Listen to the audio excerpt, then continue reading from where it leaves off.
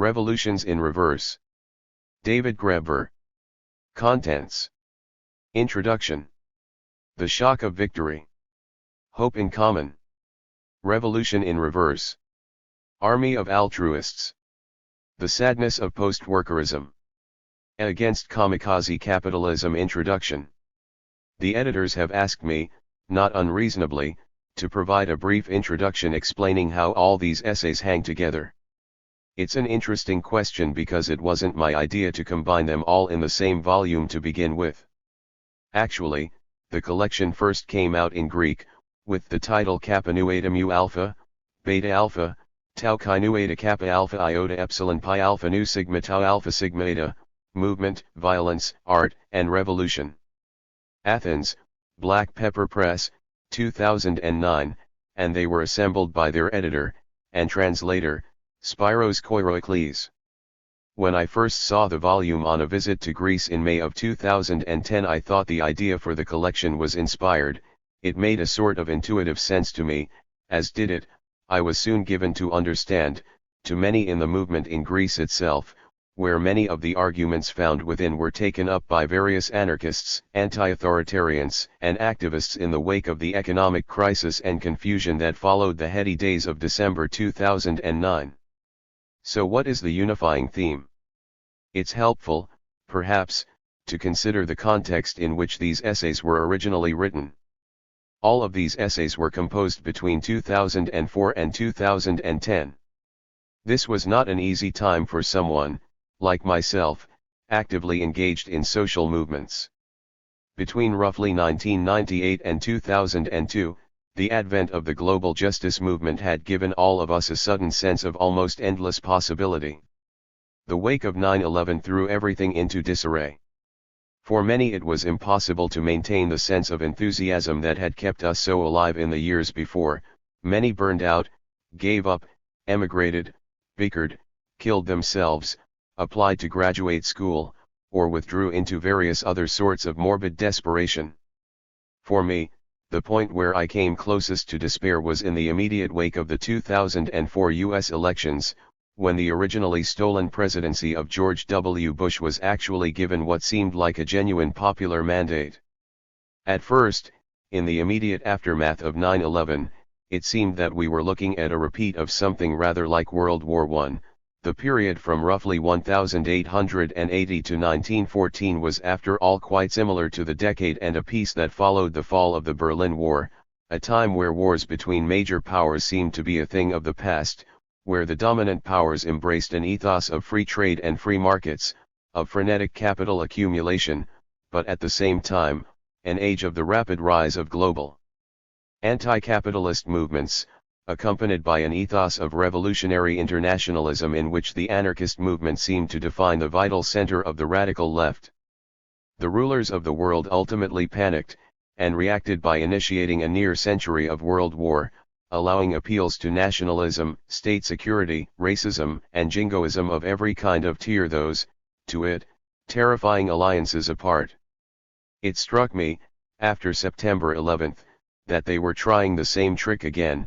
It was as if, faced with even the prospect of an effective anti-capitalist movement emerging globally, they immediately pulled out the biggest gun they had, a declaration of permanent global war mobilization, despite the fact that the enemy they had chosen, ragtag band of Islamists who had, effectively, got extraordinarily lucky, pulling off one of the first mad terrorist schemes in history that had actually worked, and were clearly never going to repeat the performance, could not possibly provide an adequate long-term excuse. It was never going to work. Yet somehow, the American public had passed a referendum on the project.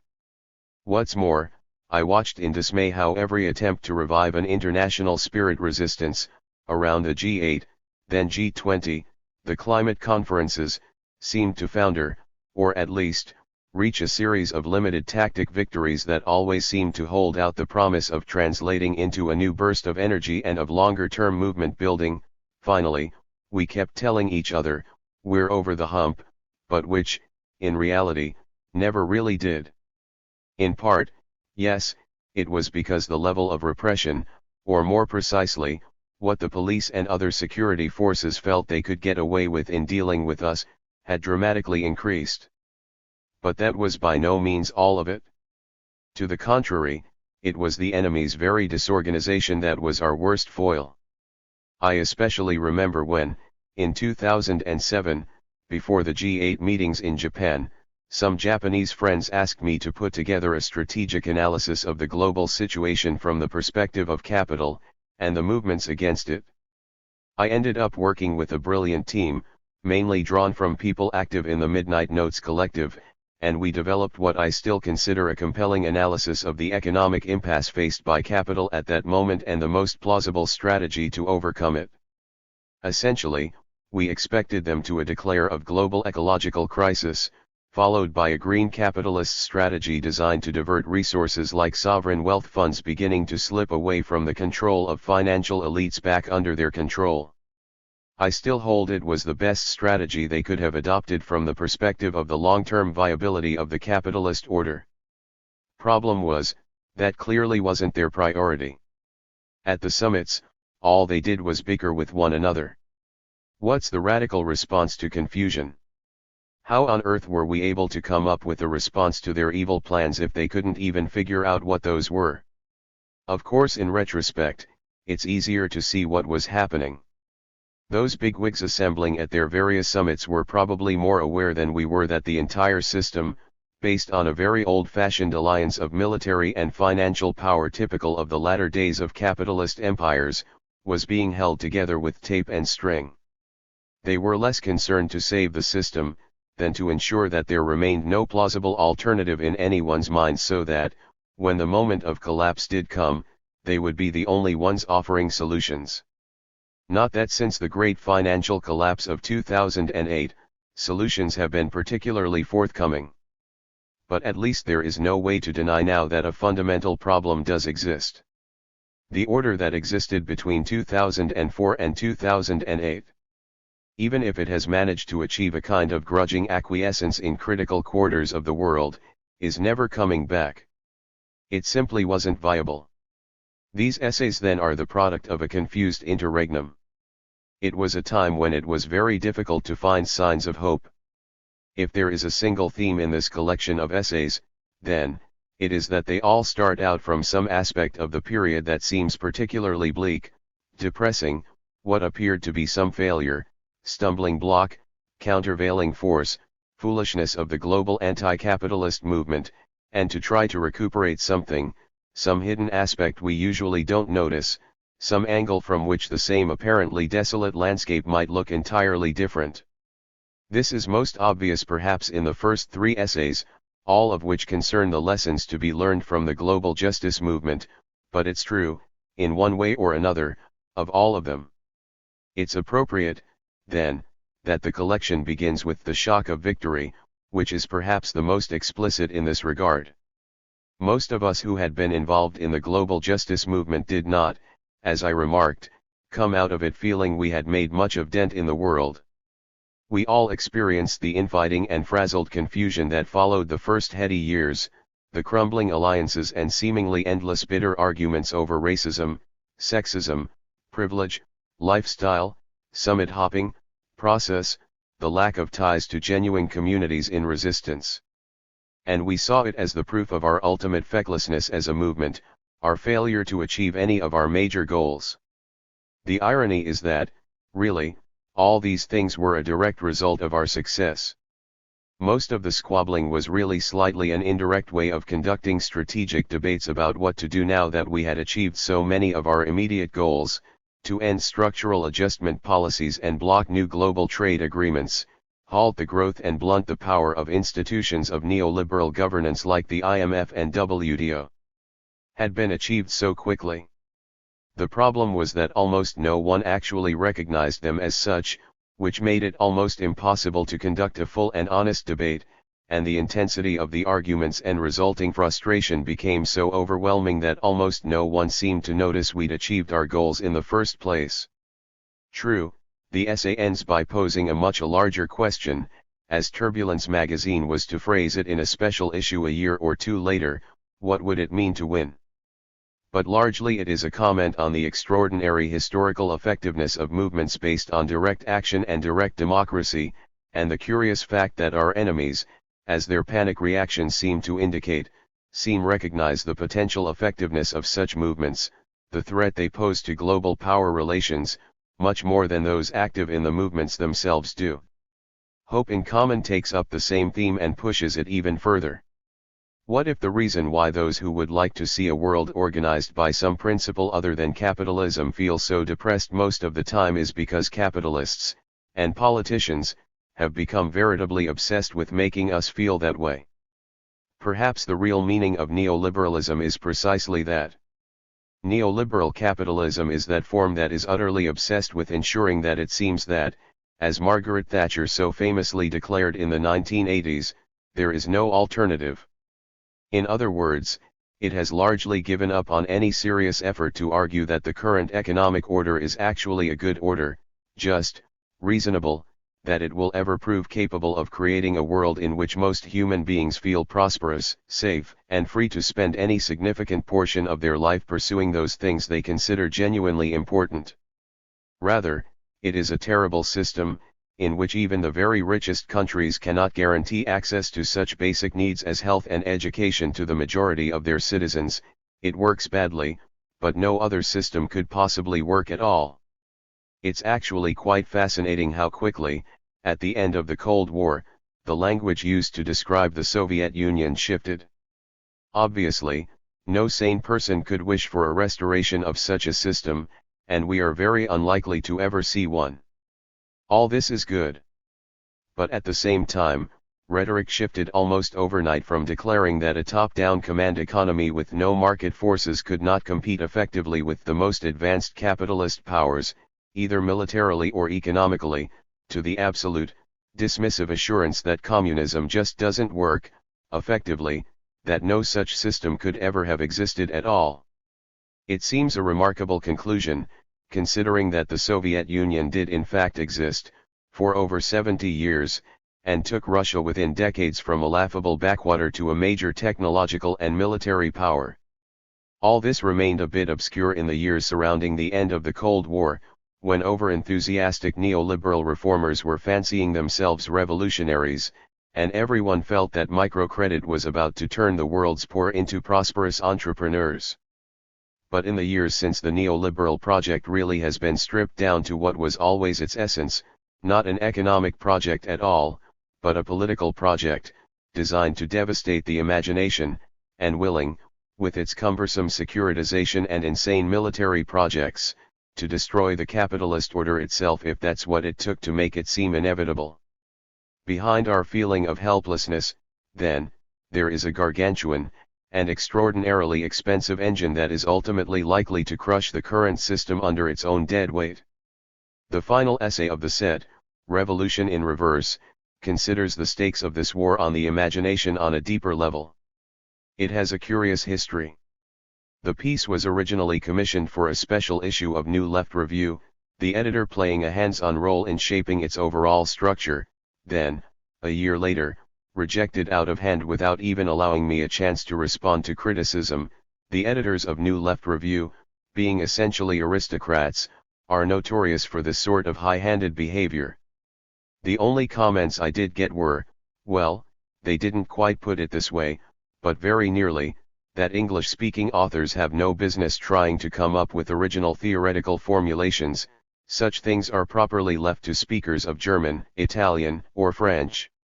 Our role, apparently, is simply to provide appropriate commentary.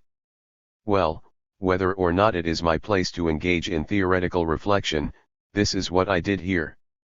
These are reflections born of years of work with the Direct Action Network and other anarchist-inspired groups, which confronts another point of apparent despair for contemporary radicals: whatever happened to the revolution?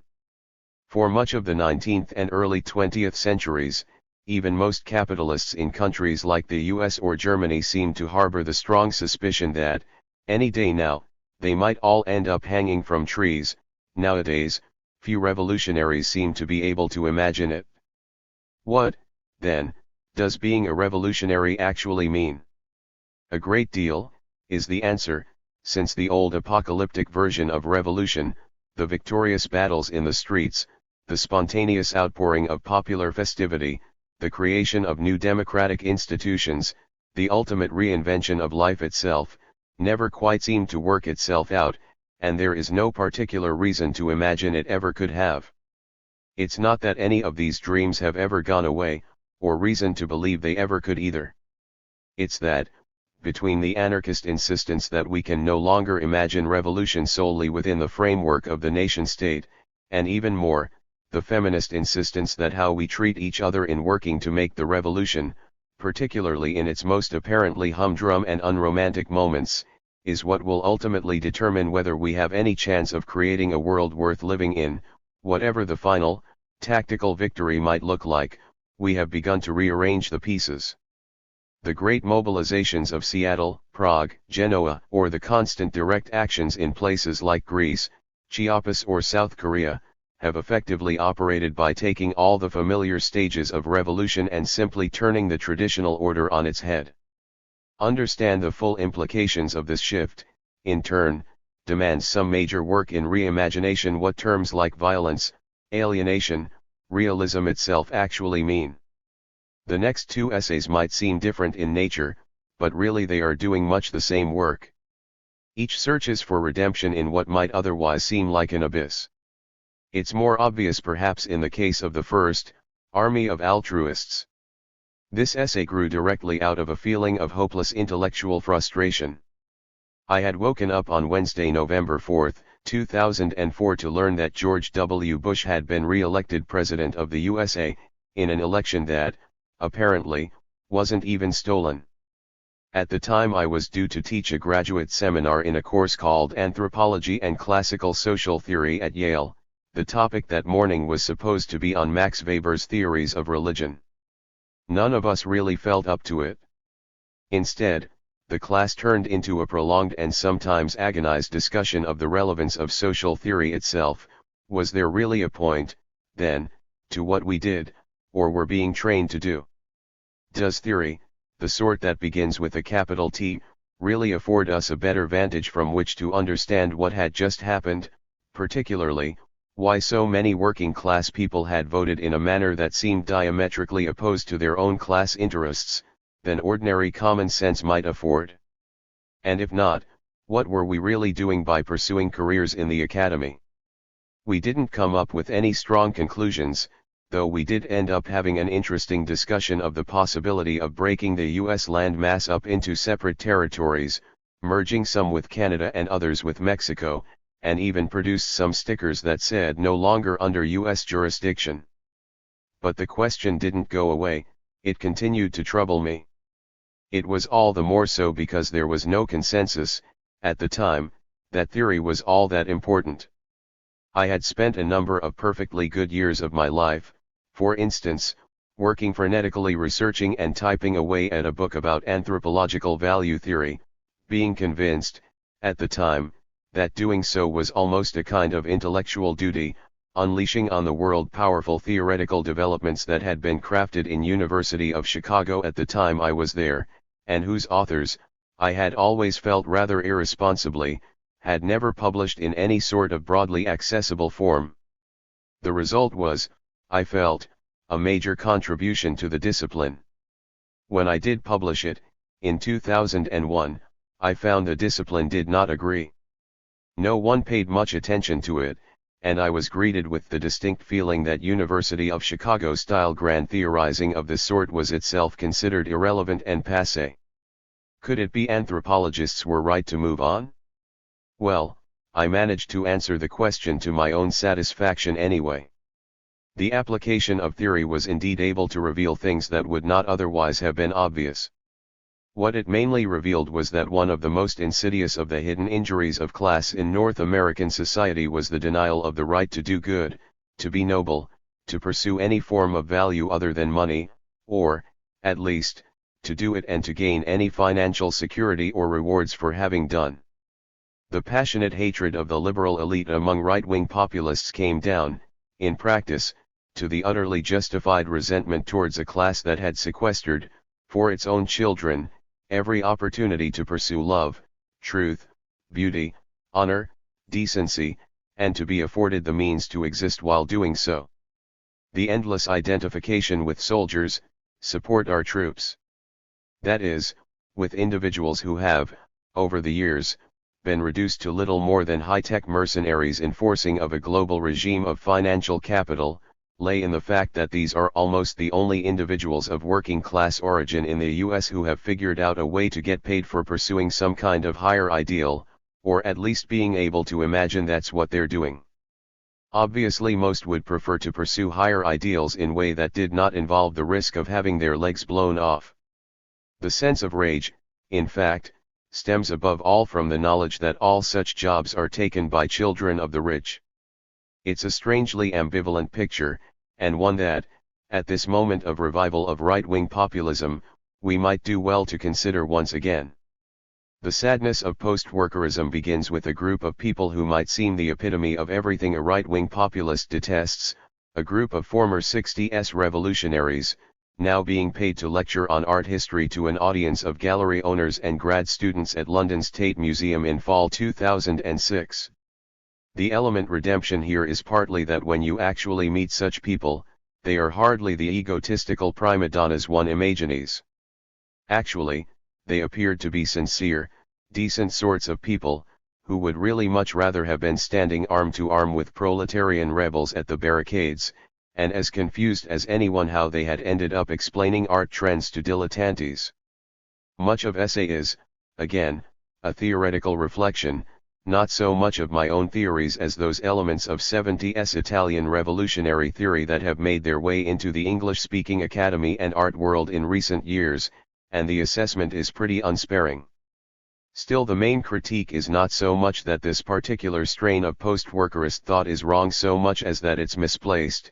We are not dealing with theory at all here, but prophecy, and the attempt to unravel what's really happening here, both on the level of ideas, of what happens to intellectual traditions when they would seem to have thoroughly exhausted their radical possibilities, and in the art world itself, even within those peculiar domains where art blends into fashion, and both most are firmly wedded to financial abstraction.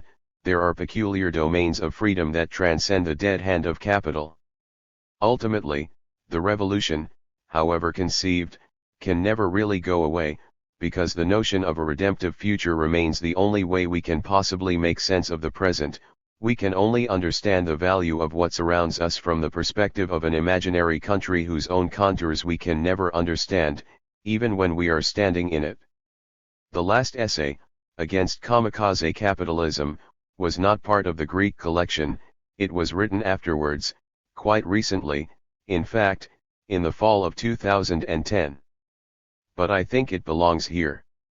More directly concerned with questions of revolutionary strategy than most, it also considers such questions in the light of that very situation of impasse, and of the murder of dreams, that has haunted so much of this collection.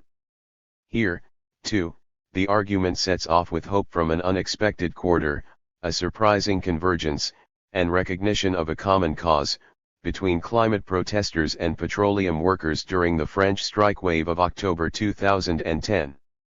Many of the greatest cleavages we imagine to exist within the movements ranged against capitalism at the moment, the one between the ecological, direct action movement, and trade unionists, hippies, and hard hats as they called them in the 60s, or Teamsters and Turtles as they called them during one previous instance of apparently serendipitous alliance in Seattle in 1999, might not be nearly such a cleavage as we imagine. The working class has always been torn between what's basically a petty bourgeois productivist ideology, or if you prefer, productivist/consumerist ideology, since it's obvious two sides of the same coin, and a much more fundamental rejection of the very principle of work as it exists in our society, an urge which its respectable leaders have spent most of the last century trying to stifle, denounce, or pretend not to exist. At a moment when the capitalists' collective refusal to even consider rethinking any of their basic assumptions about the world might well mean not just the death of capitalism, but of almost everything else, our only real choice is do it ourselves, to begin to create a new language, a new common sense, about what people basically are and what it is reasonable for them to expect from the world, and from each other. A case could well be made that the fate of the world depends on it. That's what this volume really is. It's my own attempt, however modest, however hesitant, to start such a conversation, and most of all, to suggest that the task might not be nearly so daunting as we'd be given to imagine. The shock of victory. The biggest problem facing direct action movements is that we don't know how to handle victory. This might seem an odd thing to say because a lot of us haven't been feeling particularly victorious of late. Most anarchists today feel the global justice movement was kind of a blip, inspiring, certainly, while it lasted, but not a movement that succeeded either in putting down lasting organizational roots or transforming the contours of power in the world. The anti-war movement after September 11, 2001 was even more frustrating, since anarchists, and anarchist tactics, were largely marginalized. The war will end, of course, but that's just because wars always do. No one is feeling they contributed much to it. I want to suggest an alternative interpretation. Let me lay out three initial propositions here. 1. Odd though it may seem, the ruling classes live in fear of us. They appear to still be haunted by the possibility that, if average Americans really get wind of what they're up to, they might all end up hanging from trees. It seems implausible, but it's hard to come up with any other explanation for the way they go into panic mode the moment there is any sign of mass mobilization, and especially mass direct action, and usually try to distract attention by starting some kind of war. 2. In a way this panic is justified. Mass direct action, especially when it is organized on directly democratic lines, is incredibly effective. Over the last 30 years in America, there have been only two instances of mass action of this sort, the anti-nuclear movement in the late 70s, and the so-called anti-globalization movement from roughly 1999 to 2001. In each case, the movement's main political goals were reached far more quickly than almost anyone involved imagined possible. 3. The real problem such movements face is that they always get taken by surprise by the speed of their initial success. We are never prepared for victory. It throws us into confusion. We start fighting each other. The government invariably responds by some sort of military adventurism overseas. The ratcheting of repression and appeals to nationalism that inevitably accompanies a new round of war mobilization then plays into the hands of authoritarians on every side of the political spectrum. As a result, by the time the full impact of our initial victory becomes clear, we're usually too busy feeling like failures to even notice it. Let me take these two most prominent examples case by case. The anti-nuclear movement. The anti-nuclear movement of the late 70s marked the first appearance in North America of what we now consider standard anarchist tactics and forms of organization, mass actions, affinity groups, spokes councils, consensus process, jail solidarity, the very principle of decentralized direct democracy. It was all somewhat.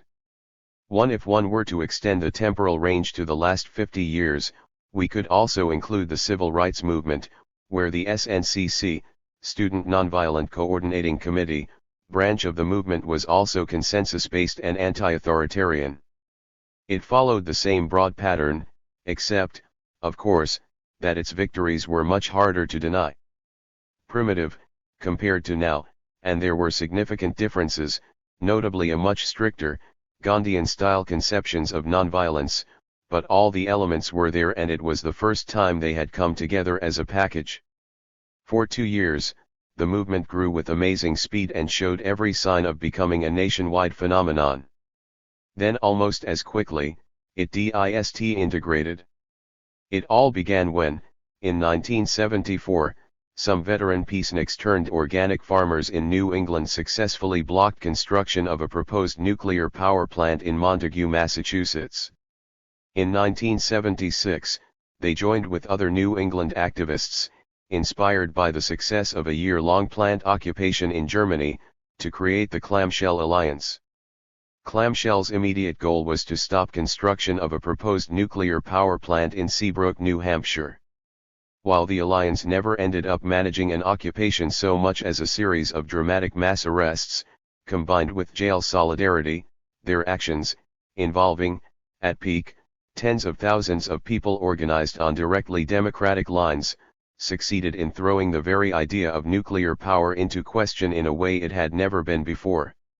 Similar coalitions began springing up across the country, the Palmetto Alliance in South Carolina, Oyster Shell in Maryland, Sunflower in Kansas, and most famous of all, the Abalone Alliance in California, reacting originally to an insane plan to build a nuclear power plant at Diablo Canyon, almost directly on top of a major geographic fault line. Clamshell first three mass actions, in 1976 and 1977, were wildly successful. But it soon fell into crisis over questions of democratic process.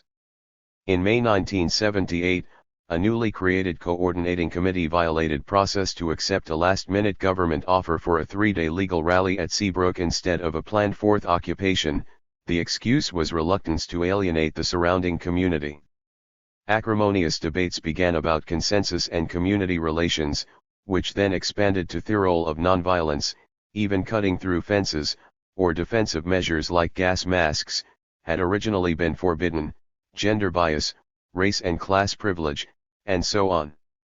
By 1979 the alliance had split into two contending, and increasingly ineffective, factions, and after many delays, the Seabrook plant, or half of it anyway, did go into operation.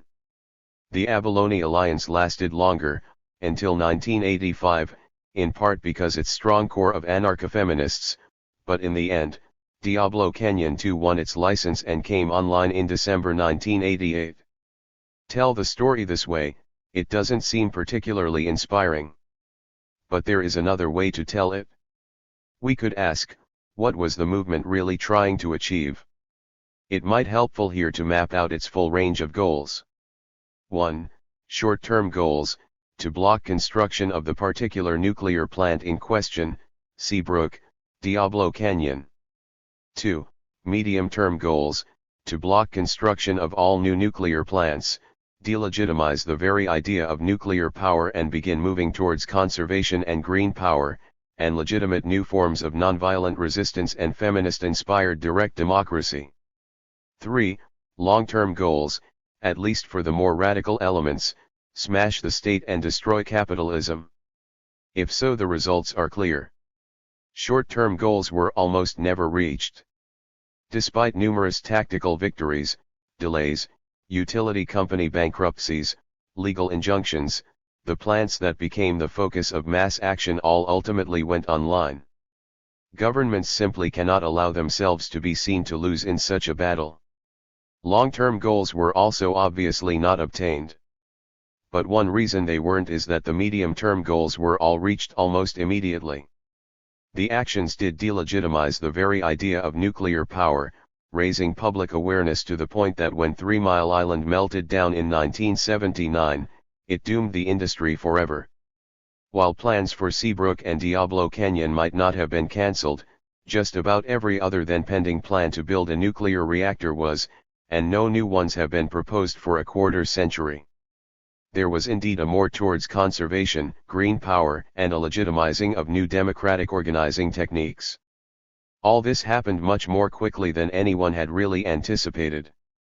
In retrospect, it's easy to see most of the subsequent problems emerged directly from the very speed of the movement's success.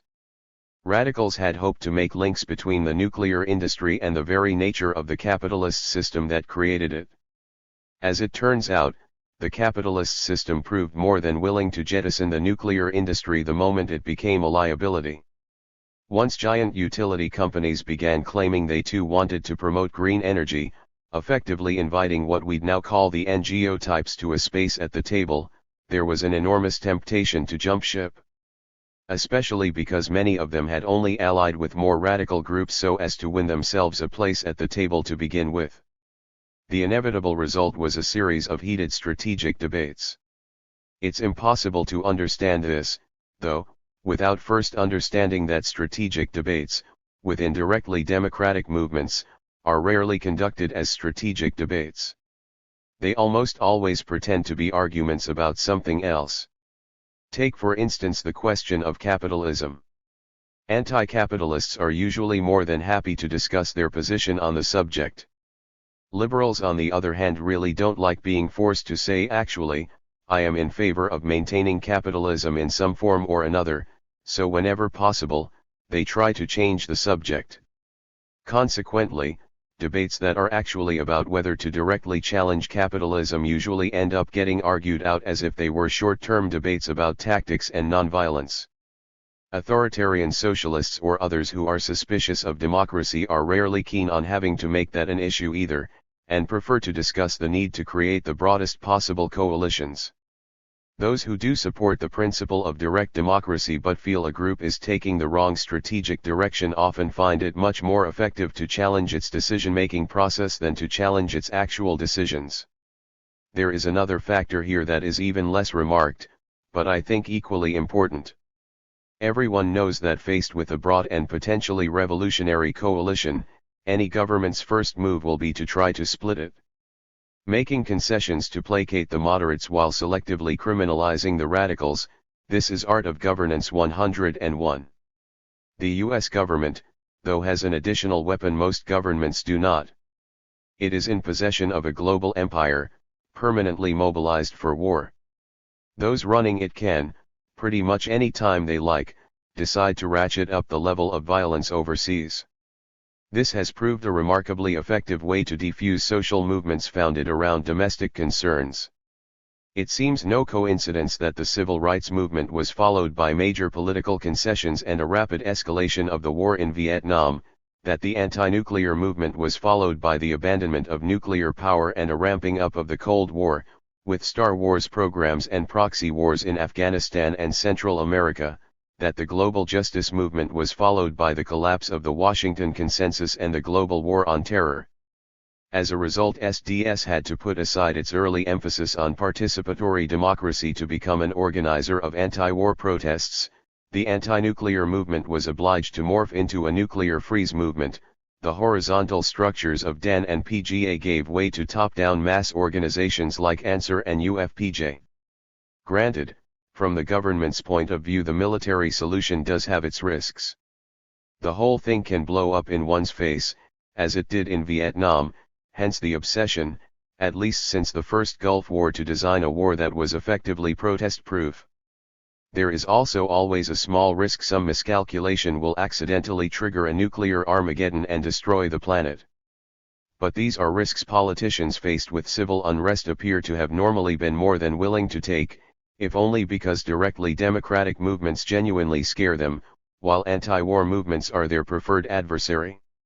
States are, after all, ultimately forms of violence. For them, changing the argument to one about violence is taking things back to their home turf, the kind of things they really prefer to talk about. Organizations designed either to wage, or to oppose, wars will always tend to be more hierarchically organized than those designed with almost anything else in mind. This is certainly what happened in the case of the anti-nuclear movement. While the anti-war mobilizations of the ADS turned out far larger numbers than Clamshell or Abalone ever had, they also marked a return to the days of marching along with signs, permitted rallies, and abandoning experiments with new tactics and new forms of direct democracy. 2.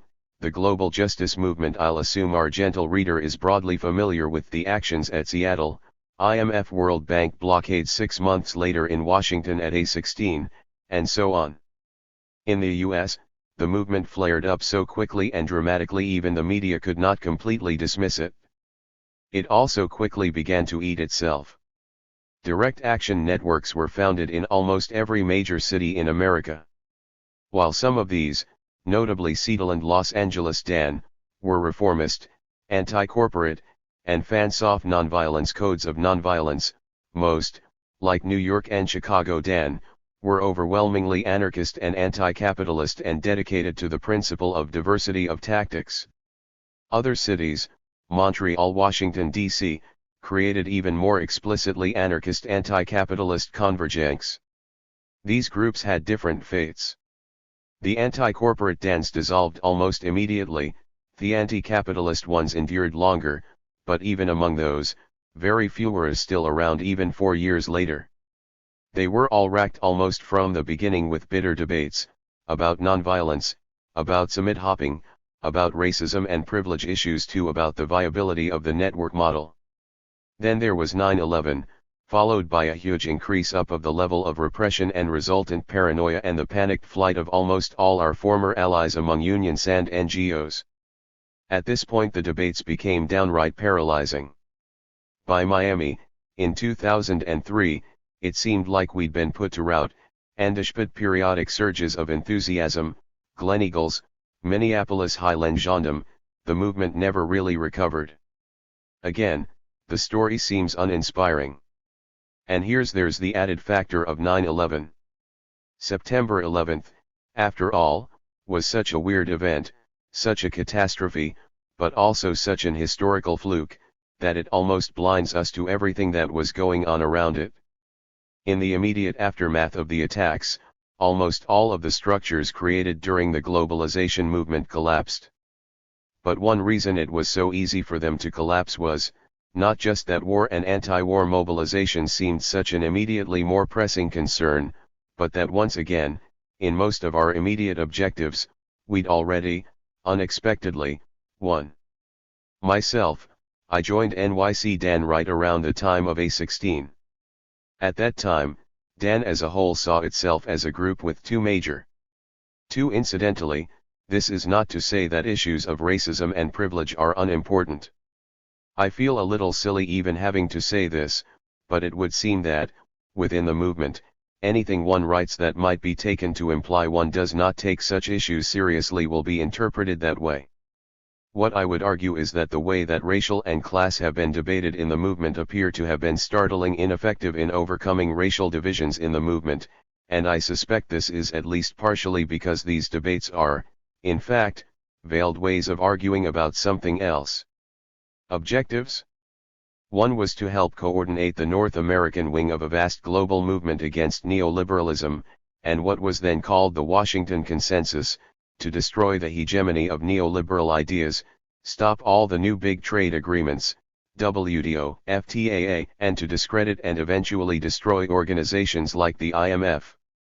The other was to disseminate a, very much anarchist-inspired, model of direct democracy, decentralized, affinity group structures, consensus process, to replace old-fashioned activist organizing styles with their steering committees and ideological squabbles. At the time we sometimes called it contaminationism, the idea that all people really needed was to be exposed to the experience of direct action and direct democracy, and they would want to start imitating it all by themselves.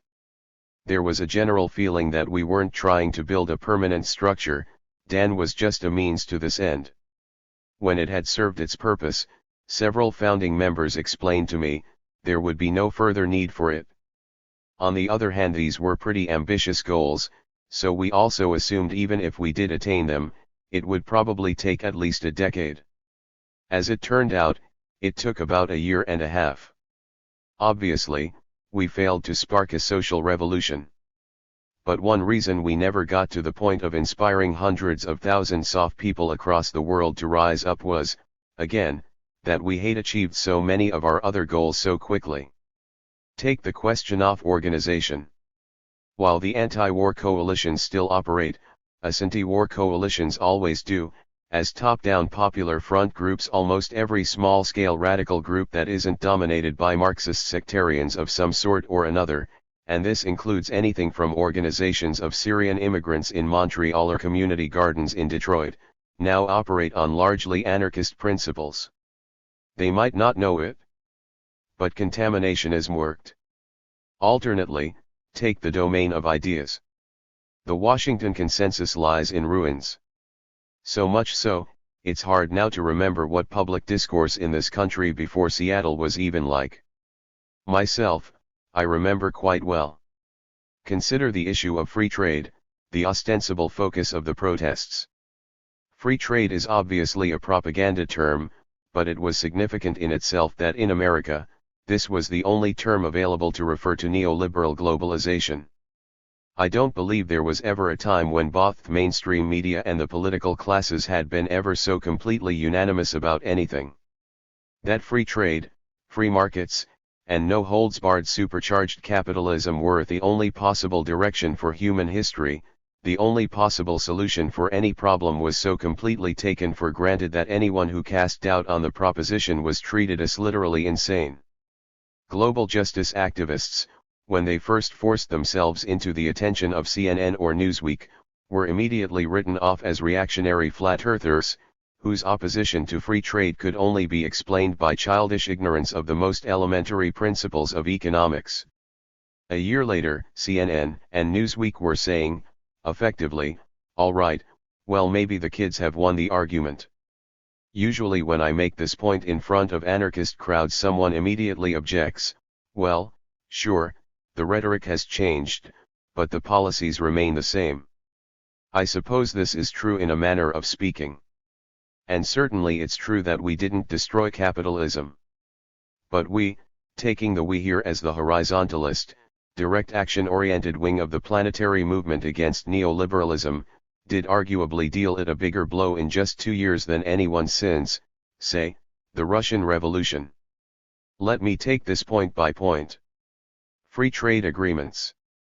All the ambitious free trade treaties planned since 1998 have failed. The MI was rooted, the FTAA, focus of the actions in Quebec City and Miami, stopped dead in its tracks. Most of us remember the 2003 FTAA summit mainly for introducing the Miami model of extreme police repression even against obviously nonviolent civil resistance. It was that. But we forget this was more than anything the enraged flailings of a pack of extremely sore losers. Miami was the meeting where the FTAA was definitively killed. Now no one is even talking about broad, ambitious treaties on that scale. The US is reduced to pushing for minor country-to-country trade pacts with traditional allies like South Korea and Peru, or at best deals like CAFTA, uniting its remaining client states in Central America, and it's not even clear it will manage to pull off that. The World Trade Organization. After the catastrophe, for them, in Seattle, organizers moved the next meeting to the Persian Gulf island of Doha, apparently deciding they would rather run the risk of being blown up by Osama bin Laden than having to face another Dan blockade. For 6 years they hammered away at the Doha round. The problem was that, emboldened by the protest movement, southern governments began insisting they would no longer agree open their borders to agricultural imports from rich countries unless those rich countries at least stopped pouring billions of dollars of subsidies at their own farmers, thus ensuring southern farmers couldn't possibly compete.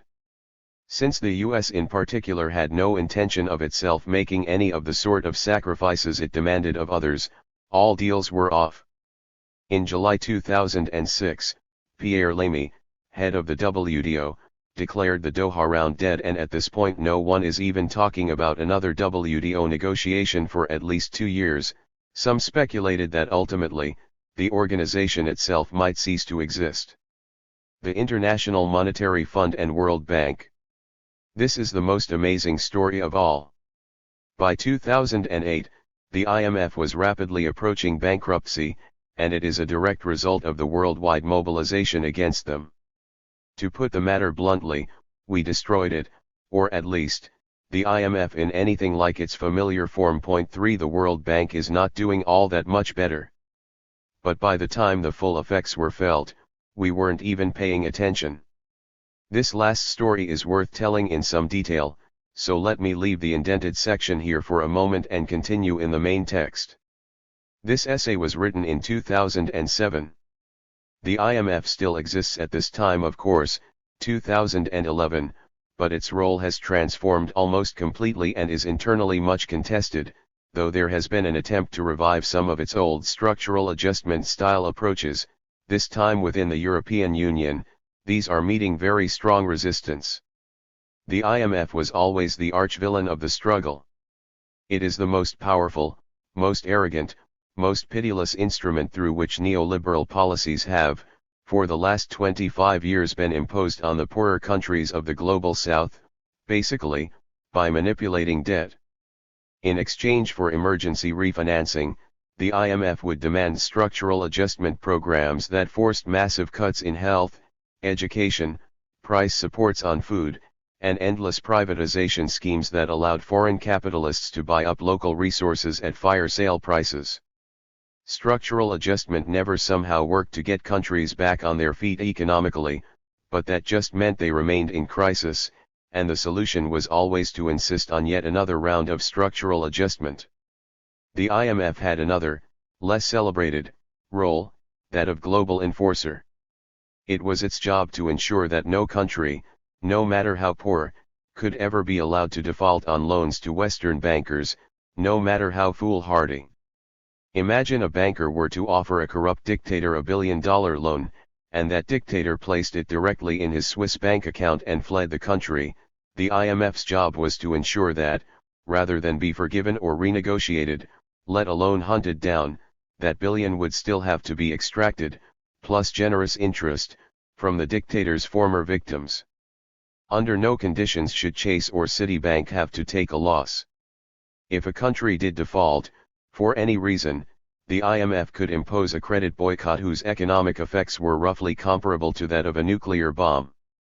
I note in passing that all this flies in the face of even elementary economic theory, whereby those lending money are supposed to be accepting a certain degree of risk, since it's only the danger of default that forces them to allocate money to productive investments.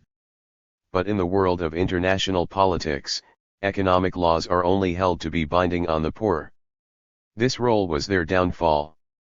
What happened was that in 2002, Argentina defaulted and got away with it. In the 90s, Argentina had been the IMF's star pupil in Latin America. They had literally privatized every public facility except the Customs Bureau. Then in 2001, the economy crashed. The immediate results we all know: battles in the streets, the creation of popular assemblies to run urban neighborhoods, the overthrow of 3 governments in 1 month, road blockades, occupied factories. Horizontalism, broadly anarchist, or at least anti-authoritarian principles, were at the core of popular resistance. Within a matter of months, political class was so completely discredited that politicians were obliged to put on wigs and phony mustaches to be able to eat in restaurants without being physically attacked. When Nestor Kirchner, a moderate social democrat, took power in 2003, he knew he had to do something dramatic in order to get most of the population even to accept even the idea of having a government, let alone his own. So he did. He did, in fact, the one thing no one in that position is ever supposed to do. He announced he simply wasn't going to pay the bulk of Argentina's foreign debt. Actually, Kirchner was quite clever about it. He did not default on his IMF loans. He focused on Argentina's private debt, announcing that he was unilaterally writing them down by 75 cents on the dollar. The result was the greatest default in financial history. Citibank and Chase appealed to the IMF, their accustomed enforcer, to apply the usual punishment. But for the first time in its history, the IMF balked. First of all, with Argentina's economy already in ruins, even the economic equivalent of a nuclear bomb would do little more than make the rubble bounce. Second of all, just about everyone was aware it was the IMF's disastrous advice that set the stage for Argentina's crash in the first place. Third, and most decisively, this was at the very height of the impact of the global justice movement. The IMF was already the most hated institution on the planet, and willfully destroying what little remained of the Argentine middle class would have been pushing things just a little bit too far. So Argentina was allowed to get away with it. After that, everything was different. Before long, Brazil and Argentina together arranged to pay back their outstanding debt to the IMF itself as well. With a little help from Chavez, so did the rest of the continent. In 2003, Latin American IMF debt stood at $49 billion. Now it's $694 million. To put that in perspective, that's a decline of 98.6%. For every $1,000 owed 4 years ago, Latin America now owes $14. Asia followed. China and India now both have no outstanding debt to the IMF and refuse to take out new loans. The boycott now includes Korea, Thailand, Indonesia, Malaysia, the Philippines, and pretty much every other significant regional economy. Also Russia. The fund is reduced to lording it. For the essay was written in 2007. Over the economies of Africa, and maybe some parts of the Middle East and former Soviet sphere, basically those without oil. As a result, its revenues have plummeted by 80% in 4 years. In the irony of all possible ironies, it's increasingly looking like the IMF will go bankrupt if they can't find someone willing to bail them out. Neither is it clear there's anyone particularly wants to. With its reputation as fiscal enforcer in tatters, the IMF no longer serves any obvious purpose even for capitalists. There's been a number of proposals at recent G8 meetings to make up a new mission for the organization, a kind of international bankruptcy court, perhaps, but all ended up getting torpedoed for one reason or another. Even if the IMF does survive, it has already been reduced to a cardboard cutout of its former self. The World Bank, which early on took on the role of good cop, is in somewhat better shape.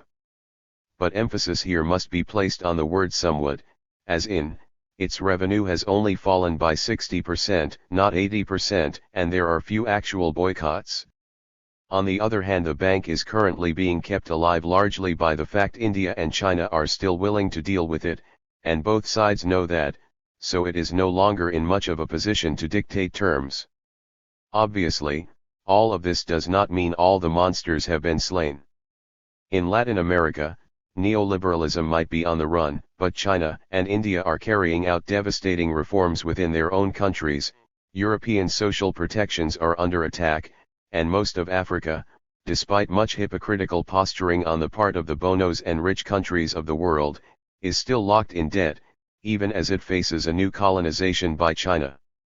The US, its economic power retreating in most of the world, is frantically trying to redouble its grip over Mexico and Central America. We're not living in utopia. But we already knew that. The question is why we never noticed the victories we did win. Olivier de Marcellus, a PGA activist from Switzerland, points to one reason: whenever some element of the capitalist system takes a hit, whether it's the nuclear industry or the IMF, some leftist journal will start explaining to us that really, this is all part of their plan, or maybe, an effect of the inexorable working out of the internal contradictions of capital, but certainly, nothing for which we ourselves are in any way responsible. Even more important, perhaps, is our reluctance to even say the word we. The Argentine default, wasn't that really engineered by Nestor Kirchner? He was a politician. What does he have to do with anarchists or the globalization movement? I mean, it's not as if his hands were forced by thousands of citizens were rising up, smashing banks, and replacing the government with popular assemblies coordinated by the IMC. Or, well, okay, maybe it was. Well, in that case, those citizens were people of color in the global south.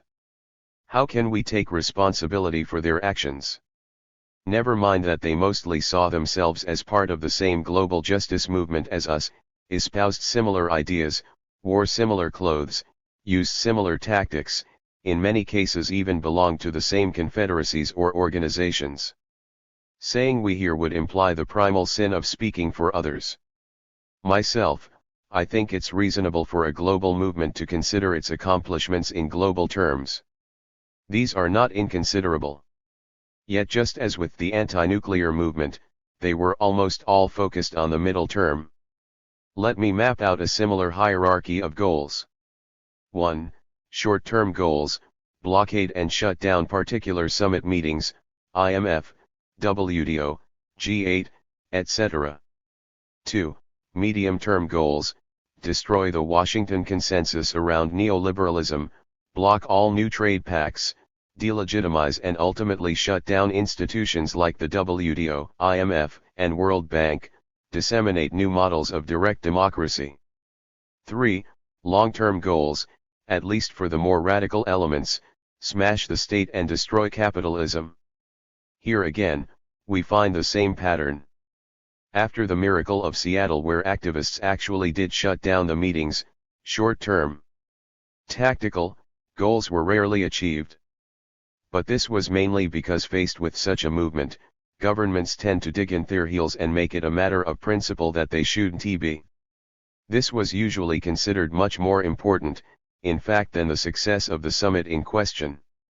Most activists do not seem to be aware that in a lot of cases, the 2001 and 2002 IMF and World Bank meetings, for example, police ended up enforcing security arrangements so elaborate that they came very close to shutting down the meetings themselves, ensuring that many events were cancelled, the ceremonies were ruined, and most delegates didn't really had a chance to talk to one other. But for the cops, the point was clearly not whether trade officials got to meet or not.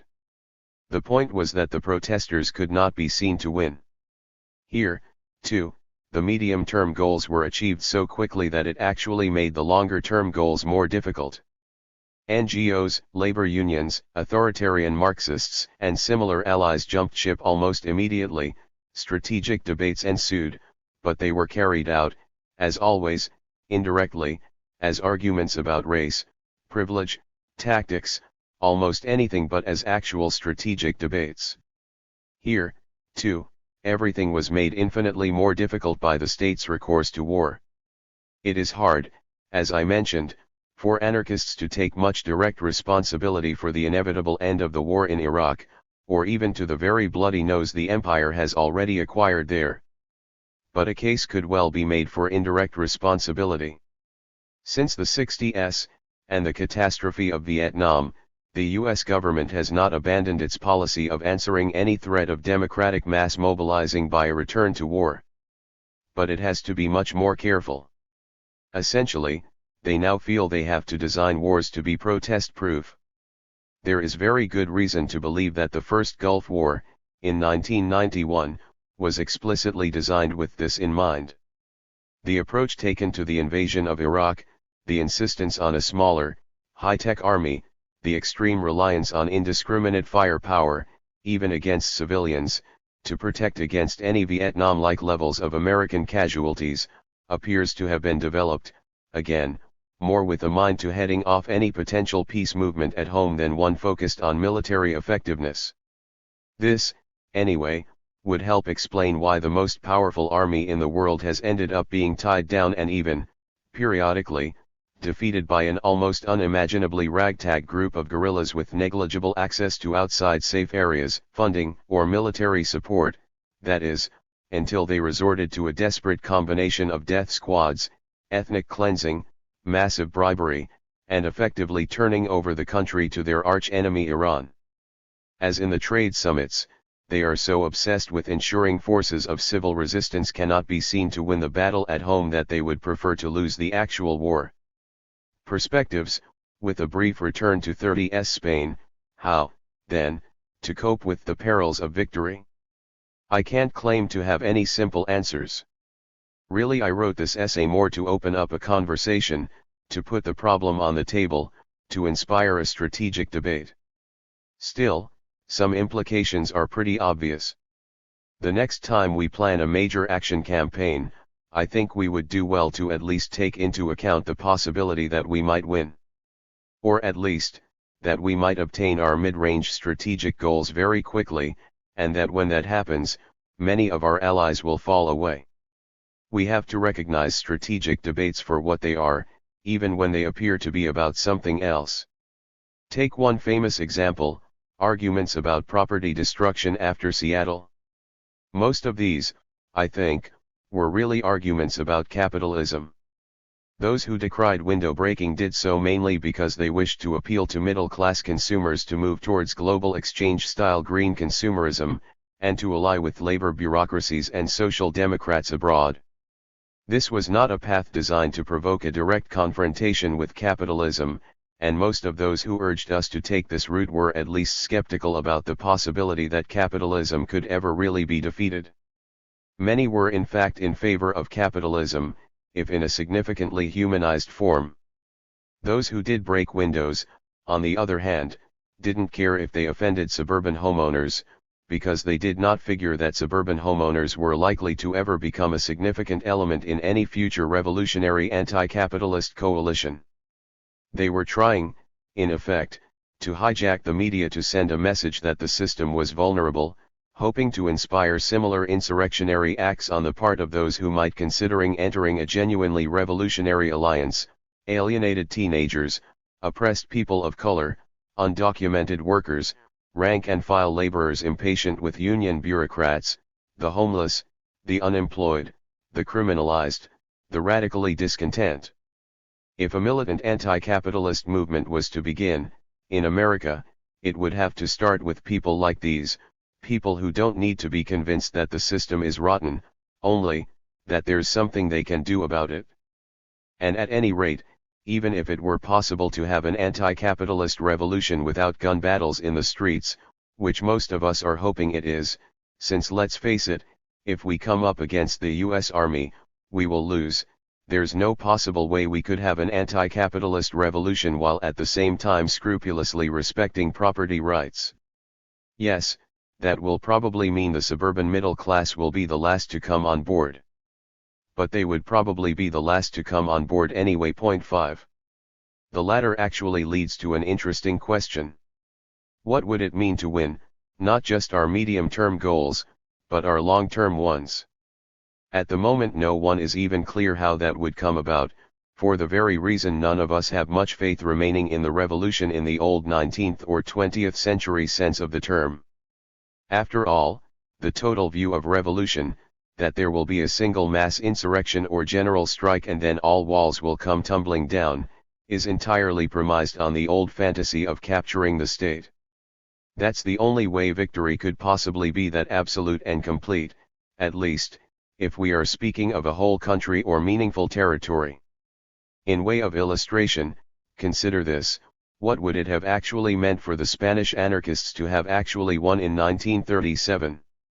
It's amazing how rarely we ask ourselves such questions. We just imagine it would have been something like the Russian Revolution, which began in a similar way, with the melting away of the old army, the spontaneous creation of workers' Soviets. But that was in the major cities.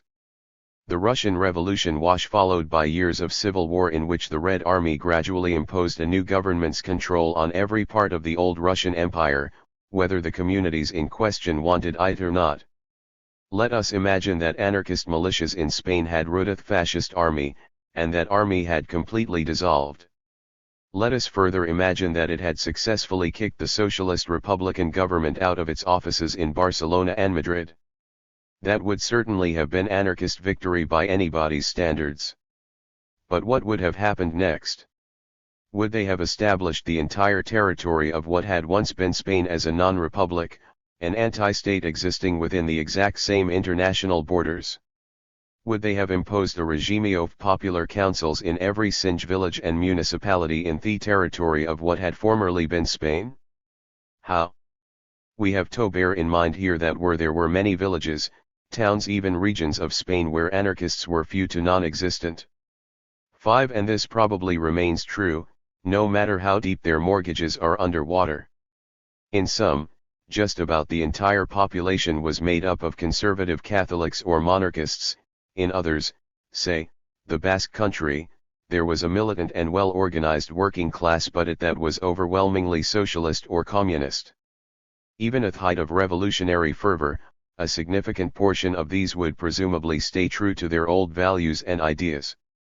If the victorious FAI attempted to exterminate them all, a task which would have required killing millions of people, or chase them out of the country, or forcibly relocate them into anarchist communities, or send them off to re-education camps, they would not only have been guilty of world-class atrocities, they would also have had to give up on being anarchists. Democratic organizations simply cannot commit atrocities on that systematic scale.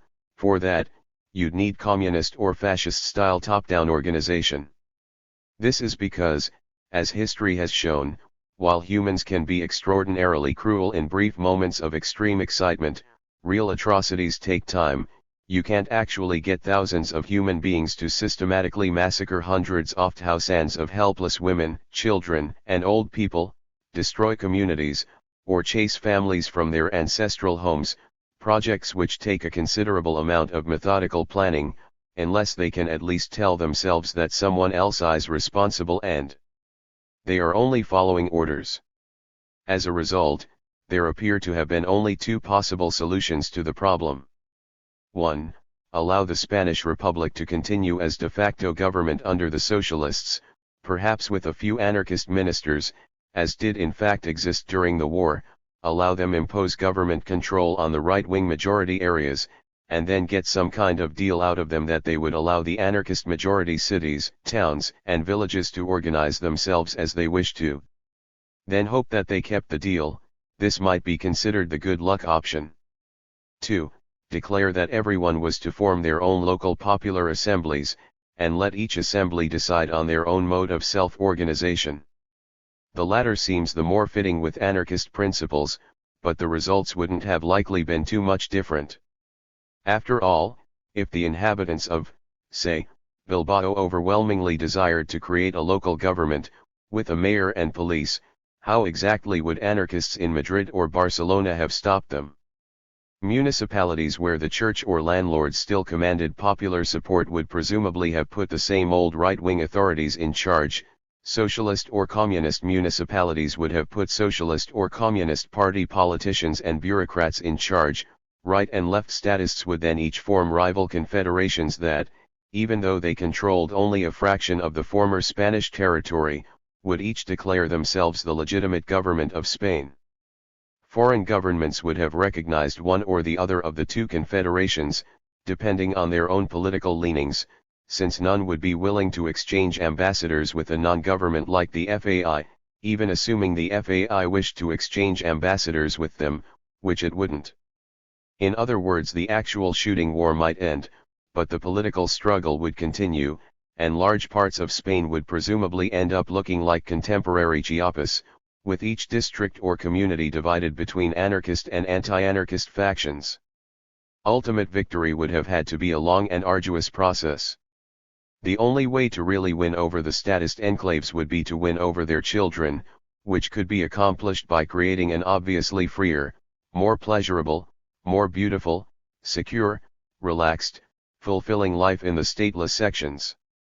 Foreign capitalist powers, on the other hand, even if they did not intervene militarily, would do everything possible to head off the notorious threat of a good example by economic boycotts and subversion, and pouring resources into the statist zones.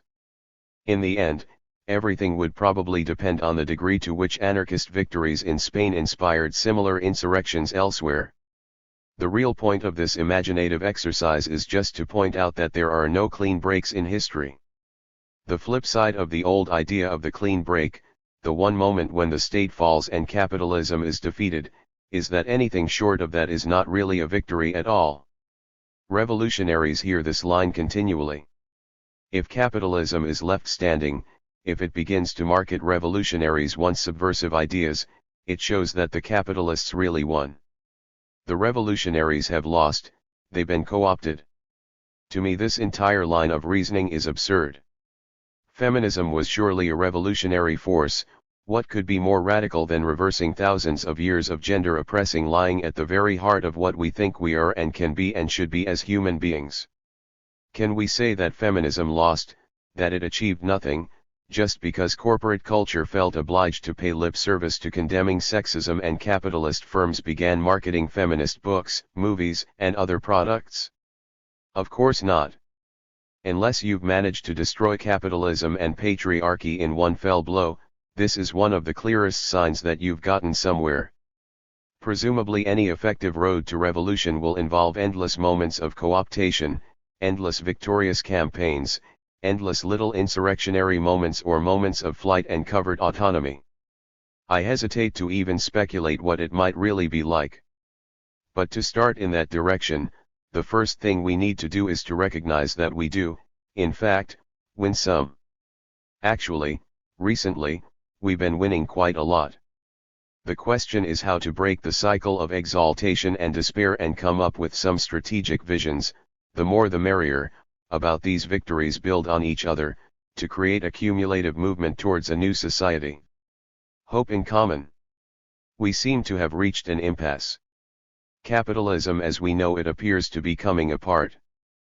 But as financial institutions stagger and crumble, there is no obvious alternative. Organized resistance appears scattered and incoherent, the global justice movement a shadow of its former self.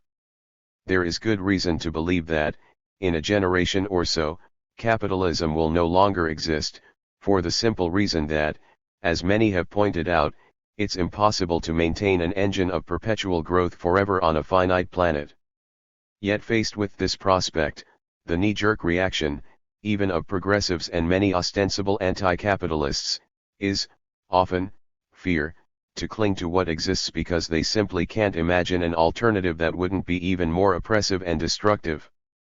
The first question we should be asking is, how did this happen?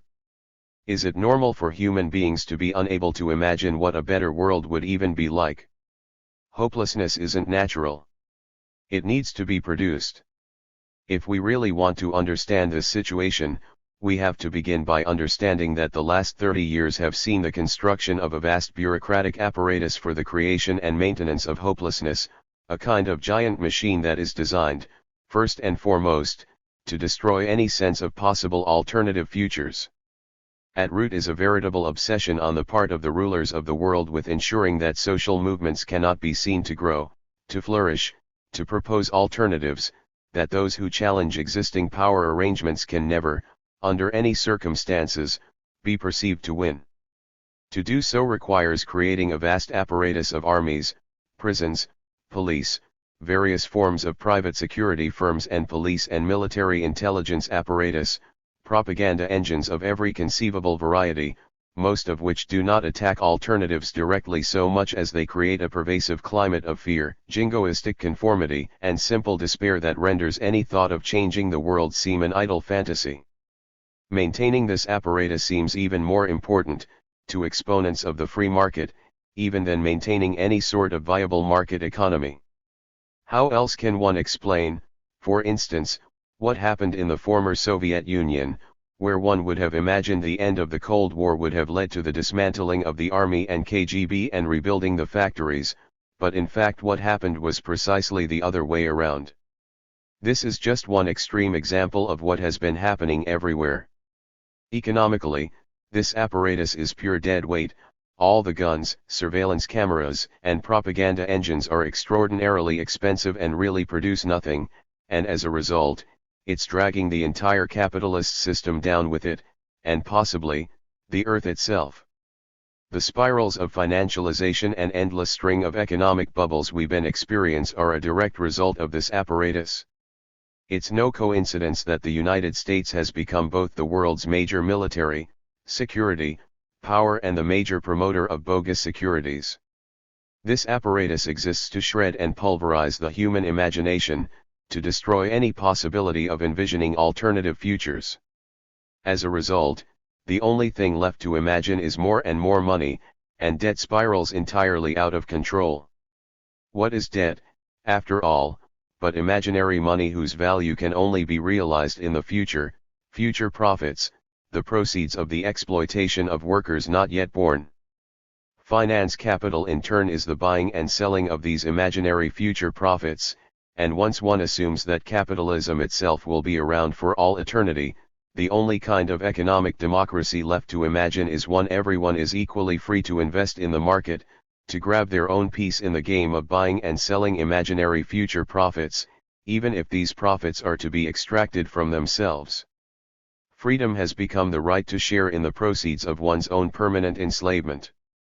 And since the bubble had built on the destruction of futures, once it collapsed there appeared to be, at least for the moment, simply nothing left. The effect however is clearly temporary. If the story of the global justice movement tells us anything, it's that the moment there appears to be any sense of an opening, the imagination will immediately spring forth. This is what effectively happened in the late 90s when it looked, for a moment, like we might be moving toward a world at peace. In the US, for the last 50 years, whenever there seems to be any possibility of peace breaking out, the same thing happens, the emergence of a radical social movement dedicated to principles of direct action and participatory democracy, aiming to revolutionize the very meaning of political life. In the late 50s it was the civil rights movement, in the late 70s, the anti-nuclear movement. This time it happened on a planetary scale, and challenged capitalism head-on. These movements tend to be extraordinarily effective. Certainly the global justice movement was. Few realize that one of the main reasons it seemed to flicker in and out of existence so rapidly was that it achieved its principal goals so quickly. None of us dreamed, when we were organizing the protests in Seattle in 1999 or at the IMF meetings in DC in 2000, that within a mere 3 or 4 years, the WTO process would have collapsed, that free trade ideologies would be considered almost entirely discredited, that every new trade pact they threw at us, from the MIA to Free Trade Areas of the Americas Act, would have been defeated, the World Bank hobbled, the power of the IMF over most of the world's population, effectively destroyed. But this is precisely what happened. The fate of the IMF is particularly startling. Once the terror of the global south, it is, by now, a shattered remnant of its former self, reviled and discredited, reduced to selling off its gold reserves and desperately searching for a new global mission. Meanwhile, most of the third world debt has simply vanished. All of this was a direct result of a movement that managed to mobilize global resistance so effectively that the reigning institutions were first discredited, and ultimately, that those running governments in Asia and especially Latin America were forced by their own populations to call the bluff of the international financial system. As I have already argued, much of the reason the movement was thrown into confusion was because none of us had really considered we might win. But of course there's another reason. Nothing terrifies the rulers of the world, and particularly of the United States, as much as the danger of grassroots democracy. Whenever a genuinely democratic movement begins to emerge, particularly, one based on principles of civil disobedience and direct action, the reaction is the same. The government makes immediate concessions, fine, you can have voting rights, no nukes, then starts ratcheting up military tensions abroad. The movement is then forced to transform itself into an anti-war movement, which, pretty much invariably, is far less democratically organized. So the civil rights movement was followed by Vietnam, the anti-nuclear movement by proxy wars in El Salvador and Nicaragua, the global justice movement, by the war on terror. But at this point, we can see that war for what it was, as the flailing and obviously doomed effort of a declining power to make its peculiar combination of bureaucratic war machines and speculative financial capitalism into a permanent global condition. If the rotten architecture collapsed abruptly at the end of 2008, it was at least in part because so much of the work had already been accomplished by a movement that had, in the face of the surge of repression after September 11, combined with confusion over how to follow up its startling initial success, had seemed to have largely disappeared from the scene. Of course it hasn't really. We are clearly at the verge of another mass resurgence of the popular imagination. It's just a matter of time. Certainly, the first reaction to an unforeseen crisis is usually shock and confusion, but after a bit, that passes and new ideas emerge. It shouldn't be that difficult. Most of the elements are already there. For the moment the problem is that, our perceptions having been twisted into knots by decades of relentless propaganda, we are no longer able to see them. Consider here the term communism. Rarely has a term come to be so utterly reviled. The standard line, which we accept more or less unthinkingly, is that communism means state control of the economy, and this is an impossible utopian dream because history has shown it simply doesn't work. Capitalism, however unpleasant, is therefore the only remaining option. All this is based on identifying communism with the sort of system that existed in the old Soviet bloc, or China, a top-down command economy. Granted, under some circumstances, particularly when playing industrial catch-up, organizing vast projects like space programs, or especially, fighting wars, these systems can be surprisingly efficient. This is why the capitalist powers were so frightened in the 30s, the Soviet Union was growing at 10% a year even as everyone else was stagnating. But the irony is that the people who organized these systems, even though they called themselves communists, never claimed that this top-down system itself was communism. They called it socialism, another arguable point, but we'll leave that one aside for a moment, and saw communism as a utopian truly free, stateless society that would exist at some point in the unknowable future. Granted, the system they did create deserves to be reviled. But it has almost nothing to do with communism in the original sense of the term. In fact, communism really just means any situation where people act according to the principle of from each according to their abilities, to each according to their needs, which is the way pretty much everyone always act if they are working together to get something done. If two people are fixing a pipe and one says hand me the wrench, the other doesn't say, and what do I get for it? That is, if they actually want it to be fixed. This is true even if they happen to be employed by Bechtel or Citigroup. They apply principles of communism because it's the only thing that really works. This is also the reason whole cities or countries so often revert to some form of rough and ready communism in the wake of natural disasters, or economic collapse. One might say, in those circumstances, markets and hierarchical chains of command are luxuries they can't afford.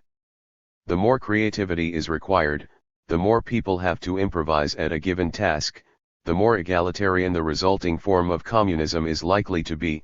That's why even Republican computer engineers, when trying to innovate new software ideas, tend to form small democratic collectives. It's only when work becomes standardized and boring, as on production lines, that it becomes possible to impose more authoritarian, even fascistic forms of communism. But the fact is that even private companies are, internally, organized communistically, even if that communism often takes extraordinarily unpleasant forms. Communism, then, is already here. The question is how to further democratize it. Capitalism, in turn, is just one possible way of managing communism, and, it has become increasingly clear, rather a disastrous one. Clearly we need to be thinking about a better one, preferably, one that does not set us all quite so systematically at each other's throats. All this makes it much easier to understand why capitalists are willing to pour such extraordinary resources into the machinery of hopelessness. Capitalism is not just a poor system for managing communism, it has a notorious tendency to periodically come spinning apart. Each time it does, those who profit from it have to convince everyone, and most of all the technical people, the doctors and teachers and surveyors and insurance claims adjusters, that there is really no choice but to dutifully paste it all back together again, in something like the original form. This despite the fact that most of those who will end up doing the work of rebuilding the system don't even like it very much, and all have at least the vague suspicion, rooted in their own innumerable experiences of everyday communism, that it really ought to be possible to create a system at least a little less stupid and unfair. This is why, as the Great Depression showed, the existence of any plausible seeming alternative, even one so dubious as the Soviet Union of the 1930s, can, as Massimo de Angelis points out, turn a mere downswing of capitalist boom-bust cycle into an apparently insoluble political crisis. This in turn helps explain the weird ideological contortions by which we are constantly told communism just doesn't work. I have seen mothers tell this to their 12-year-old daughters when they so much as suggest sharing tasks cooperatively. As if the problem with the Soviet Union was that they didn't have anyone giving orders.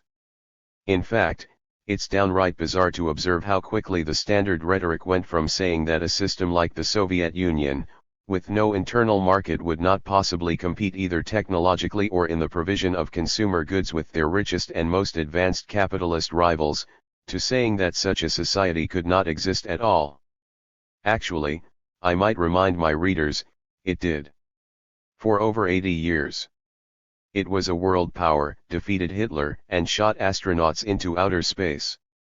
I should emphasize that no one in their right mind would ever wish to recreate such a system. But the ideological work of pretending it was somehow impossible seems designed, really, to convincing us that real communism, Real everyday communism, of the sort the Soviet Union and its allies never actually embraced, cannot possibly be of any larger social significance. Because if start thinking about the way our lives really work, we might not be so eager to continue obeying orders, and dutifully rebuild the apparatus of our own oppression whenever it breaks down again.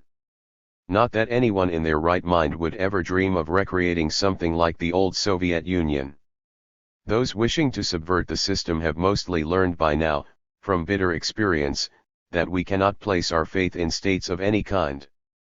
In some parts of the world, governments and their representatives have largely pulled up stakes and left.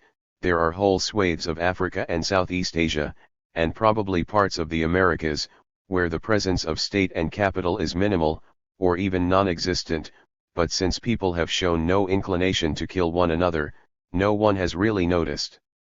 Some of these have been improvising new social arrangements we simply have no way to know about. In others, the last decade has seen the development of thousands of forms of mutual aid association in open defiance of states and capital, most of which have not even made it onto the radar of the global media. They range from tiny cooperatives and associations to vast anti-capitalist experiments, archipelagos of occupied factories in Paraguay or Argentina, or of self-organized tea plantations and fisheries in India, autonomous institutes in Korea, whole insurgent communities in Chiapas or Bolivia, associations of landless peasants, urban squatters, neighborhood alliances, that spring up pretty much anywhere that where state power and global capital seem to temporarily looking the other way. All these experiments may have almost no ideological unity, and most are not even aware of the other's existence, but all are marked by a common desire to break with the logic of capital. And in many places, they are beginning to combine. Economies of solidarity exist on every continent, in at least 80 different countries. We are at the point where we can begin to perceive the outlines of how these can knit together on a global level, creating new forms of planetary commons to create a genuine insurgent civilization. Visible alternatives shatter the sense of inevitability, that the system must, necessarily, be patched together in the same form. This is why it became such an imperative of global governance to stamp them out, or, when that's not possible, to ensure that no one knows about them. To become aware of it allows us to see everything we are already doing in a new light. To realize we're all already communists when working on a common projects, all already anarchists when we solve problems without recourse to lawyers or police, all revolutionaries when we make something genuinely new. One might object, a revolution cannot confine itself to this. That's true. In this respect, the great strategic debates are really just beginning. I'll offer one suggestion though. For at least 5,000 years, popular movements have tended to center on struggles over debt.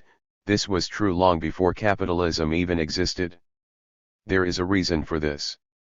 Debt is the most efficient means ever created to take relations that are fundamentally based on violence and violent inequality and to make them seem right and moral to everyone concerned.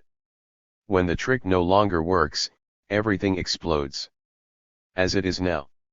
Clearly, debt has shown itself to be the point of greatest weakness of the system, the point where it spirals out of anyone's control.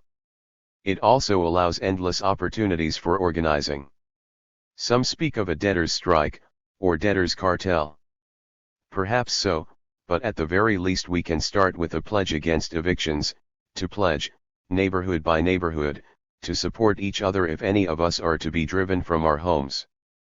The power is not just that to challenge regimes of debt is to challenge the very fiber of capitalism, its moral foundation, now revealed to be a collection of broken promises, but in doing so, to create a new one. A debt after all is only that, a promise, and the present world abounds with promises that have not been kept. One might speak here of the promise made us by the state, that if we abandon any right to collectively manage our own affairs, we would at least be provided with basic life security.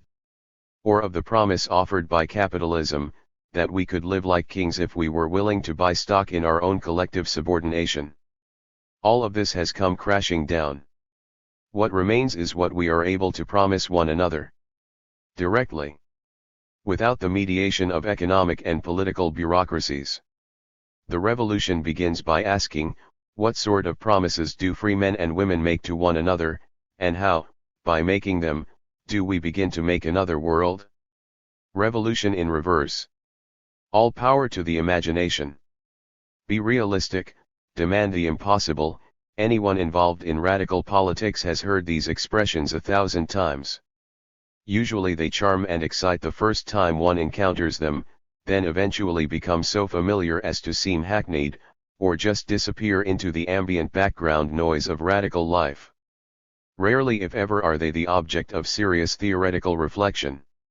It seems to me that at the current historical juncture, some such reflection wouldn't be a bad idea. We are at a moment, after all, when received definitions have been thrown into disarray. It is quite possible that we are heading for a revolutionary moment, or perhaps a series of them, but we no longer have any clear idea of what that might even mean. This essay then is the product of a sustained effort to try to rethink terms like realism, imagination, alienation, bureaucracy, and revolution itself. It's born of some 6 years of involvement with the alternative globalization movement and particularly with its most radical, anarchist, direct action-oriented elements. Consider it a kind of preliminary theoretical report.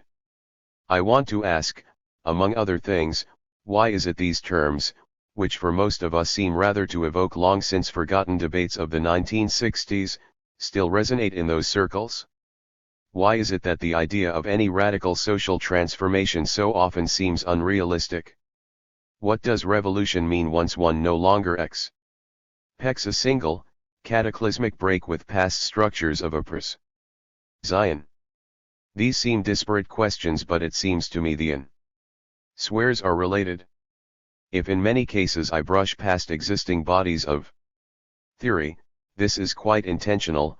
I am trying to see if it is possible to build on the experience of these movements and the theoretical currents that inform them to begin to create something new. Here is gist of my argument.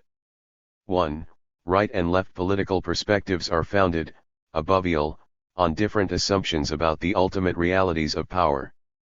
The right is rooted in a political ontology of violence, where being realistic means taking into account the forces of destruction. In reply, the left has consistently proposed variations on a political ontology of the imagination, in which the forces that are seen as the ultimate realities that need to be taken into account are those forces of production, creativity, that bring things into being. 2. The situation is complicated by the fact that systematic inequalities backed by the threat of force, structural violence, always produce skewed and fractured structures of the imagination. It is the experience of living inside these fractured structures that we refer to as alienation. 3.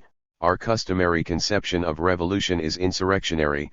The idea is to brush aside existing realities of violence by overthrowing the state, then, to unleash the powers of popular imagination and creativity to overcome the structures that create alienation. Over the 20th century it eventually became apparent that the real problem was how to institutionalize such creativity without creating new, often even more violent and alienating structures. As a result, the insurrectionary model no longer seems completely viable, but it's not clear what will replace it. 4. One response has been the revival of the tradition of direct action. In practice, mass actions reverse the ordinary insurrectionary sequence. Rather than a dramatic confrontation with state power leading first to an outpouring of popular festivity, the creation of new democratic institutions, and eventually the reinvention of everyday life, in organizing mass mobilizations, activists drawn principally from subcultural groups create new, directly democratic institutions to organize festivals of resistance that ultimately lead to confrontations with the state. This is just one aspect of a more general movement of reformulation that seems to me to be inspired in part by the influence of anarchism, but in even larger part, by feminism, a movement that ultimately aims to recreate the effects of those insurrectionary moments on an ongoing basis. Let me take these one by one. Part I. Be realistic. From early 2000 to late 2002 I was working with the Direct Action Network in New York, the principal group responsible for organizing mass actions as part of the global justice movement in that city at that time. Actually, DAN was not, technically, a group, but a decentralized network, operating on principles of direct democracy according to an elaborate, but strikingly effective, form of consensus process. It played a central role in ongoing efforts to create new organizational forms that I wrote about in an earlier essay in these pages. DAN existed in a purely political space, it had no concrete resources, not even a significant treasury, to administer. Then one day someone gave DAN a car. This caused a minor, but ongoing, crisis. We soon discovered that legally, it is impossible for a decentralized network to own a car. Cars can be owned by individuals, or they can be owned by corporations, which are fictive individuals. Governments can also own cars. But they cannot be owned by networks. Unless we were willing to incorporate ourselves as a non-profit corporation, which would have required a complete reorganization and abandoning most of our egalitarian principles, the only expedient was to find a volunteer willing to claim to be the owner for legal purposes. But then that person was held responsible for all outstanding fines, insurance fees, and had to provide written permission to allow anyone else to drive the car out of state, and of course, only he could retrieve the car if it were impounded. Before long the DAN car had become such a perennial problem that we abandoned it. It struck me there was something important here. Why is it that projects like DAN's, projects of democratizing society, are so often perceived as idle dreams that melt away as soon as they encounter hard material reality? In our case, at least, it had nothing to do with inefficiency. Police chiefs across the country had called us the best organized force they'd ever had to deal with.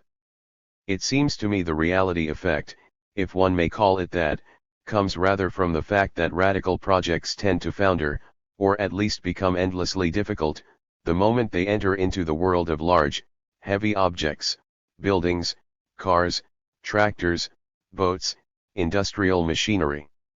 This in turn is not because these objects are somehow intrinsically difficult to administer democratically. History is full of communities that successfully engage in the democratic administration of common resources.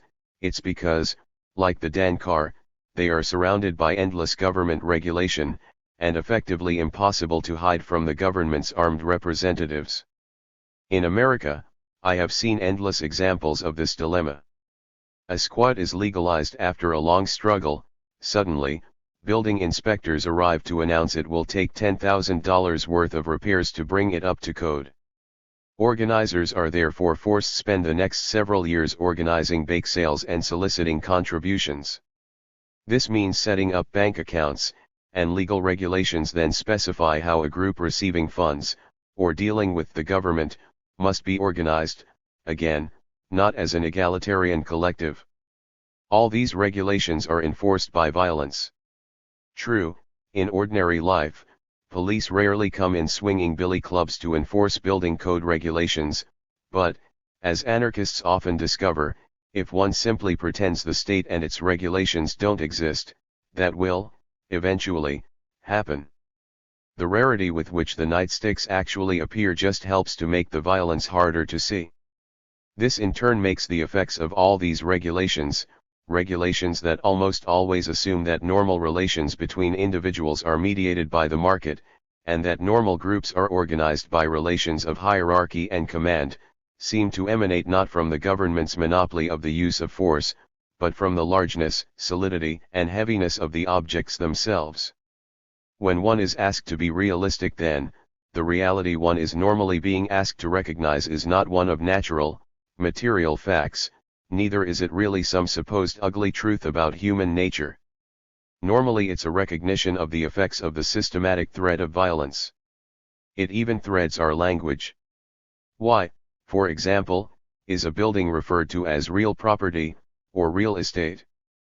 The real in this usage is not derived from Latin res, or thing, it's from the Spanish real, meaning, royal, belonging to the king. All land within a sovereign territory ultimately belongs to the sovereign. Legally this is still the case. This is why the state has the right to impose its regulations.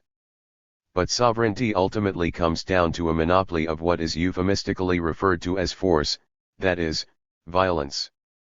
Just as Giorgio Agamben famously argued that from the perspective of sovereign power, something is alive because you can kill it, so property is real because the state can seize or destroy it. In the same way, when one takes a realist position in international relations, one assumes that states will use whatever capacities they have at their disposal, including force of arms, to pursue their national interests. What reality is one recognizing? Certainly not material reality. The idea that nations are human-like entities with purposes and interests is entirely metaphysical. The King of France had purposes and interests. France does not. What makes it seem realistic to suggest it does is simply that those in control of nation-states have the power to raise armies, launch invasions, bomb cities, and can otherwise threaten the use of organized violence in the name of what they describe as their national interests, and that it would be foolish to ignore that possibility. National interests are real because they can kill you. The critical term here is force, as in the state's monopoly of the use of coercive force. Whenever we hear this word invoked, we find ourselves in the presence of a political ontology in which the power to destroy, to cause others pain or to threaten to break, damage, or mangle others' bodies, or just lock them in a tiny room for the rest of their lives, is treated as the social equivalent of the very energy that drives the cosmos. Contemplate, if you will, the metaphors and displacements that make it possible to construct the following two sentences. Scientists investigate the nature of physical laws so as to understand the forces that govern the universe. Police are experts in the scientific application of physical force in order to enforce the laws that govern society. This is to my mind the essence of right-wing thought, a political ontology that through such subtle means, allows violence to define the very parameters of social existence and common sense. The left, on the other hand, has always been founded on a different set of assumptions about what is ultimately real, about the very grounds of political being. Obviously leftists don't deny the reality of violence. Many leftist theorists think about it quite a lot. But they don't tend to give it the same foundational status. Point 1 Instead, I would argue that leftist thought is founded on what I will call a political ontology of the imagination. I might just as easily have called it an ontology of creativity or making or invention. Point 2, nowadays, most of us tend to identify this tendency with the legacy of Marx, with his emphasis on social revolution and forces of material production. But even Marx was ultimately only a man of his time, and his terms emerged from much wider arguments about value, labor, and creativity current in radical circles of his day, whether in the workers' movement or for that matter in various strains of romanticism and bohemian life emerging around him in Paris and London at the time. Marx himself, for all his contempt for the utopian socialists of his day, never ceased to insist that what makes human beings different from animals is that architects, unlike bees, first raise their structures in the imagination. It was the unique property of humans, for Marx, that they first envision things, and only then bring them into being. It was this process he referred to as production. Around the same time, utopian socialists like Hens Mao might have written that political power comes from the barrel of a gun, but he was also, as a Marxist, committed to the principle that structures and relations of economic production, rather than political power, is ultimately determinant of social reality. Both perspectives are at the very least partial. The division itself, I would argue, is the product of certain peculiar features of Western theories of knowledge, particularly, the tendency to see the world not in terms of processes but as a collection of discrete, self-identical objects. We tend to hide away the creation and destruction of objects just as we do birth and death. The result is that forces of creation and destruction end up seeming the hidden reality behind everything. Saint Simon were arguing that artists needed to become the avant-garde or vanguard, as he put it, of a new social order, providing grand visions that industry now had the power to bring into being. What at the time might have seemed the fantasy of an eccentric pamphleteer soon became the charter for a sporadic, uncertain, but apparently permanent alliance that endures to this day. If artistic avant-gardes and social revolutionaries have felt a peculiar affinity for one another ever since, borrowing each other's languages and ideas, it appears to have been insofar as both have remained committed to the idea that the ultimate, hidden truth of the world is that it is something that we make and could just as easily make differently. In this sense, a phrase like "all power to the imagination" expresses the very quintessence of the left. To this emphasis on forces of creativity and production, of course, the right tends to reply that revolutionaries systematically neglect the social and historical importance of the means of destruction, states, armies, executioners, barbarian invasions, criminals, unruly mobs, and so on. Pretending such things are not there, or can simply be wished away, they argue, has the result of ensuring that left-wing regimes will in fact create far more death and destruction than those that have the wisdom to take a more realistic approach. Obviously, the dichotomy I am proposing is very much a simplification. One could level endless qualifications. The bourgeoisie of Marx's time, for instance, had an extremely productivist philosophy. One reason Marx could see it as a revolutionary force. Elements of the right dabbled with the artistic ideal, and 20th-century Marxist regimes often embraced essentially right-wing theories of power, and paid little more than lip service to the determinant nature of production. Nonetheless, I think these are useful terms because even if one treats imagination and violence not as the single hidden truth of the world but as immanent principles, as equal constituents of any social reality, they can reveal a great deal one would not be able to see otherwise. For one thing, everywhere, imagination and violence seem to interact in predictable, and quite significant, ways. Let me start with a few words on violence, providing a very schematic overview of arguments that I have developed in somewhat greater detail elsewhere. Part 2, on violence and imaginative displacement. I'm an anthropologist by profession, and anthropological discussions of violence are almost always prefaced by statements that violent acts are acts of communication, that they are inherently meaningful, and that this is what is truly important about them. In other words, violence operates largely through the imagination. This is of course true. No reasonable person would discount the importance of fear and terror in human life. Acts of violence can be, indeed usually are, acts of communication of one sort or another. Point 3. But the same could be said of any form of human action. It strikes me that what is really important about violence is that it is perhaps the only form of human action that holds out the possibility of operating on others without being communicative. Or let me put this more precisely. Violence may well be the only way in which it is possible for one human being to have relatively predictable effects on the actions of another without understanding anything about them. Pretty much any other way one might try to influence another's actions, one at least has to have some idea who they think they are, who they think you are, what they might want out of the situation, and a host of similar considerations. Hit them over the head hard enough, all this becomes irrelevant. It's true that the effects one can have by hitting them are quite limited. But they are real enough, and the fact remains that any alternative form of action cannot, without some sort of appeal to shared meanings or understandings, have any sort of effect at all.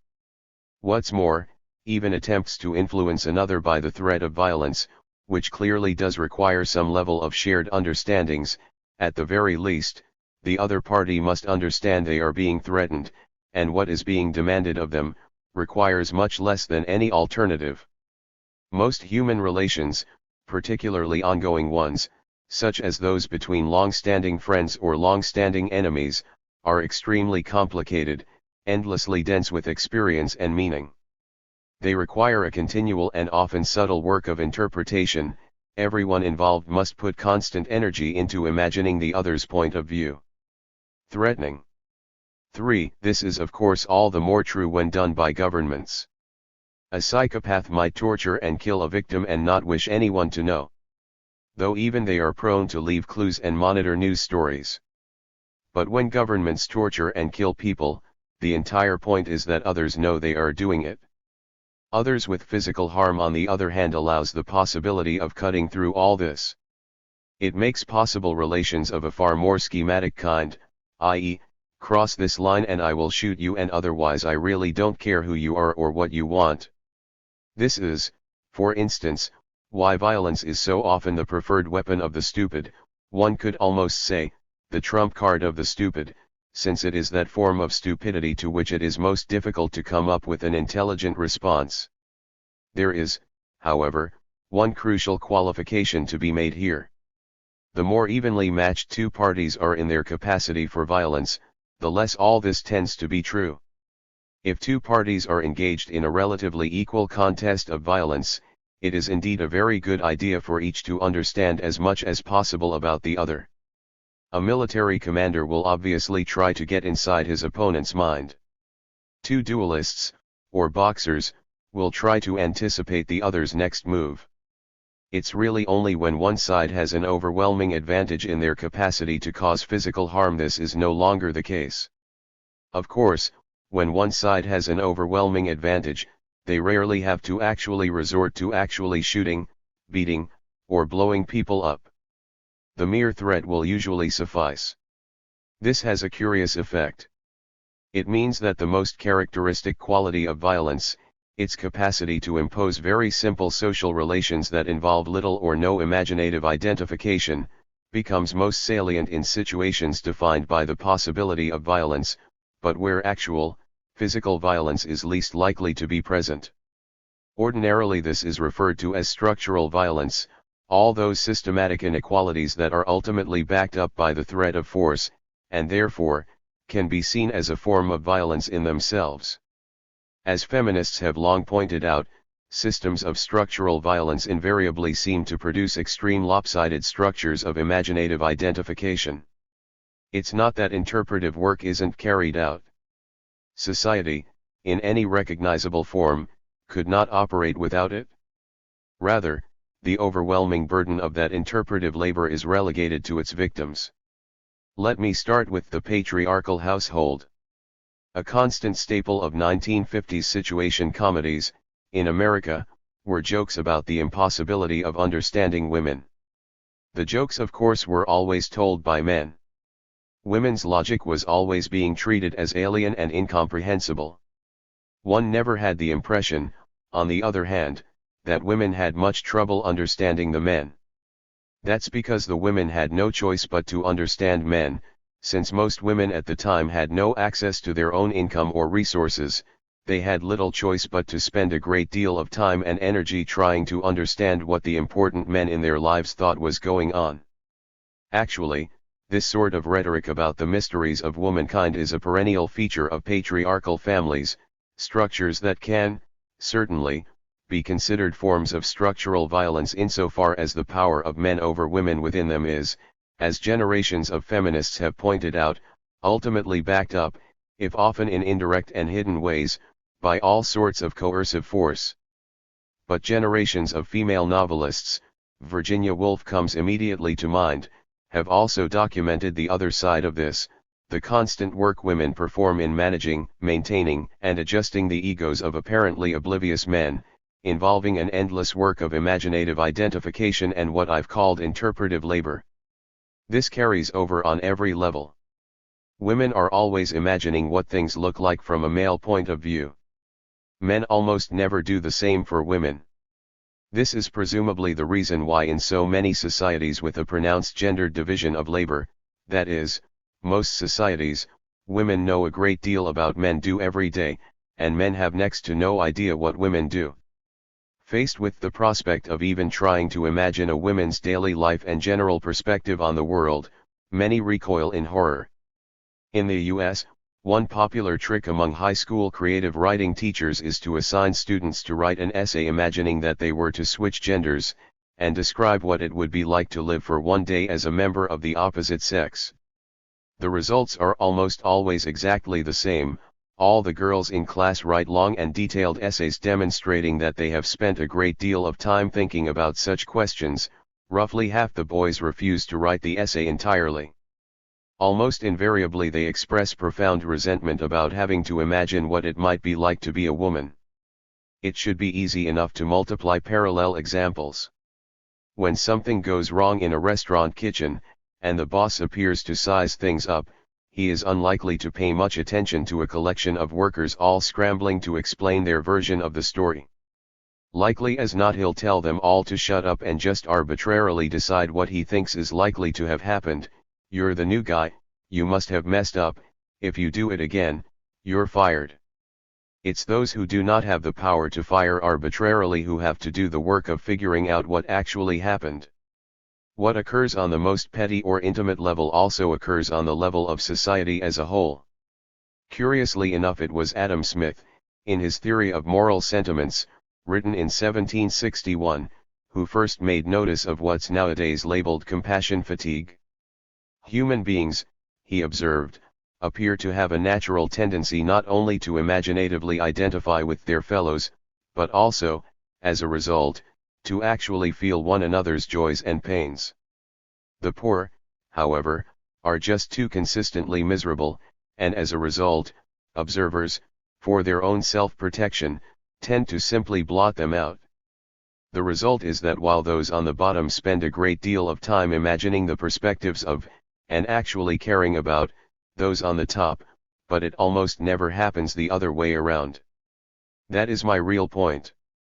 Whatever the mechanisms, something like this always seems to occur, whether one is dealing with masters and servants, men and women, bosses and workers, rich and poor. Structural inequality, structural violence, invariably creates the same lopsided structures of the imagination. And since, as Smith correctly observed, imagination tends to bring with it sympathy, the victims of structural violence tend to care about its beneficiaries, or at least, to care far more about them than those beneficiaries care about them. In fact, this might well be, apart from the violence itself, the single most powerful force preserving such relations. Point 4. It is easy to see bureaucratic procedures as an extension of this phenomenon. One might say they are not so much themselves forms of stupidity and ignorance as modes of organizing situations already marked by stupidity and ignorance owing the existence of structural violence. True, bureaucratic procedure operates as if it were a form of stupidity, in that it invariably means ignoring all the subtleties of real human existence and reducing everything to simple pre-established mechanical or statistical formulae. Whether it's a matter of forms, rules, statistics, or questionnaires, bureaucracy is always about simplification. Ultimately. For while I am drawing on a broad range of feminist theory here, the most important is standpoint theory. The keynotes to consult here are Patricia Hill Collins, Donna Haraway, Sandra Harding, and Nancy Harztag. Some of the thoughts on imagination were originally inspired by observations by bell hooks about folk knowledge about white people in Southern African American communities. The effect is not so different than the boss who walks in to make an arbitrary snap decision as to what went wrong. It's a matter of applying very simple schemas to complex, ambiguous situations. The same goes, in fact, for police, who are after all simply low-level administrators with guns. Police sociologists have long since demonstrated that only a tiny fraction of police work has anything to do with crime. Police are, rather, the immediate representatives of the state's monopoly of violence, those who step in to actively simplify situations. For example, were someone to actively challenge some bureaucratic definition. Simultaneously, police they have become, in contemporary industrial democracies, America in particular, the almost obsessive objects of popular imaginative identification.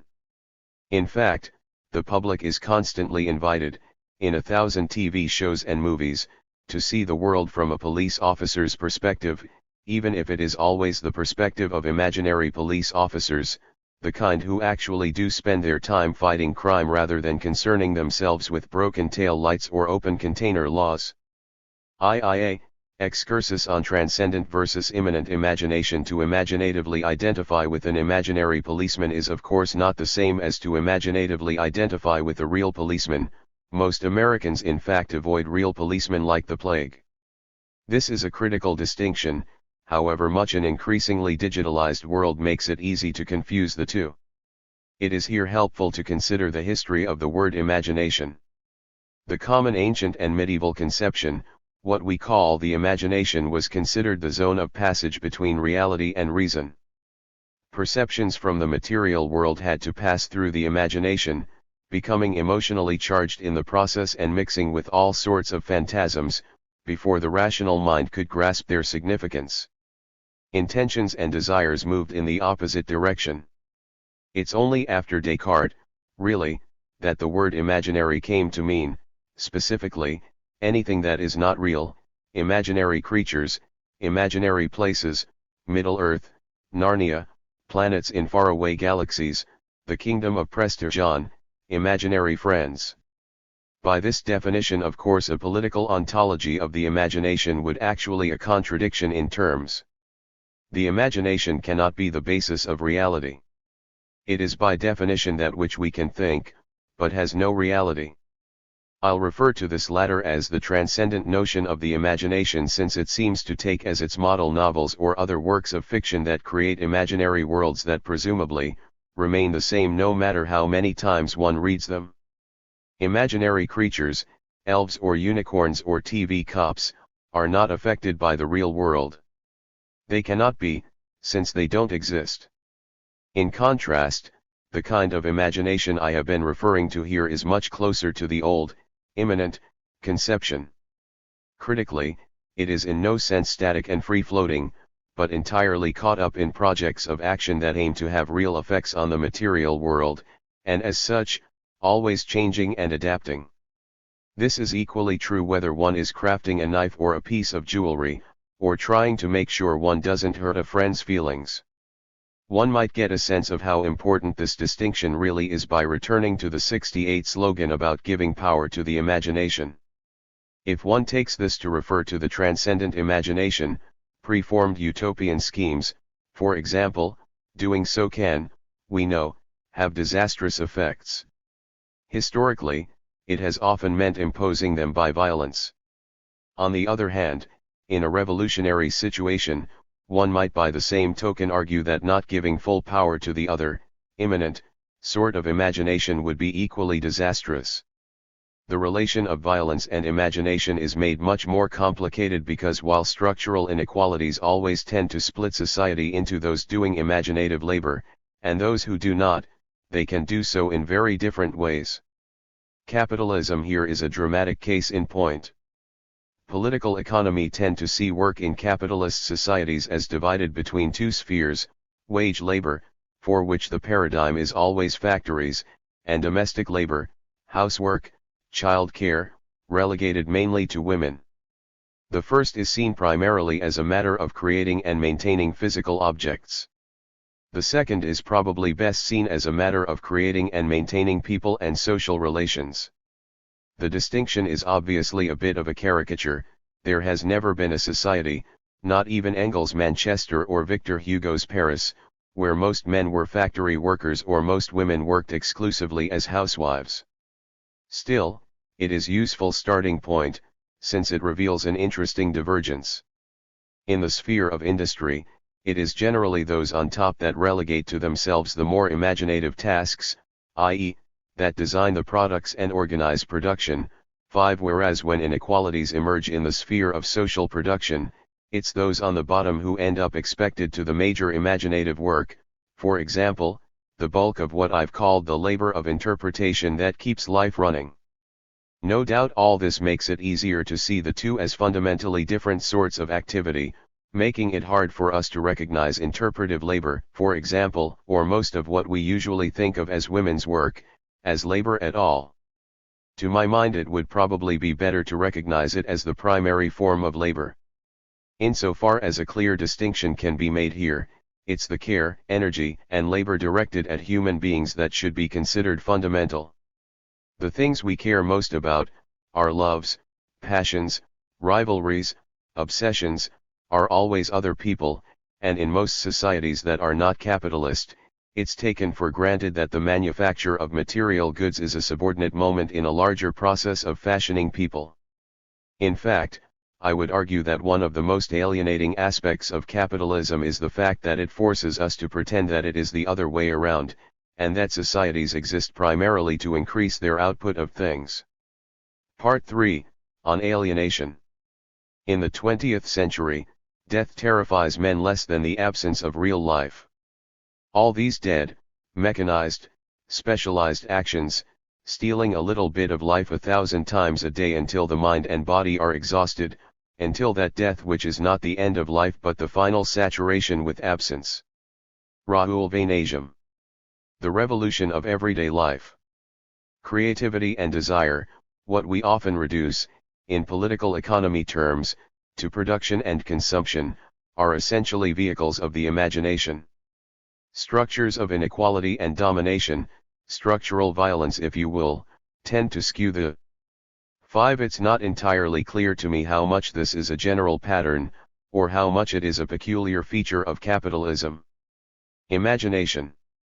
They might create situations where laborers are relegated to mind-numbing, boring, mechanical jobs and only a small elite is allowed to indulge in imaginative labor, leading to the feeling, on the part of the workers, that they are alienated from their own labor, that their very deeds belong to someone else.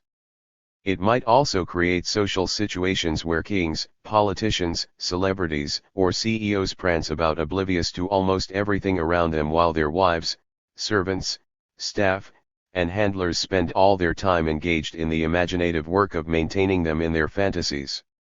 Most situations of inequality I suspect combine elements of both. 6. The subjective experience of living inside such lopsided structures of imagination is what we are referring to when we talk about alienation. It strikes me that if nothing else, this perspective would help explain the lingering appeal of theories of alienation in revolutionary circles, even when the academic left has long since abandoned them. If one enters an anarchist info shop, almost anywhere in the world, the French authors one is likely to encounter will still largely consist of situationists like Graeber and THIRD-WORLDISM, the great theorists of alienation, alongside theorists of the imagination like Cornelius Castoriadis. For a long time I was genuinely puzzled as to how so many suburban American teenagers could be entranced, for instance, by THIRD-WORLDISM's The Revolution of Everyday Life, a book, after all, written in Paris almost 40 years ago. In the end I decided it must be because THIRD-WORLDISM's book was, in its own way, the highest theoretical expression of the feelings of rage, boredom, and revulsion that almost any adolescent at some point feels when confronted with the middle-class existence.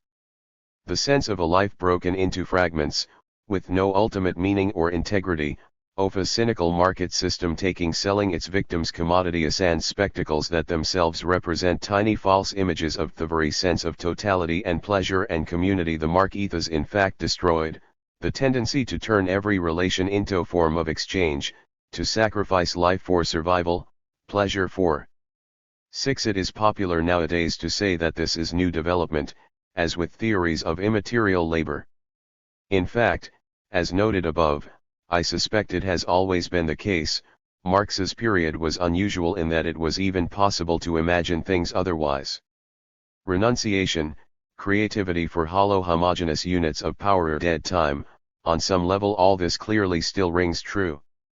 The question though is why? Contemporary social theory offers little explanation. Post-structuralism, which emerged in the immediate aftermath of '68, was largely born of the rejection of this sort of analysis.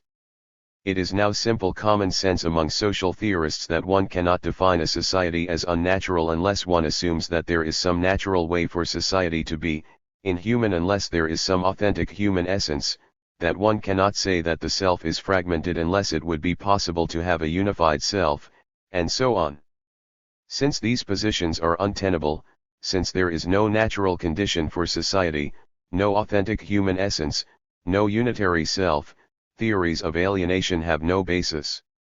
Taken purely as arguments, these seem difficult to refute. 7 But how then do we account for the experience? If one really thinks about it, though, the argument is much less powerful than it seems. After all, what are academic theorists saying? They are saying that the idea of a unitary subject, a whole society, a natural order, are unreal. That all these things are simply figments of our imagination. True enough. But then, what else could they be? And why is that a problem?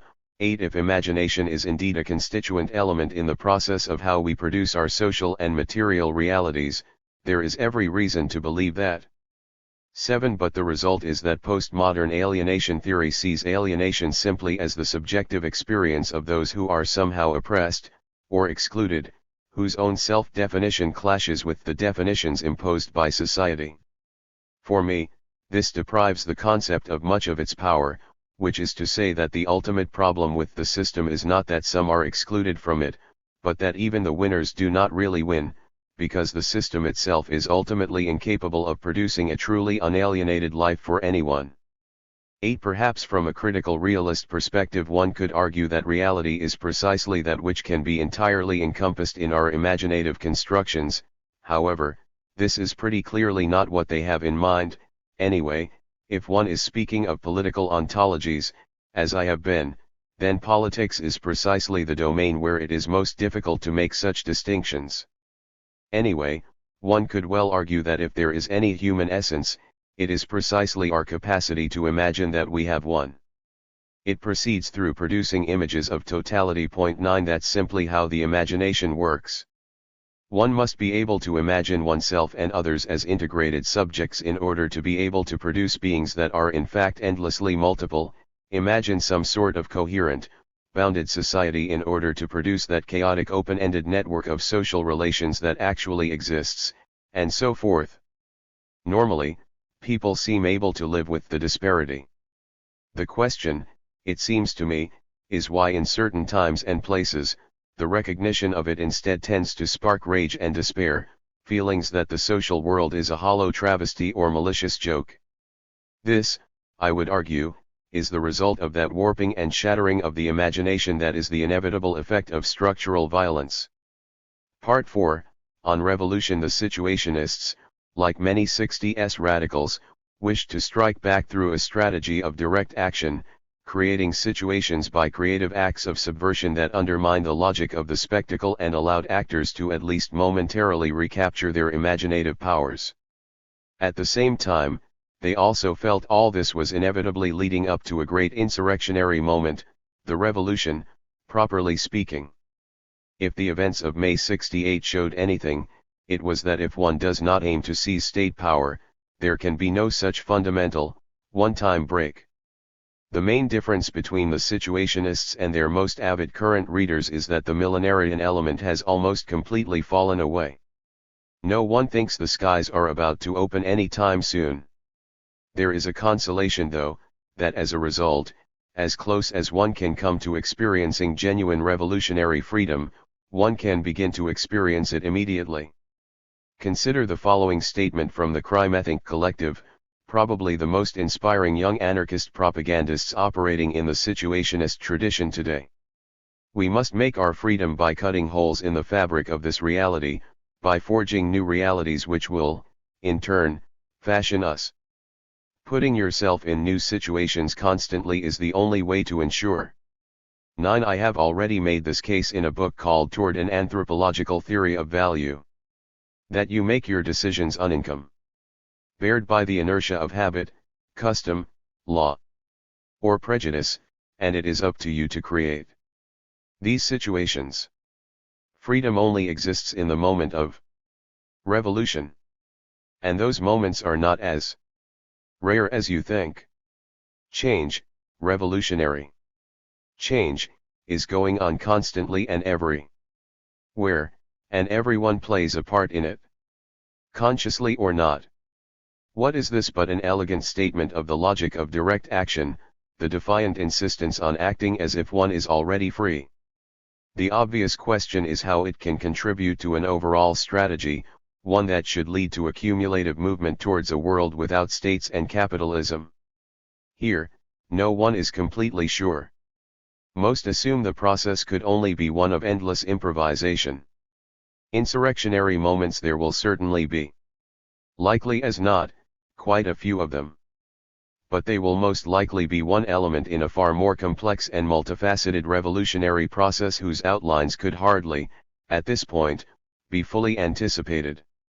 In retrospect, what seems strikingly naive is the old assumption that a single uprising or successful civil war could, as it were, neutralize the entire apparatus of structural violence, at least within a particular national territory, that within that territory, right-wing realities could be simply swept away, to leave the field open for an untrammeled outpouring of revolutionary creativity.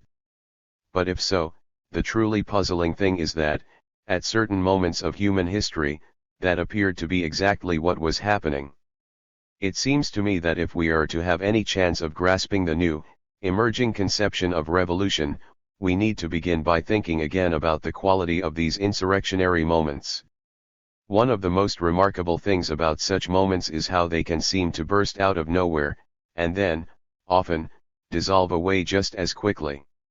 How is it that the same public that 2 months before, say, the Paris Commune, or Spanish Civil War, had voted in a fairly moderate social democratic regime will suddenly find itself willing to risk their lives for the same ultra-radicals who received a fraction of the actual vote?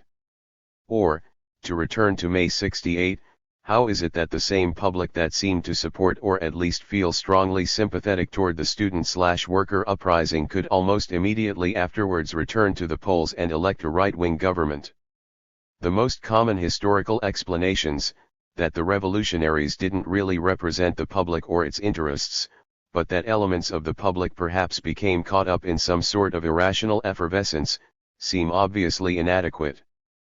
First of all, they assume that the public is an entity with opinions, interests, and allegiances that can be treated as relatively consistent over time.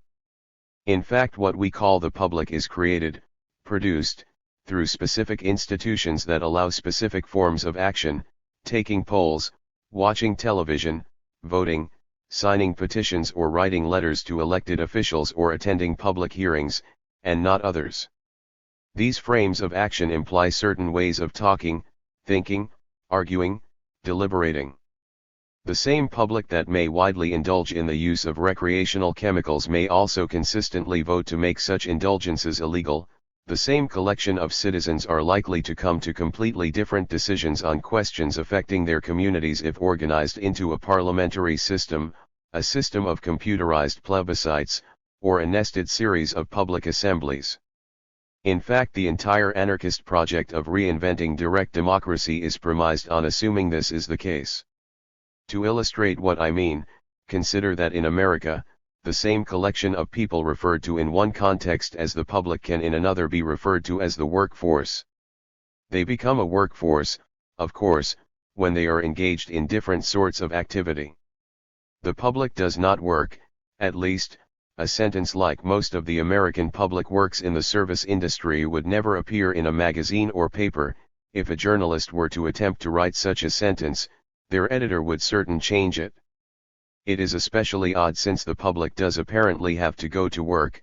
This is why, as leftist critics often complain, the media will always talk about how, say, a transport strike is likely to inconvenience the public, in their capacity of commuters, but it will never occur to them that those striking are themselves part of the public, or that whether if they succeed in raising wage levels this will be a public benefit. And certainly the public does not go out into the streets. Its role is as audience to public spectacles, and consumers of public services. When buying or using goods and services privately supplied, the same collection of individuals become something else, consumers, just as in other contexts of action they are relabeled a nation, electorate, or population. All these entities are the product of institutions and institutional practices that, in turn, define certain horizons of possibility. Hence, when voting in parliamentary elections one might feel obliged to make a realistic choice. In an insurrectionary situation, on the other hand, suddenly anything seems possible. A great deal of recent revolutionary thought essentially asks, what, then, does this collection of people become during such insurrectionary moments? For the last few centuries the conventional answer has been the people, and all modern legal regimes ultimately trace their legitimacy to moments of constituent power, when the people rise up, usually in arms, to create a new constitutional order. The insurrectionary paradigm, in fact, is embedded in the very idea of the modern state.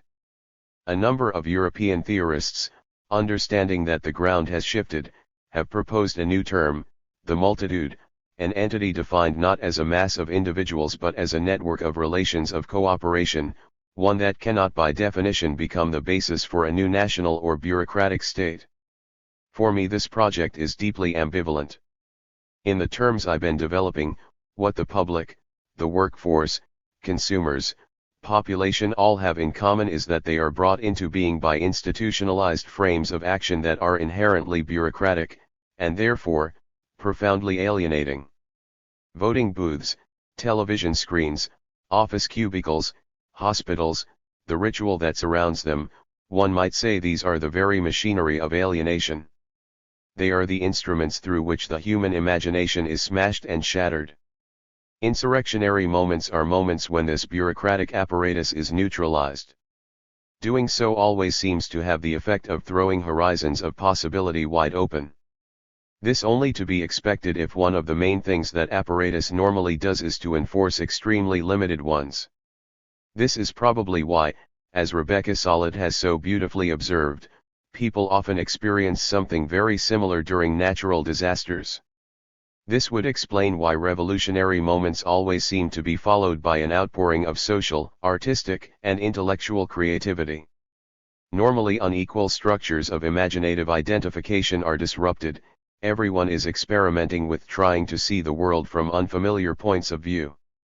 Normally unequal structures of creativity are disrupted, everyone feels not only the right, but usually the immediate practical need to recreate and reimagine everything around them. Point 10.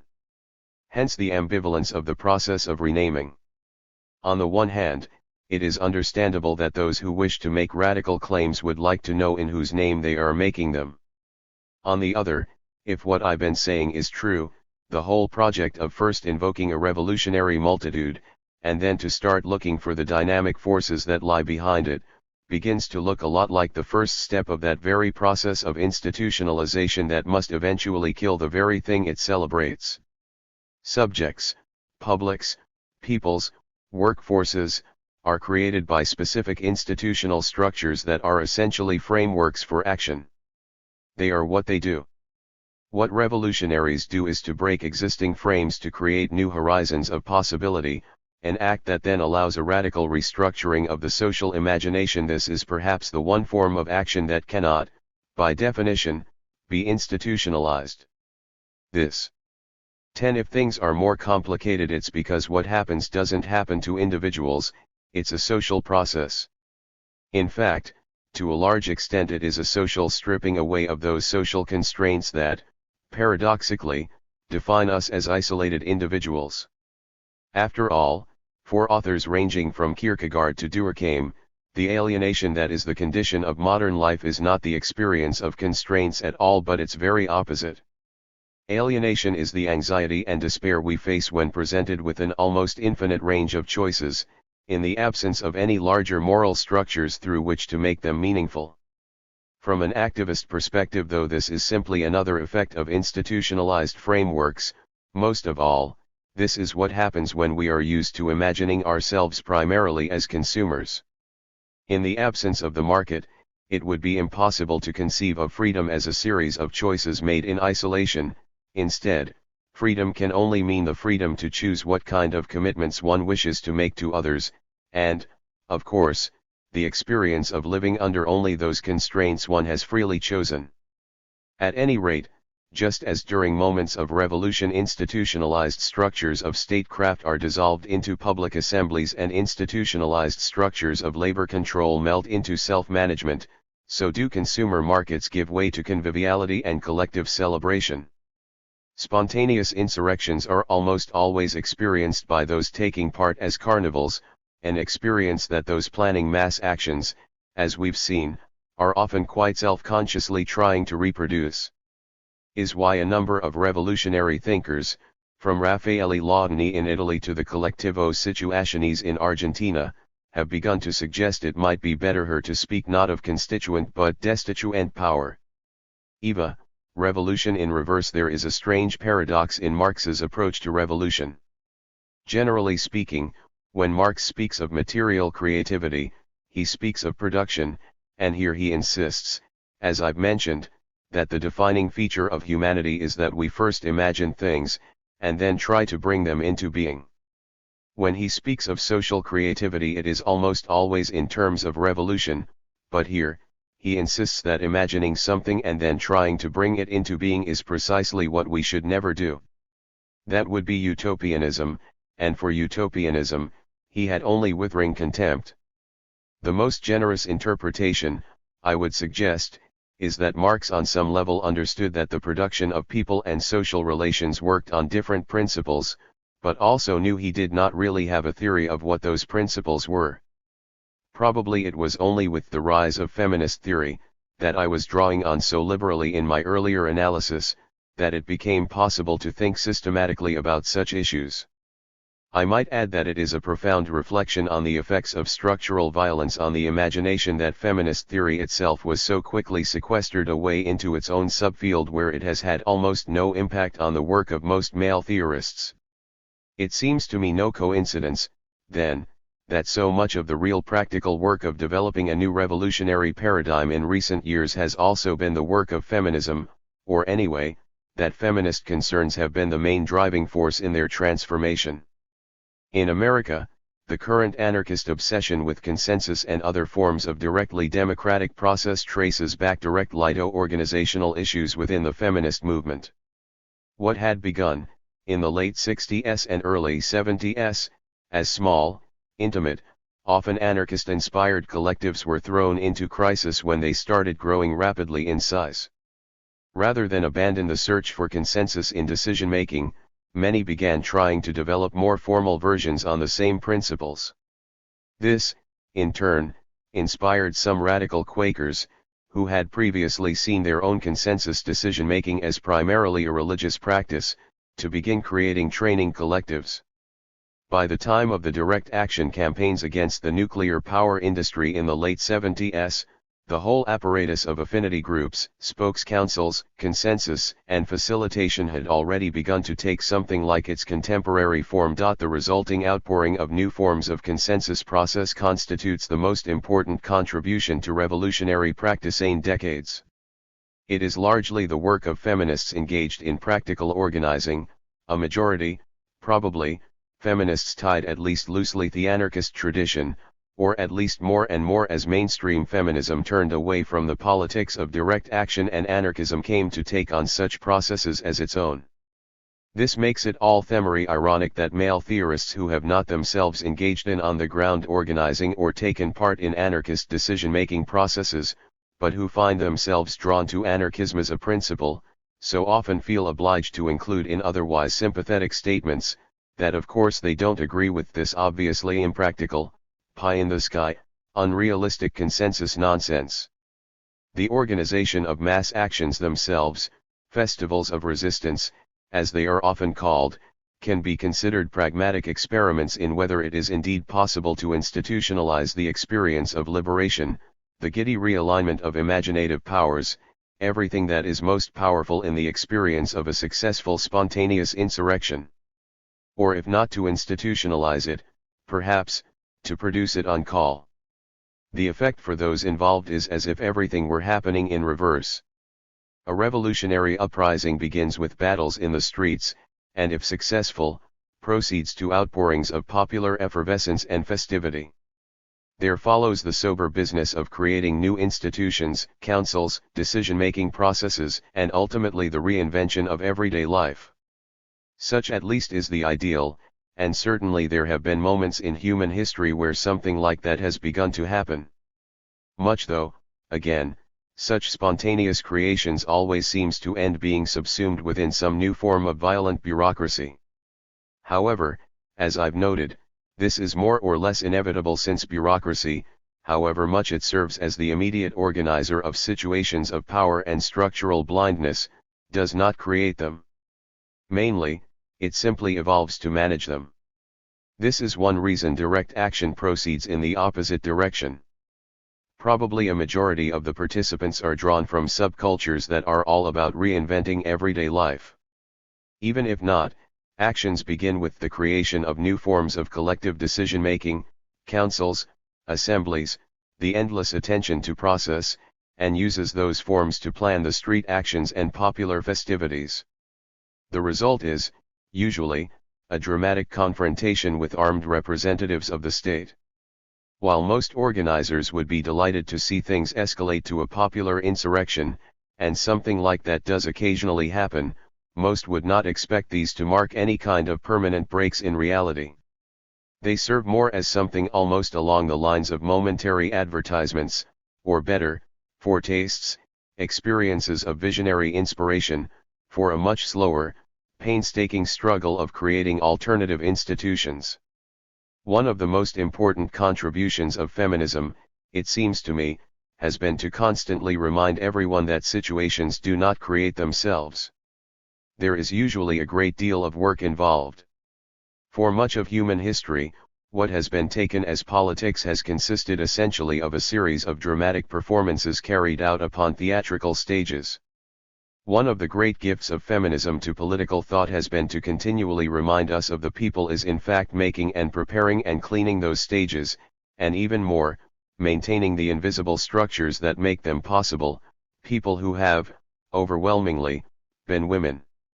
The normal process of politics of course is to make such people disappear. Indeed, one of the chief functions of women's work is to make itself disappear. One might say that the political ideal within direct action circles has become to efface the difference, or, to put it another way, that action is seen as genuinely revolutionary when the process of production of situations is experienced as just as liberating as the situations themselves. It is an experiment, one might say, in the realignment of imagination, of creating truly non-alienated forms of experience. Conclusion: obviously it is also attempting to do so in a context in which, far from being put in temporary abeyance, state power, in many parts of the globe at least, so suffuses every aspect of daily existence that its armed representatives intervene to regulate the internal organizational structure of groups allowed to cash checks or own and operate motor vehicles. One of the remarkable things about the current, neoliberal age is that bureaucracy has come to so all-encompassing. This period has seen, after all, the creation of the first effective global administrative system in human history. That we don't even see it anymore. At the same time, the pressures of operating within a context of endless regulation, repression, sexism, racial and class dominance, tend to ensure many who get drawn into the politics of direct action experience a constant alteration of exaltation and burnout, moments where everything seems possible alternating with moments where nothing does. In other parts of the world, autonomy is much easier to achieve, but at the cost of isolation or almost complete absence of resources.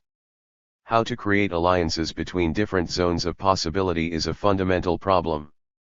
These, however, are questions of strategy that go well beyond the scope of the current essay. My purpose here has been more modest. Revolutionary theory, it seems to me, has in many fronts advanced much less quickly than revolutionary practice. My aim in writing this has been to see if one could work back from the experience of direct action to begin to create some new theoretical tools. They are hardly meant to be definitive. They may not even prove useful. But perhaps they can contribute to a broader project of reimagining. Army of altruists. You know, education, if you make the most of it, you study hard, you do your homework, and you make an effort to be smart, you can do well. If you don't, you get stuck in Iraq. John Kerry, D.Mass. Kerry owes an apology to the many thousands of Americans serving in Iraq, who answered their country's call because they are patriots and not because of any deficiencies in their education. John McCain, R. Arizona. The one fleeting moment of hope for Republicans during the lead-up to the 2006 congressional elections was afforded by a lame joke by Senator John Kerry, a joke pretty obviously aimed at George Bush, which they took to suggest that Kerry thought that only those who flunked out of school end up in the military. It was all very disingenuous. Most knew perfectly well Kerry's real point was to suggest the president wasn't very bright.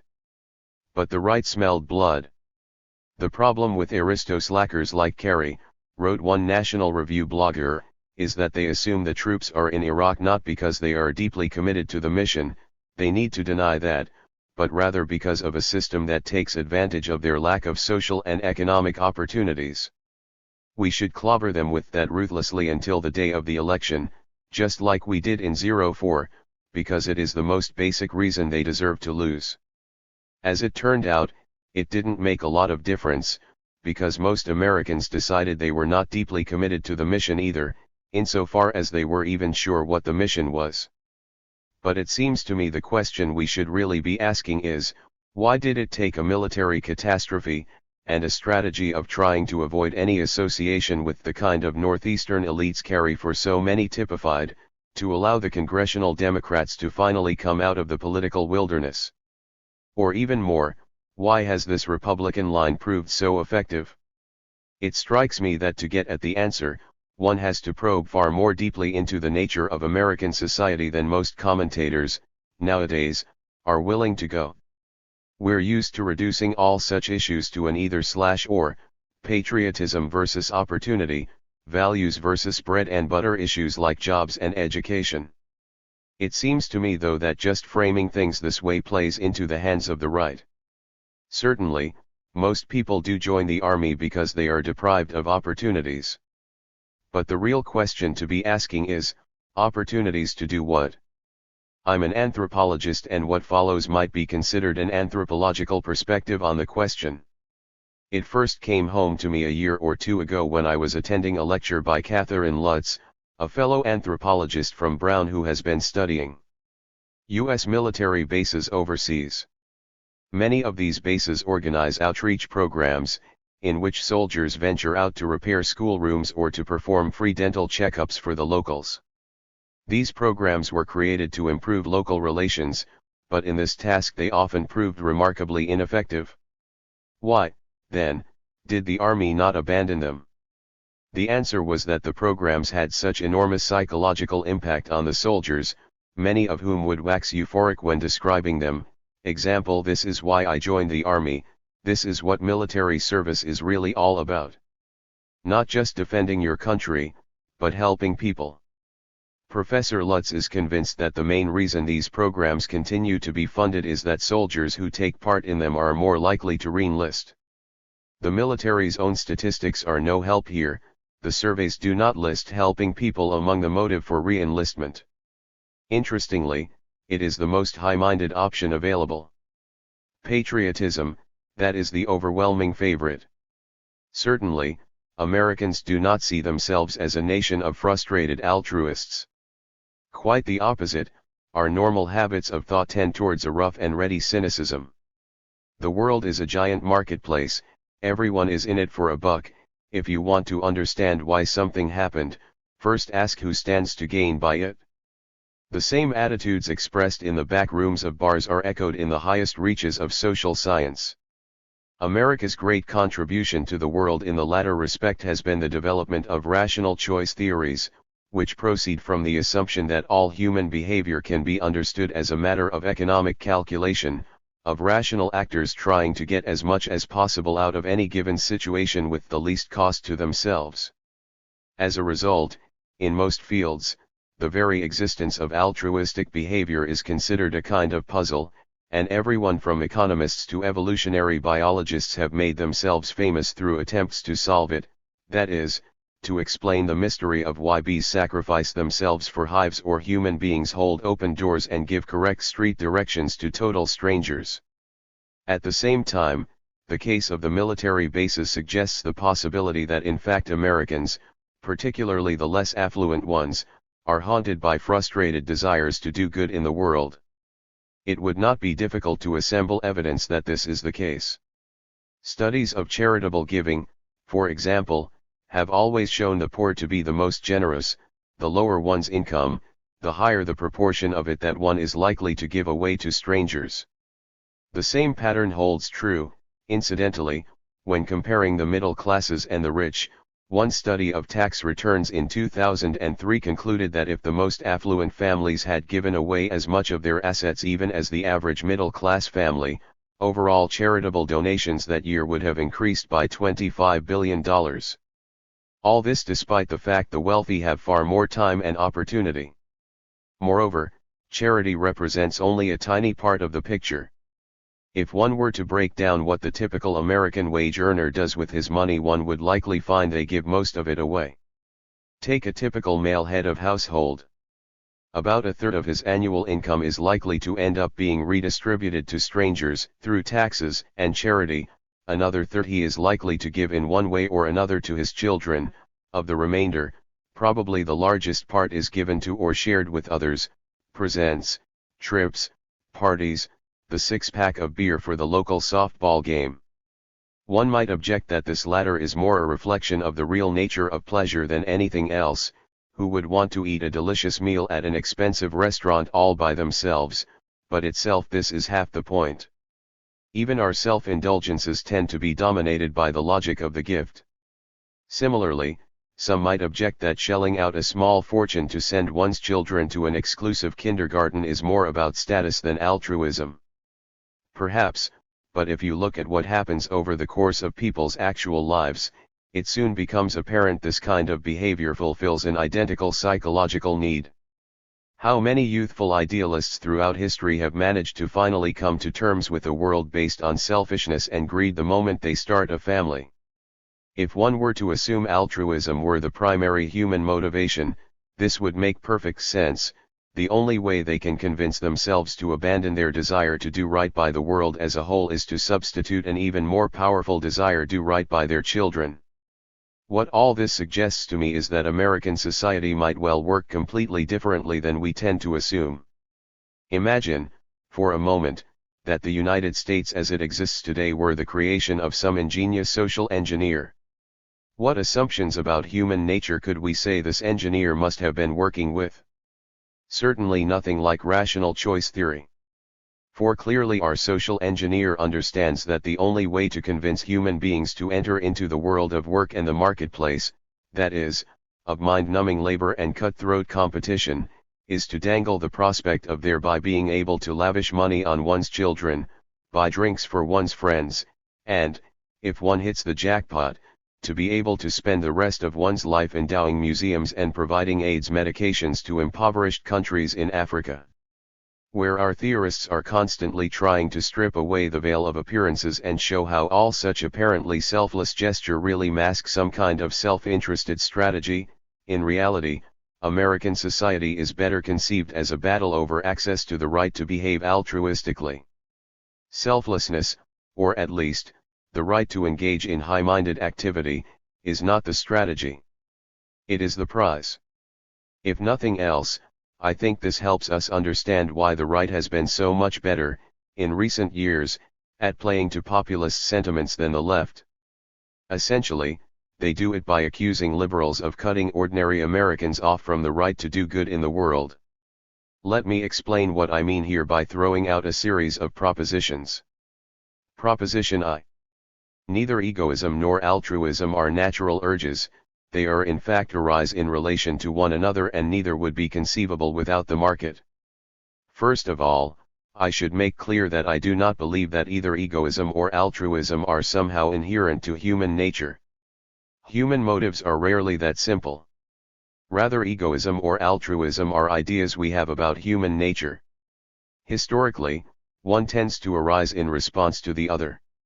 In the ancient world, for example, it is precisely in the times and places as one sees the emergence of money and markets that one also sees the rise of world religions: Buddhism, Christianity, and Islam.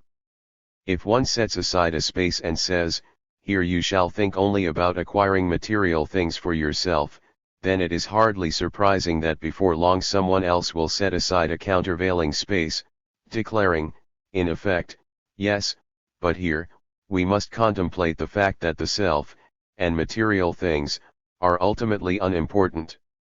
It was these latter institutions, of course, that first developed our modern notions of charity. Even today, when we operate outside the domain of the market or of religion, very few of our actions could be said to be motivated by anything so simple as untrammeled greed or utterly selfless generosity. When we are dealing not with strangers but with friends, relatives, or enemies, a much more complicated set of motivations will generally come into play: envy, solidarity, pride, self-destructive grief, loyalty, romantic obsession, resentment, spite, shame, conviviality, the anticipation of shared enjoyment, the desire to show up a rival, and so on. These are the motivations that impel the major dramas of our lives, that great novelists like Tolstoy and Dostoevsky immortalize, but that social theorists, for some reason, tend to ignore. If one travels to parts of the world where money and markets do not exist, say, to certain parts of New Guinea or Amazonia, such complicated webs of motivation are precisely what one still finds. In societies where most people live in small communities, where almost everyone they know is either a friend, a relative or an enemy, the languages spoken tend even to lack words that correspond to self-interest or altruism, while including very subtle vocabularies for describing envy, solidarity, pride, and the like. Their economic dealings with one another likewise tend to be based on much more subtle principles. Anthropologists have created a vast literature to try to fathom the dynamics of these apparently exotic gift economies, but if it seems odd to us to see, say, important men conniving with their cousins to finagle vast wealth, which they then present as gifts to bitter enemies in order to publicly humiliate them, it is because we are so used to operating inside impersonal markets that it never occurs to us to think how we would act if we had an economic system where we treated people based on how we actually felt about them. Nowadays, the work of destroying such ways of life is largely left to missionaries, representatives of those very world religions that originally sprung up in reaction to the market long ago. Missionaries, of course, are out to save souls, but this rarely interpret this to mean their role is simply to teach people to accept God and be more altruistic. Almost invariably, they end up trying to convince people to be more selfish, and more altruistic, at the same time. On the one hand, they set out to teach the natives proper work discipline, and try to get them involved with buying and selling products on the market, so as to better their material lot. At the same time, they explain to them that ultimately, material things are unimportant, and lecture on the value of the higher things, such as selfless devotion to others. Proposition 2. The political right has always tried to enhance this division, and thus claim to be champions of egoism and altruism simultaneously. The left has tried to efface it. Might this not help to explain why the United States, the most market-driven industrialized society on earth, is also the most religious? Or, even more strikingly, why the country that produced Tolstoy and Dostoevsky spent much of the 20th century trying to eradicate both the market and religion entirely? Where the political left has always tried to efface this distinction, whether by trying to create economic systems that are not driven by the profit motive, or by replacing private charity with one or another form community support, the political right has always thrived on it. In the United States, for example, the Republican Party is dominated by two ideological wings, the libertarians, and the Christian right. At one extreme, Republicans are free market fundamentalists and advocates of individual liberties, even if they see those liberties largely as a matter of consumer choice. On the other, they are fundamentalists of a more literal variety, suspicious of most individual liberties but enthusiastic about biblical injunctions, family values, and charitable good works. At first glance it might seem remarkable such an alliance manages to hold together at all, and certainly they have ongoing tensions, most famously over abortion. But in fact right-wing coalitions almost always take some variation of this form. One might say that the conservative approach always has been to release the dogs of the market, throwing all traditional verities into disarray, and then, in this tumult of insecurity, offering themselves up as the last bastion of order and hierarchy, the stalwart defenders of the authority of churches and fathers against the barbarians they have themselves unleashed. A scam it may be, but a remarkably effective one, and one effect is that the right ends up seeming to have a monopoly on value. They manage, we might say, to occupy both positions, on either side of the divide, extreme egoism and extreme altruism.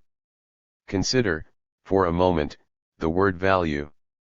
When economists talk about value they are really talking about money, or more precisely, about whatever it is that money is measuring, also, whatever it is that economic actors are assumed to be pursuing. When we are working for a living, or buying and selling things, we are rewarded with money. But whenever we are not working or buying or selling, when we are motivated by pretty much anything other than the desire to get money, we suddenly find ourselves in the domain of values.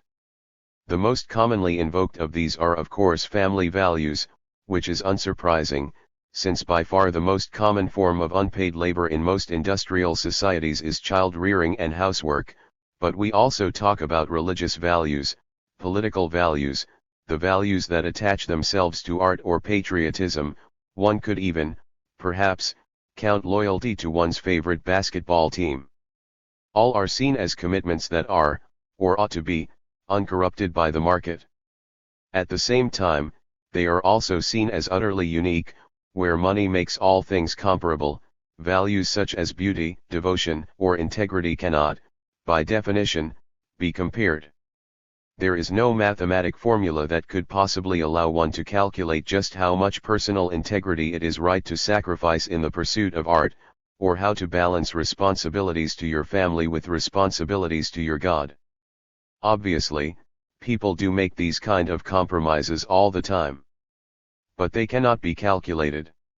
One might put it this way: if value is simply what one considers important, then money allows importance take a liquid form, enables us to compare precise quantities of importance and trade one off for the other. After all, if someone does accumulate a very large amount of money, the first thing they are likely to do is to try to convert it into something unique, whether this be Monet's water lilies, a prize-winning racehorse, or an endowed chair at a university. What is really at stake here in any market economy is precisely the ability to make these trades, to convert value into values. We all are striving to put ourselves in a position where we can dedicate ourselves to something larger than ourselves. When liberals do well in America, it's because they can embody that possibility.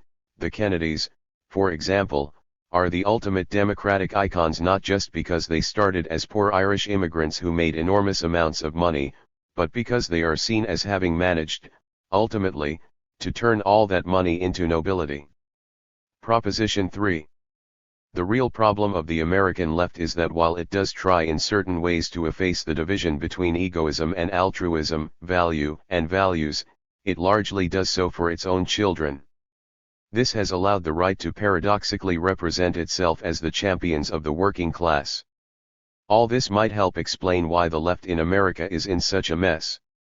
Far from promoting new visions of effacing the difference between egoism and altruism, value and values, or providing a model for passing from one to the other, progressives cannot even seem to think their way past it. After the last presidential election, the big debate in progressive circles was the relative importance of economic issues versus what was called the culture wars. Did the Democrats lose because they were not able to spell out any plausible economic alternatives, or did the Republicans win because they successfully mobilized conservative Christians around the issue of gay marriage? As I say, the very fact that progressives frame the question this way not only shows they are trapped in the right's terms of analysis. It demonstrates they do not understand how America really works. Let me illustrate what I mean by considering the strange popular appeal, at least until recently, of George W. Bush. In 2004, most of the American liberal intelligentsia did not seem to be able to get their heads around it. After the election, what left so many of them reeling was their suspicion that the things they most hated about Bush were exactly what so many Bush voters liked about him. Consider the debates, for example. If statistics are to be believed, millions of Americans who watched George Bush and John Kerry lock horns, concluded that Kerry won, and then went off and voted for Bush anyway. It was hard to escape the suspicion that in the end, Kerry's articulate presentation, his skill with words and arguments, had actually counted against him. This sends liberals into spirals of despair. They cannot understand why decisive leadership is equated with acting like an idiot. Neither can they understand how a man who comes from one of the most elite families in the country, who attended Andover, Yale, and Harvard, and whose signature facial expression is a self-satisfied smirk, could ever convince anyone he was a man of the people. I must admit I have struggled with this as well. As a child of working-class parents who won a scholarship to Andover in the 1970s and eventually, a job at Yale, I have spent much of my life in the presence of men like Bush, everything about them oozing self-satisfied privilege. But in fact, stories like mine, stories of dramatic class mobility through academic accomplishment, are increasingly unusual in America. America of course continues to see itself as a land of opportunity, and certainly from the perspective of an immigrant from Haiti or Bangladesh, it is. No doubt in terms of overall social mobility, we still compare favorably to countries like Bolivia or France. But America has always been a country built on the promise of unlimited upward mobility. The working class condition has been traditionally seen as a way station, as something one's family passes through on the road to something better. Lincoln used to stress that what made American democracy possible was the absence of a class of permanent wage laborers. In Lincoln's day, the ideal was that it was mainly immigrants who worked as wage laborers, and that they did so in order to save up enough money to do something else, if nothing else, to buy some land and become a homesteader on the frontier. The point is not how accurate this ideal was, the point was most Americans have found the image plausible. Every time the road is perceived to be clogged, profound unrest ensues. The closing of the frontier led to bitter labor struggles, and over the course of the 20th century, the steady and rapid expansion of the American university system could be seen as a kind of substitute. Particularly after World War II, huge resources were poured into expanding the higher education system, which grew extremely rapidly, and all this was promoted quite explicitly as a means of social mobility. This served during the Cold War as almost an implied social contract, not just offering a comfortable life to the working classes but holding out the chance that their children would not be working class themselves. The problem, of course, is that a higher education system cannot be expanded forever. At a certain point one ends up with a significant portion of the population unable to find work even remotely in line with their qualifications, who have every reason to be angry about their situation, and who also have access to the entire history of radical thought. During the 20th century, this was precisely the situation most likely to spark revolts and insurrections.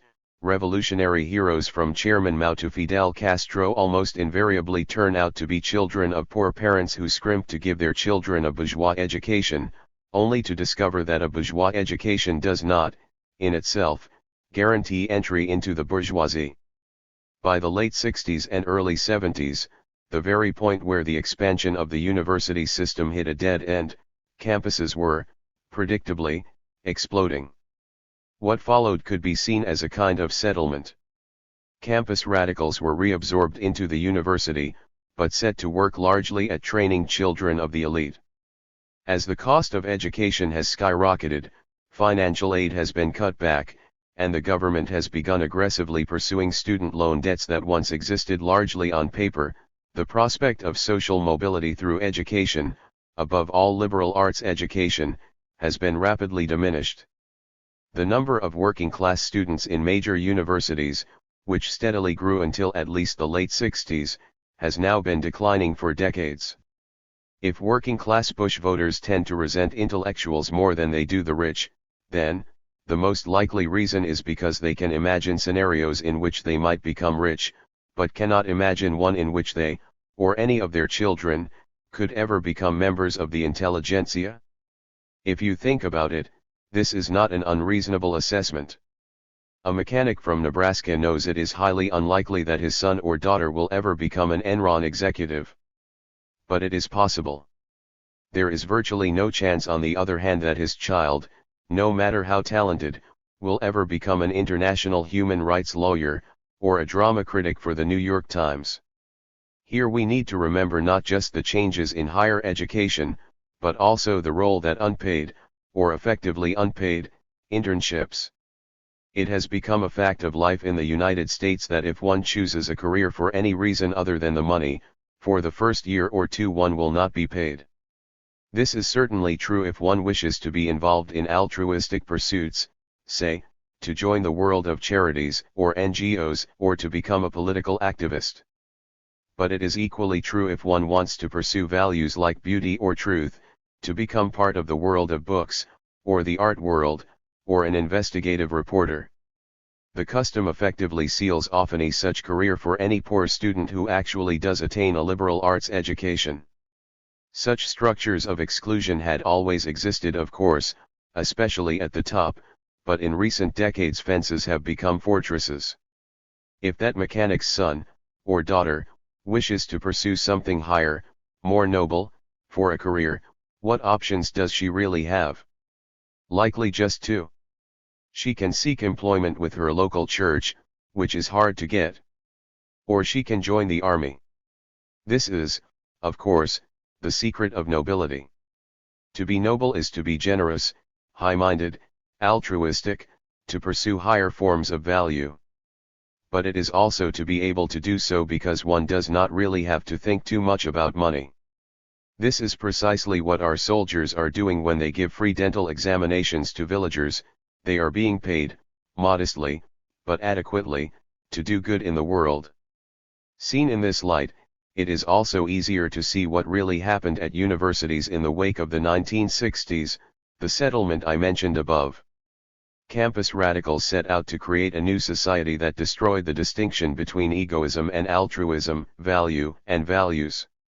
It did not work out, but they were, effectively, offered a kind of compensation, the privilege to use the university system to create lives that did so, in their own little way, to be supported in one's material needs while pursuing virtue, truth, and beauty, and above all, to pass that privilege on to their own children. One cannot blame them for accepting the offer. But neither can one blame the rest of the country for resenting the hell out of them. Not because they reject the project, as I say, this is what America is all about.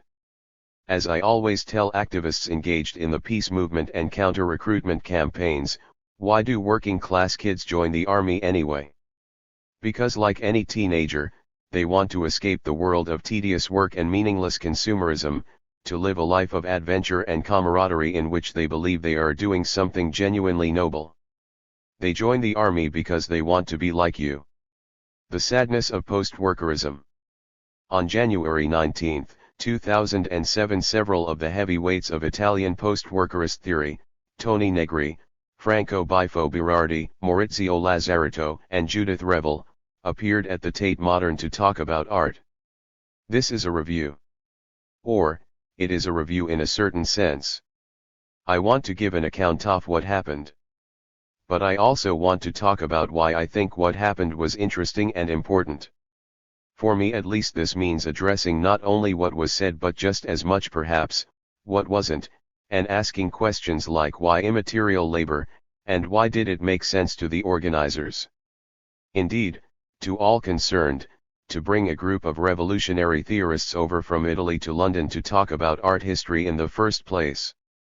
Asking these questions will allow me to make some much broader points about the nature of art, politics, history, and social theory, which I like to think are at least as interesting and potentially revealing than what happened in the actual debate.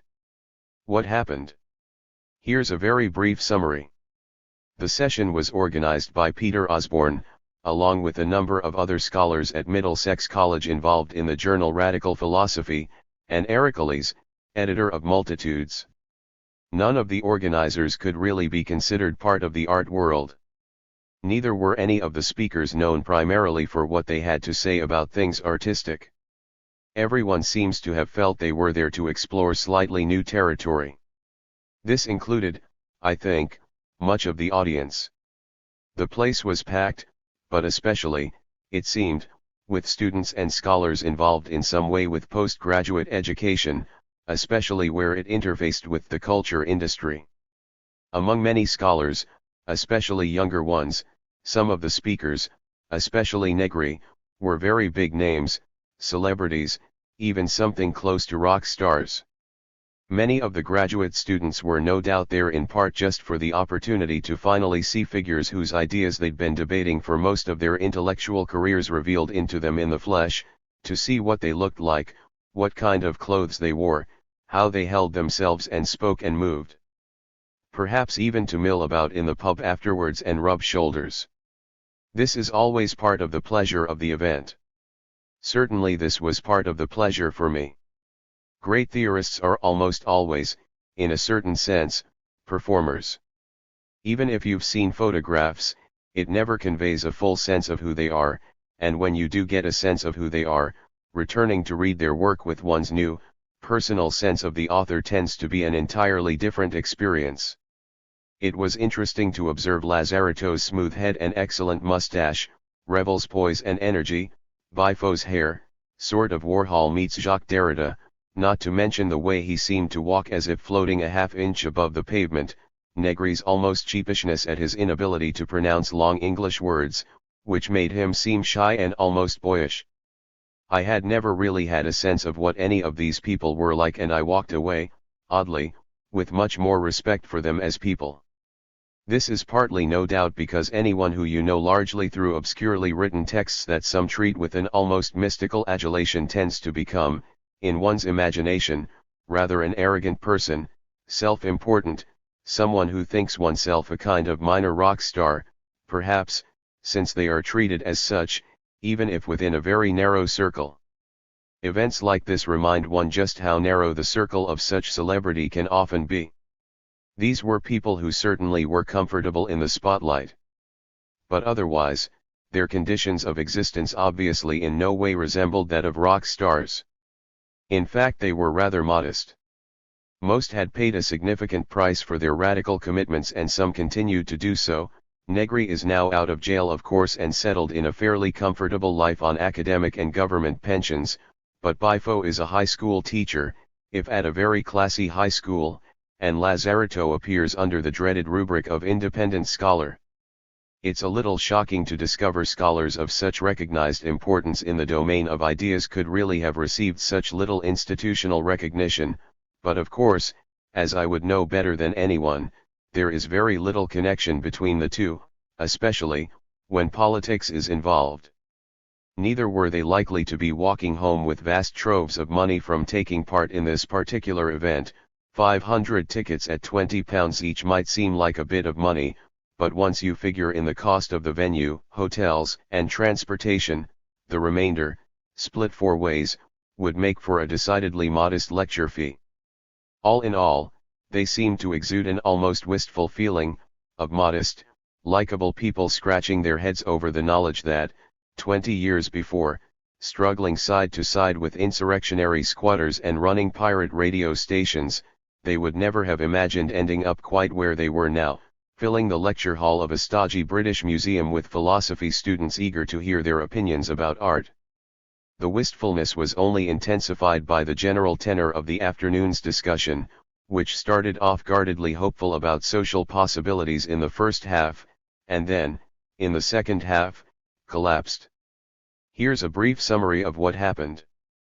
Maurizio Lazaretto presented a paper called Art, Work, and Politics in Disciplinary Societies and Societies of Security, in which he talked about Duchamp and Kafka's story Josephine the Singing Mouse, and explained how the relation of art, work, and politics had changed as we pass from Foucault's disciplinary society to his society of security.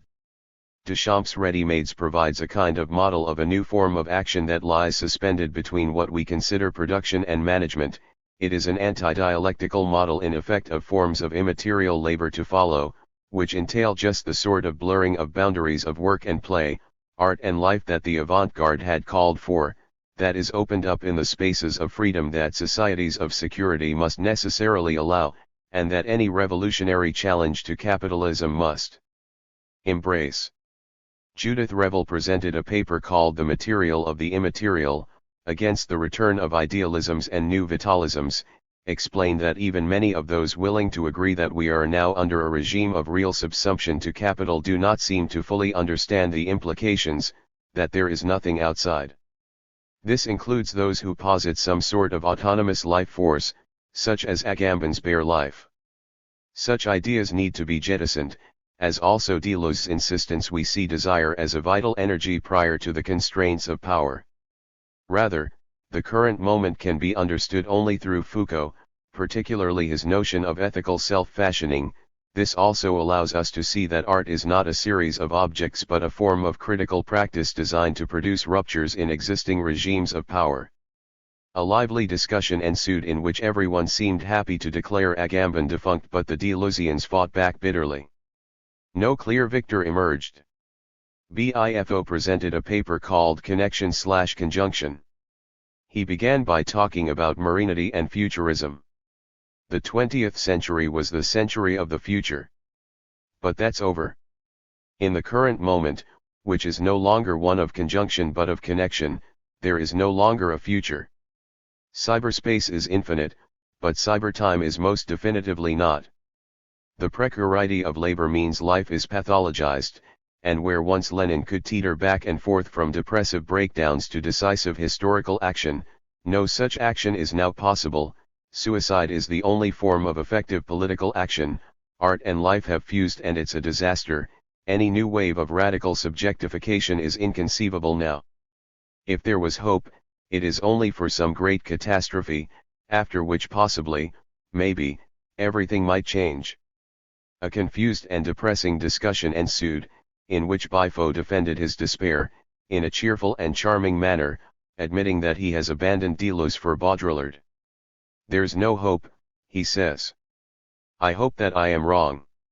Tony Negri presented a paper called Concerning Periodization in Art, Some Approaches to Art and Immaterial Labor, which began, as the title implies, with a brief history of how, since the 1840s, artistic trends mirrored changes in the composition of labor. That part was really quite lucid. Then the words began. Then after 68, we had postmodernism, but now we're beyond that too. All the posts are post now. We're in yet a new phase, contemporaneity, in which we see the ultimate end of cognitive labor is prosthesis, the simultaneous genesis of person and machine. As biopolitical power it becomes a constant explosion, a vital excess beyond measure, through which the multitude's powers can take ethical form in the creation of a new global commons. Despite the occasional explosive metaphors, the talk was received as a gesture of quiet but determined revolutionary optimism opposing itself to Bifo's grandiose gesture of despair. If one deluded, somewhat, by the fact that almost no one in the audience seemed able to completely understand it. While the first, analytical part of the paper was admirably concrete, as soon as the argument moved to revolutionary prospects, it also shifted to a level of abstraction so arcane that it was almost impossible for this listener, at least, and I took copious notes, to figure out what, exactly, any of this would mean in practice. A final discussion was proposed in which each speaker was asked to sum up. There is a certain reluctance. Lazaretto demurs, he does not want to say anything. Bifo has made me depressed. Bifo too passes. Negri admits that Bifo has indeed defined the heaviest, most burdensome question of our day, but all, he insists, is not necessarily lost. Rather, a new language is required to even begin to think about such matters. Only Judith Revel picks up the slack, noting despite all the miserable realities of the world the power of our indignation is also real. The only question is, how to transform that power into the common. Revel's intervention, however, had something of the air of a desperate attempt to save the day. Everyone left confused, and a bit unsettled. Bifo's collapse of faith was particularly unsettling because generally he is the very avatar of hope. In fact, even here his manner and argument seemed at almost complete cross-purposes with one another, his every gesture exuding a kind of playful energy, a delight in the fact of existence, that his every word seemed determined to puncture and negate. It was very difficult to know what to make of it. Instead of trying to take on the arguments point by point, as I said, this is only a sort of review, let me instead throw out some initial thoughts on what the presentations had in common. In other words, I am less interested in entering into the ring and batting around arguments for whether Foucault or Deleuze are better suited for helping us realize the radical potential in the current historical moment, as to why such questions are being batted about by Italian revolutionaries, in an art museum, in the first place. Here I can make 4 initial observations, all of which, at the time, I found mildly surprising. 1. There was almost no discussion of contemporary art. Just about every piece of art discussed was within what might be called the classic avant-garde tradition, Dada, Futurism, Duchamp, Abstract Expressionism. Negri did take his history of art forms up through the 60s, and Bifo mentioned Banksy. But that was about it. 2. While all of the speakers could be considered Italian autonomists and they were ostensibly there to discuss immaterial labor, a concept that emerged from the Italian autonomist, aka post-workerist, tradition, surprisingly few concepts specific to that tradition were deployed. Rather, the theoretical language drew almost exclusively on the familiar heroes of French 68 thought, Michel Foucault, Jean Baudrillard, Deleuze, and Guattari. At one point, the editor of Multitudes, Ericles, in introducing Negri made a point of saying that one of the great achievements of his work was to give a second life to such thinkers, a kind of renewed street cred, by making them seem once again relevant to revolutionary struggle. 3. In each case, the presenters used those French thinkers as a tool to create a theory about historical stages, or some cases, imitated them by coming up with an analogous theory of stages of their own. For each, the key question was, what is the right term with which characterize the present? What makes our time unique? Is it that we have passed from a society of discipline, to one of security, or control? Or is it that regimes of conjunction been replaced by regimes of connection? Have we experienced a passage from formal to real subsumption? Or from modernity to postmodernity? Or have we passed postmodernity to now and entered an entirely new phase? 4. Everyone was remarkably polite. Dramatically lacking were bold, rebellious statements, or really anything likely to provoke discomfort in even the stodgiest Tate Britain curator, or for that matter any of their wealthy Tory patrons.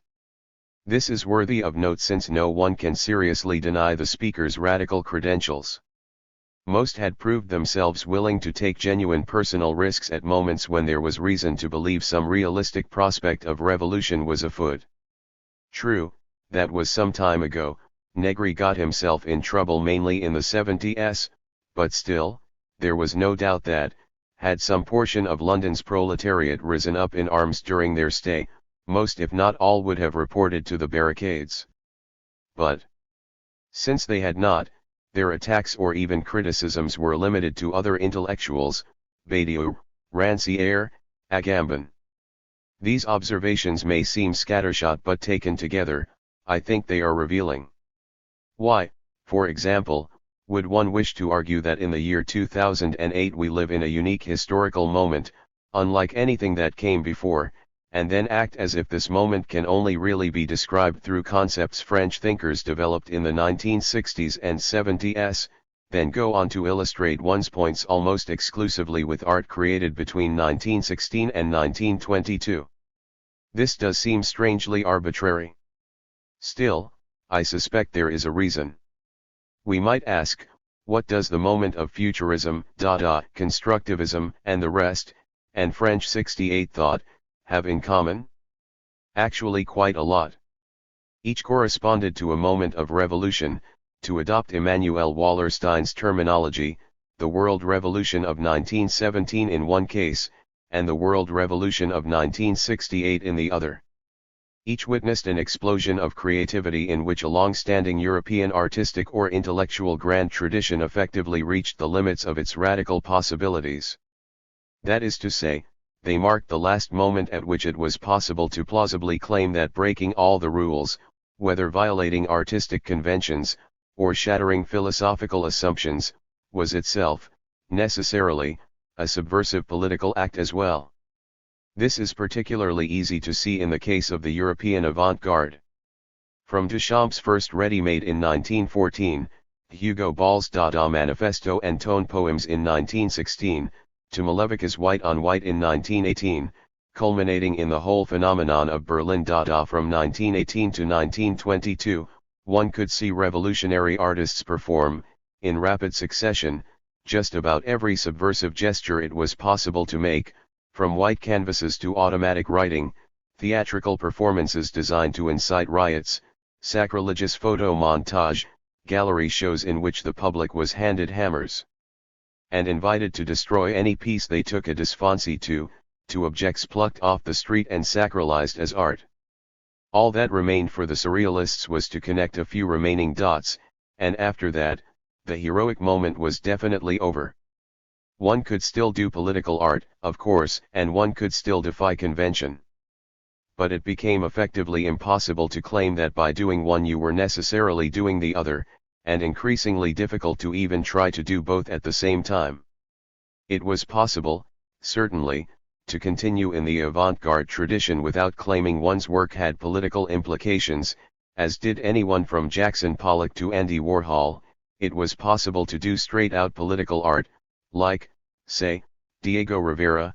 One could even, like the Situationists, continue as a revolutionary in the avant-garde tradition but stop making art, but that pretty much exhausted the remaining possibilities.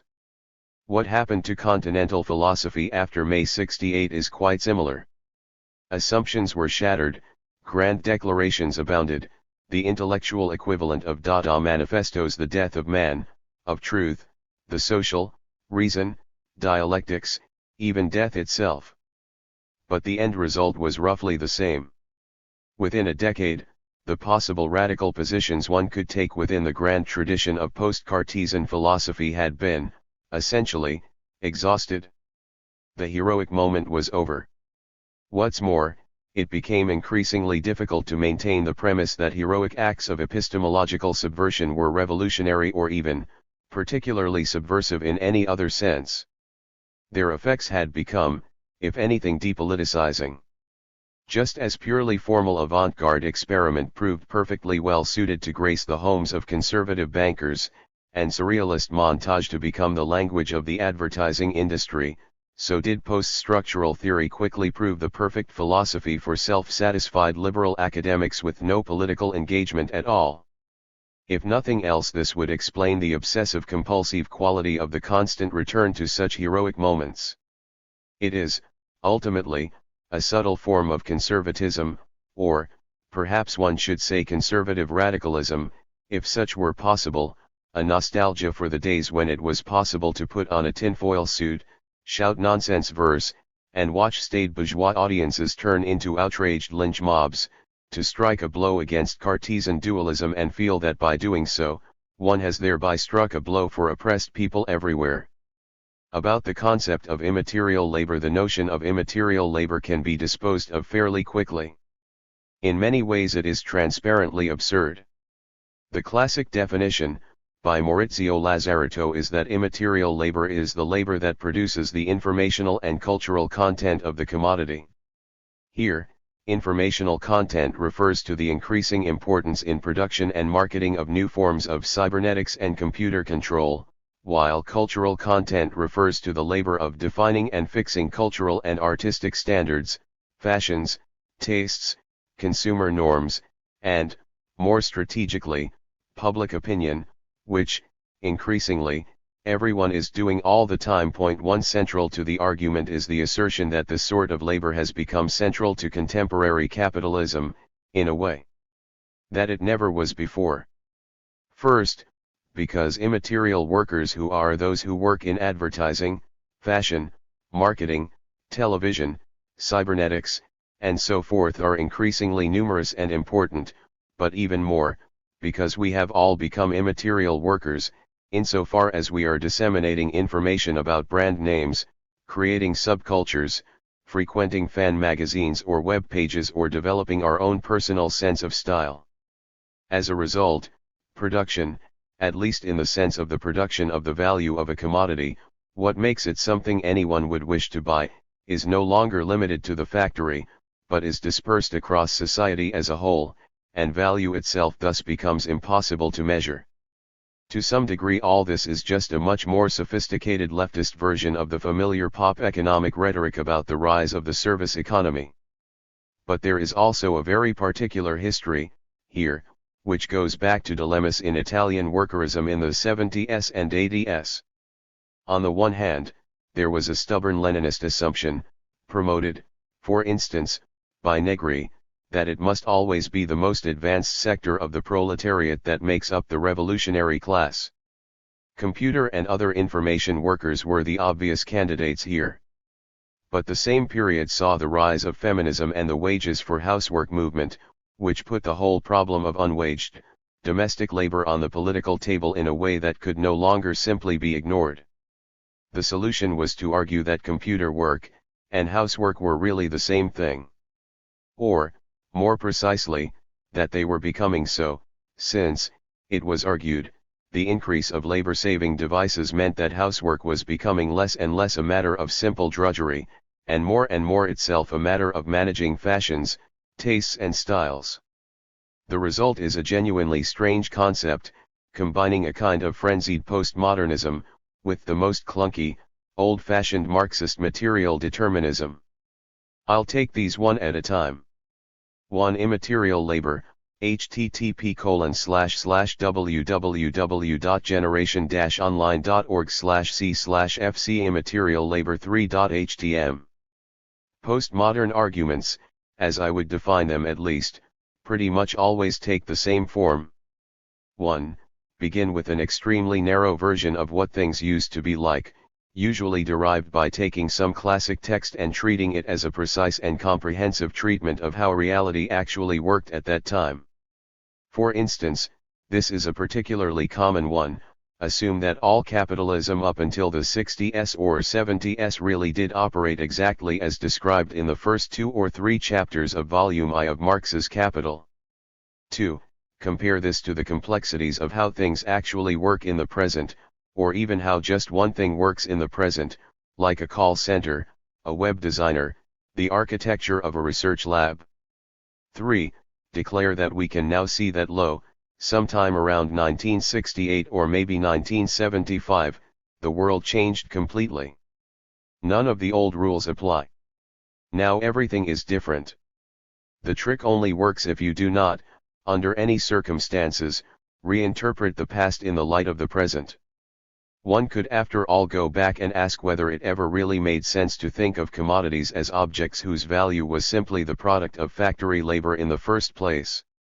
Whatever happened to all those dandies, bohemians, and flaneurs in the 19th century, not to mention newsboys, street musicians, and purveyors of patent medicines?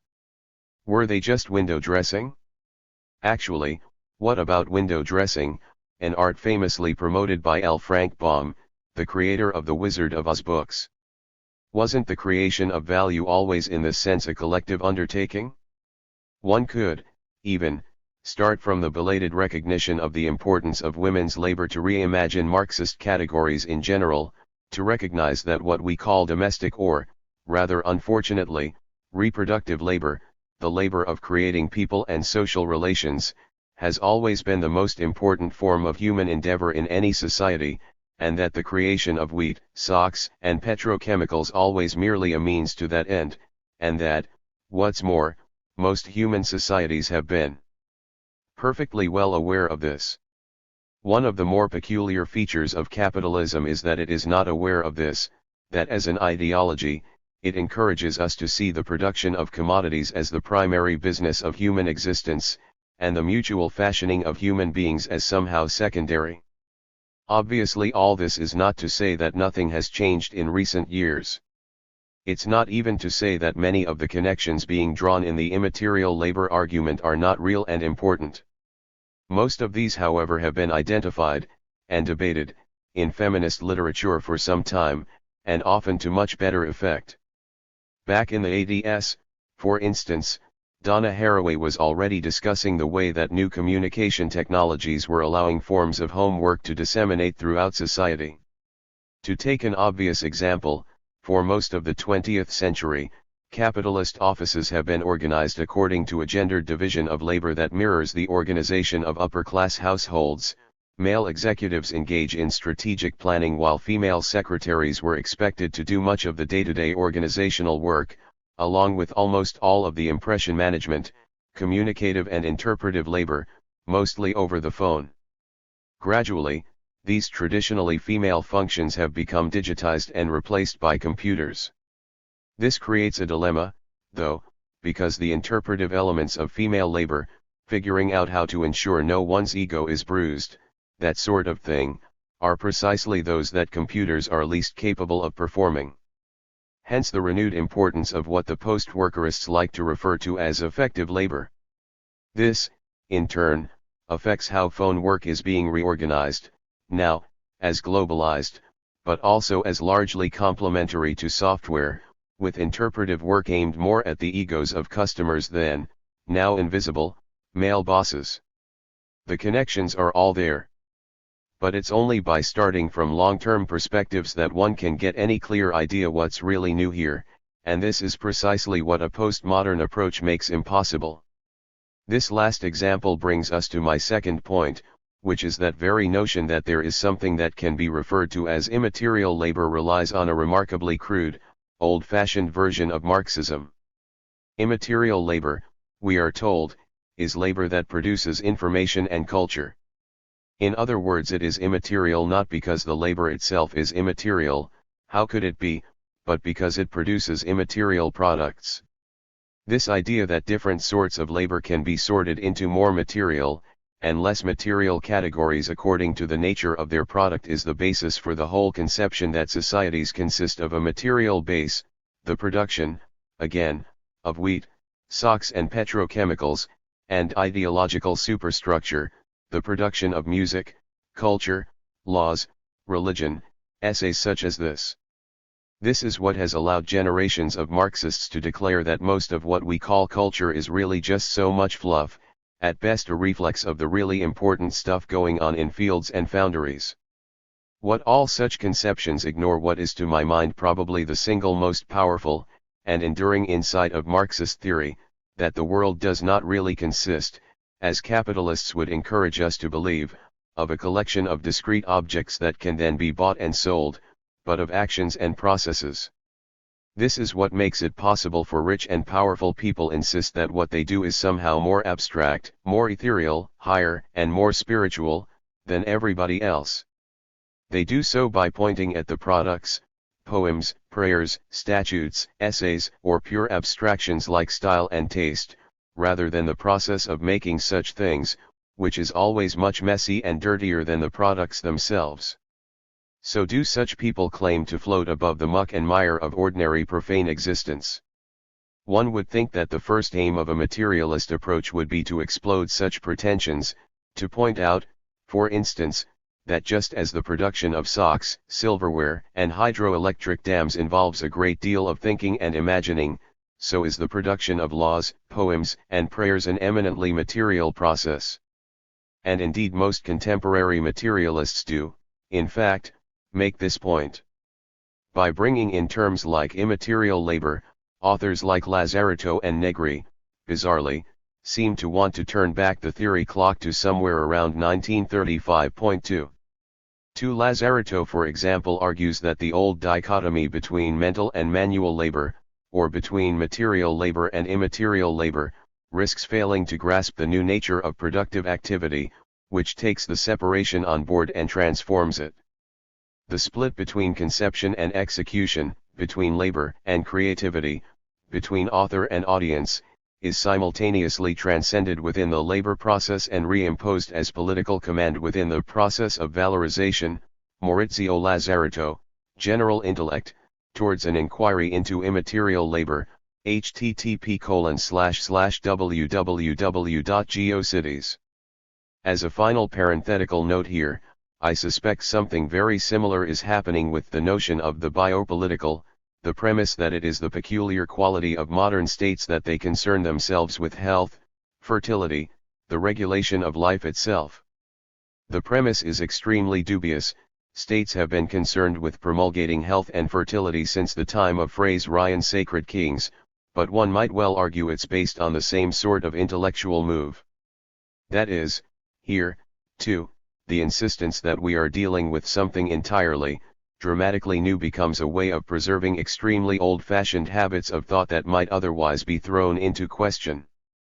After all, one of the typical ways of dismissing the importance of women's work has always been to relegate it to the domain of nature. The process of caring for, educating, nurturing, and generally crafting human beings is reduced to the implicitly biological domain of reproduction, which is then considered secondary for that very reason. Instead of using new developments to problematize this split, the impulse seems to be to declare that, just as commodity production has exploded the factory walls and come to pervade every aspect of our experience, so has biological reproduction exploded the walls of the home and pervade everything as well, this time, through the state. The result is a kind of sledgehammer approach that once again, makes it almost impossible to re-examine our original theoretical assumptions. The art world as a form of politics. This reluctance to question old-fashioned theoretical assumptions has real consequences on the resulting analysis. Consider com/immaterial labor/Lazaretto immaterial labor.html. Note here that, a. Lazaretto implies that the old manual/mental distinction was appropriate in earlier periods, and, b. what he describes appears to be for all intents and purposes exactly the kind of dialectical motion of encompassment he elsewhere condemns and rejects as way of understanding history, or anything else in opposition is transcended, yet maintained.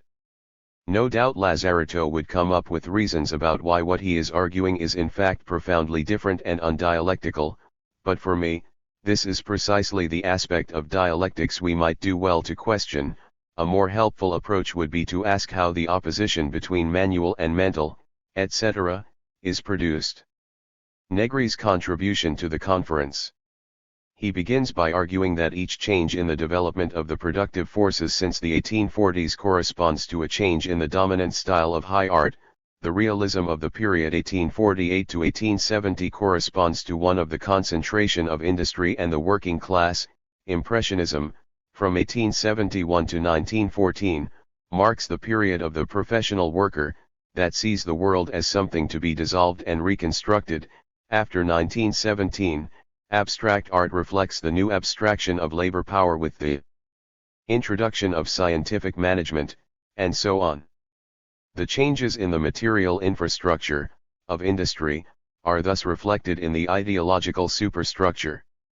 The resulting analysis is revealing, no doubt, even fun, if one is into that sort of thing, but it sidesteps the obvious fact that the production of art is an industry, and one connected to capital, marketing, and design in any number of, historically shifting, ways. One need not ask who is buying these things, who is funding the institutions, where do artists live, how else are their techniques being employed? By defining art as belonging to the immaterial domain, its materialities, or even its entanglement in other abstractions, like money, can simply be sidestepped. This is not perhaps the place for a prolonged analysis, but a few notes on what's called the art world might seem to be in order. It is a common perception, not untrue, that at least since the 20s the art world has been in a kind of permanent institutionalized crisis. One could even say that what we call the art world has become the ongoing management of this crisis. The crisis, of course, is about the nature of art. The entire apparatus of the art world, critics, journals, curators, gallery owners, dealers, flashy magazines, and the people who leaf through them and argue about them in factories turned shishi cafes in gentrifying neighborhoods, could be said to exist to come up with an answer to one single question: what is art? Or, to be more precise, to come up with some answer other than the obvious one, which is whatever we can convince very rich people to buy. I am really not trying to be cynical. Actually, I think the dilemma to some degree flows from the very nature of politics. One thing the explosion of the avant-garde did accomplish was to destroy the boundaries between art and politics, to make clear in fact that art was always, really, a form of politics, or at least that this was always one thing that it was. As a result, the art world has been faced with the same fundamental dilemma as any form of politics: the impossibility of establishing its own legitimacy. Let me explain what I mean by this. It is the peculiar feature of political life that within it, behavior that could only otherwise be considered insane is perfectly effective. If you manage to convince everyone on earth that you can breathe underwater, it won't make any difference. If you try it, you will still drown. On the other hand, if you could convince everyone in the entire world that you were King of France, then you would actually be the King of France. In fact, it would probably work just to convince a substantial portion of the French civil service and military. This is the essence of politics. Politics is that dimension of social life in which things really do become true if enough people believe them. The problem is that in order to play the game effectively, one can never acknowledge its essence. No king would openly admit he is king just because people think he is. Political power has to be constantly recreated by persuading others to recognize one's power. To do so, one pretty much invariably has to convince them that one's power has some basis other than their recognition. That basis may be almost anything: divine grace, character, genealogy, national destiny. But make me your leader because if you do, I will be your leader is not in itself a particularly compelling argument. In this sense, politics is very similar to magic, which in most times and places, as I discovered in Madagascar, is simultaneously recognized as something that works because people believe that it works, but also, that only works because people do not believe it works only because people believe it works. This why magic, from ancient Thessaly to the contemporary Trobriand Islands, always seems to dwell in an uncertain territory somewhere between poetic expression and outright fraud. And of course the same can usually be said of politics. If so, for the art world to recognize itself as a form of politics is also to recognize itself as something both magical, and a confidence game, a kind of scam. Such then is the nature of the permanent crisis. In political economy terms, of course, the art world has become largely an appendage to finance capital. This is not to say that it takes on the nature of finance capital.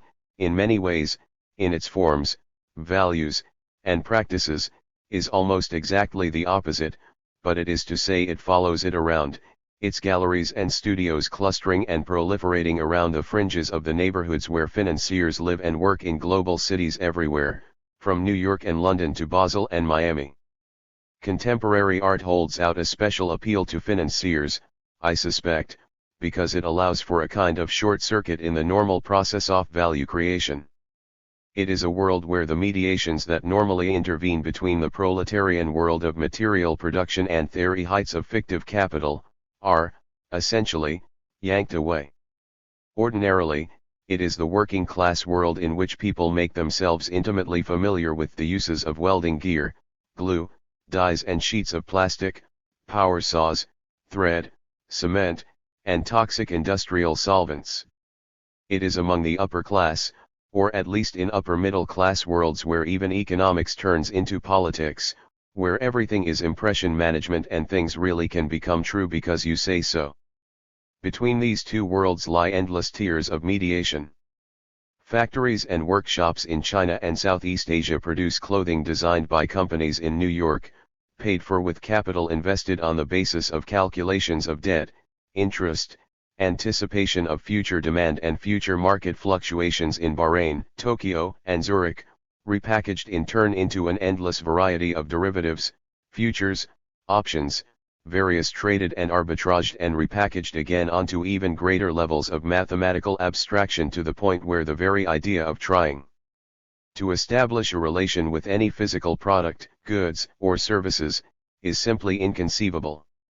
Yet these same financiers also like to surround themselves with artists, people who are always busy making things, a kind of imaginary proletariat assembled by finance capital, producing unique products out of for the most part very inexpensive materials, objects said financiers can baptize, consecrate, through money and thus turn into art, thus displaying its ability to transform the basest of materials into objects worth far, far more than gold. It is never clear, in this context, who exactly is scamming whom. 3 Everyone, artists, dealers, critics, collectors alike, continue to 3 That is, within the art world. The fact that increasing numbers of these complex financial instruments are themselves being revealed to be little more than scams adds what can only be described as an additional kink. pay lip service on the old 19th century romantic conception that the value of a work of art emerges directly from the unique genius of some individual artist. But none of them really believe that's all, or even most, of what's actually going on here. Many artists are deeply cynical about what they do. But even those who are the most idealistic can only feel they are pulling something off when they are able to create enclaves, however small, where they can experiment with forms of life, exchange, and production which are, if not downright communistic, which they often are, then at any rate, about as far from the forms ordinarily promoted by capital anyone can get to experience in a large urban center, and to get capitalists to pay for it, directly or indirectly. Critics and dealers are aware, if often slightly uneasy with the fact that, the value of an artwork is to some degree their own creation. Collectors, in turn, seem much less uneasy with the knowledge that in the end, it is their money that makes an object into art. Everyone is willing to play around with the dilemma, to incorporate it into the nature of art itself. I have a friend, a sculptor, who once made a sculpture consisting simply of the words "I need money," and then tried to sell it to collectors to get money to pay the rent. It was snapped up instantly. Are the collectors who snap up this sort of thing suckers, or are they reveling in their own ability to play Marcel Duchamp? For Duchamp, after all, justified his famous fountain, his attempt to buy an ordinary urinal and place it in an art show, by saying that while he might not have made or modified the object, he had chosen it, and thus transformed it as a concept. I suspect the full implications of this act only dawned on him later. If so, it would at any rate explain why he eventually abandoned making art entirely and spent the last 40 years of his life playing chess, one of the few activities that, he occasionally pointed out, could not possibly be commodified. Perhaps the problem runs even deeper. Perhaps this is simply the kind of dilemma that necessarily ensues when two incommensurable systems of value face off against each other. For as a coda to the story, the new museum in New York, which eventually came into possession of the piece, a few years later put an image of the sculpture on handbag that it sells in its gift shop. It has sold quite well, but the artist has received nothing in the way of reimbursement. Original, romantic conception of the artist, and hence, the very idea of art in the modern sense, arose around the time of Industrial Revolution. Probably this is no coincidence. As Godbout and Kale have pointed out, there is a certain complementarity. Industrialism was all about the mass production of physical objects, but the producers themselves were invisible, anonymous. About them one knew nothing. Art was about the production of unique physical objects, and their value was seen as emerging directly from the equally unique genius of their individual producers, about whom one knew everything. Even more, the production of commodities was seen as a purely economic activity. One produced fish cakes, or aluminum siding, in order to make money. The production of art was not seen as an essentially economic activity. Like the pursuit of scientific knowledge, or spiritual grace, or the love of family for that matter, the love of art has always been seen as expressing a fundamentally different, higher form of value. Genuine artists do not produce art simply in order to make money. But unlike astronomers, priests, or housewives, they do have to sell their products on the market in order to survive. What's more, the market value of their work is dependent on the perception that it was produced in the pursuit of something other than market value. People argue endlessly about what that something other is: beauty, inspiration, virtuosity, aesthetic form. I would myself argue that nowadays, at least, it is impossible to say it is just one thing. Rather, art has become a field for play and experiment with the very idea of value, but all pretty much agree that, were an artist to be seen as simply in it for the money, his work would be worth less of it. I suspect this is a dilemma anyone might face, when trying to maintain some kind of space of autonomy in the face of the market. Those pursuing other forms of value can attempt to insulate themselves from the market. They can come to some sort of accommodation or even symbiosis. Or they can end up in a situation where each side sees itself as ripping the other off. What I really want to emphasize though is that none of this means that any of these spaces are any less real. We have a tendency to assume that, since capital and its attendant forms of value are so clearly dominant, then everything that happens in the world somehow partakes of its essence. We assume capitalism forms a total system, and that the only real significance of any apparent alternative is the role it plays in reproducing that system. Myself, I feel this logic is deeply flawed, and politically disastrous. For 200 years at least, artists and those drawn to them have created enclaves where it has been possible to experiment with forms of work, exchange, and production radically different from those promoted by capital. While they are not always self-consciously revolutionary, artistic circles have had a persistent tendency to overlap with revolutionary circles, presumably, precisely because these have been spaces where people can experiment with radically different, less alienated forms of life.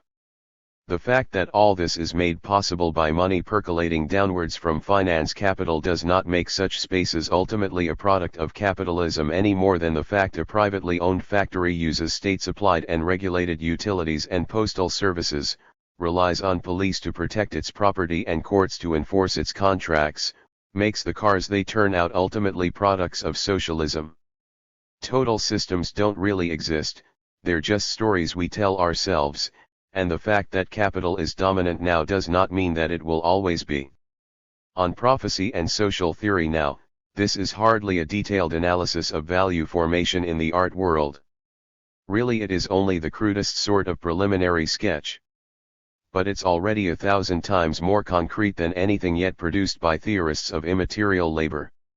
Granted, continental theory has a notorious tendency to float above the surface of things, only rarely touching down in empirical reality, an approach perhaps first perfected by Jean Baudrillard, who could write whole essays where all the agents and objects were abstractions.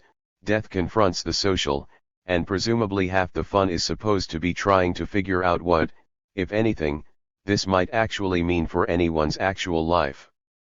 But Baudrillard, by the end of his life, was essentially an entertainer. This work purports to be more serious.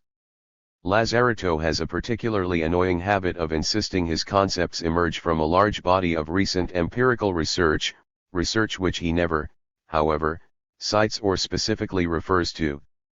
Negri tends to throw everything, all the specific gestures, exchanges, and transformations into a kind of giant blender called real subsumption, whereby since everything is labor, and all forms of labor operate under the logic of capital, there's rarely much need to parse the differences between one form and another, let alone analyze the actual organization of, say, a collection agency, or the fashion industry, or any particular capitalist supply chain.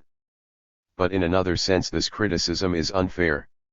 It assumes that Negri and Lazaretto are to be judged as social theorists, in the sense that their work is meant primarily to develop concepts that can be useful in understanding the current state of capitalism or the forms of resistance ranged against it, or at any rate that it can be judged primarily on the degree to which can do so.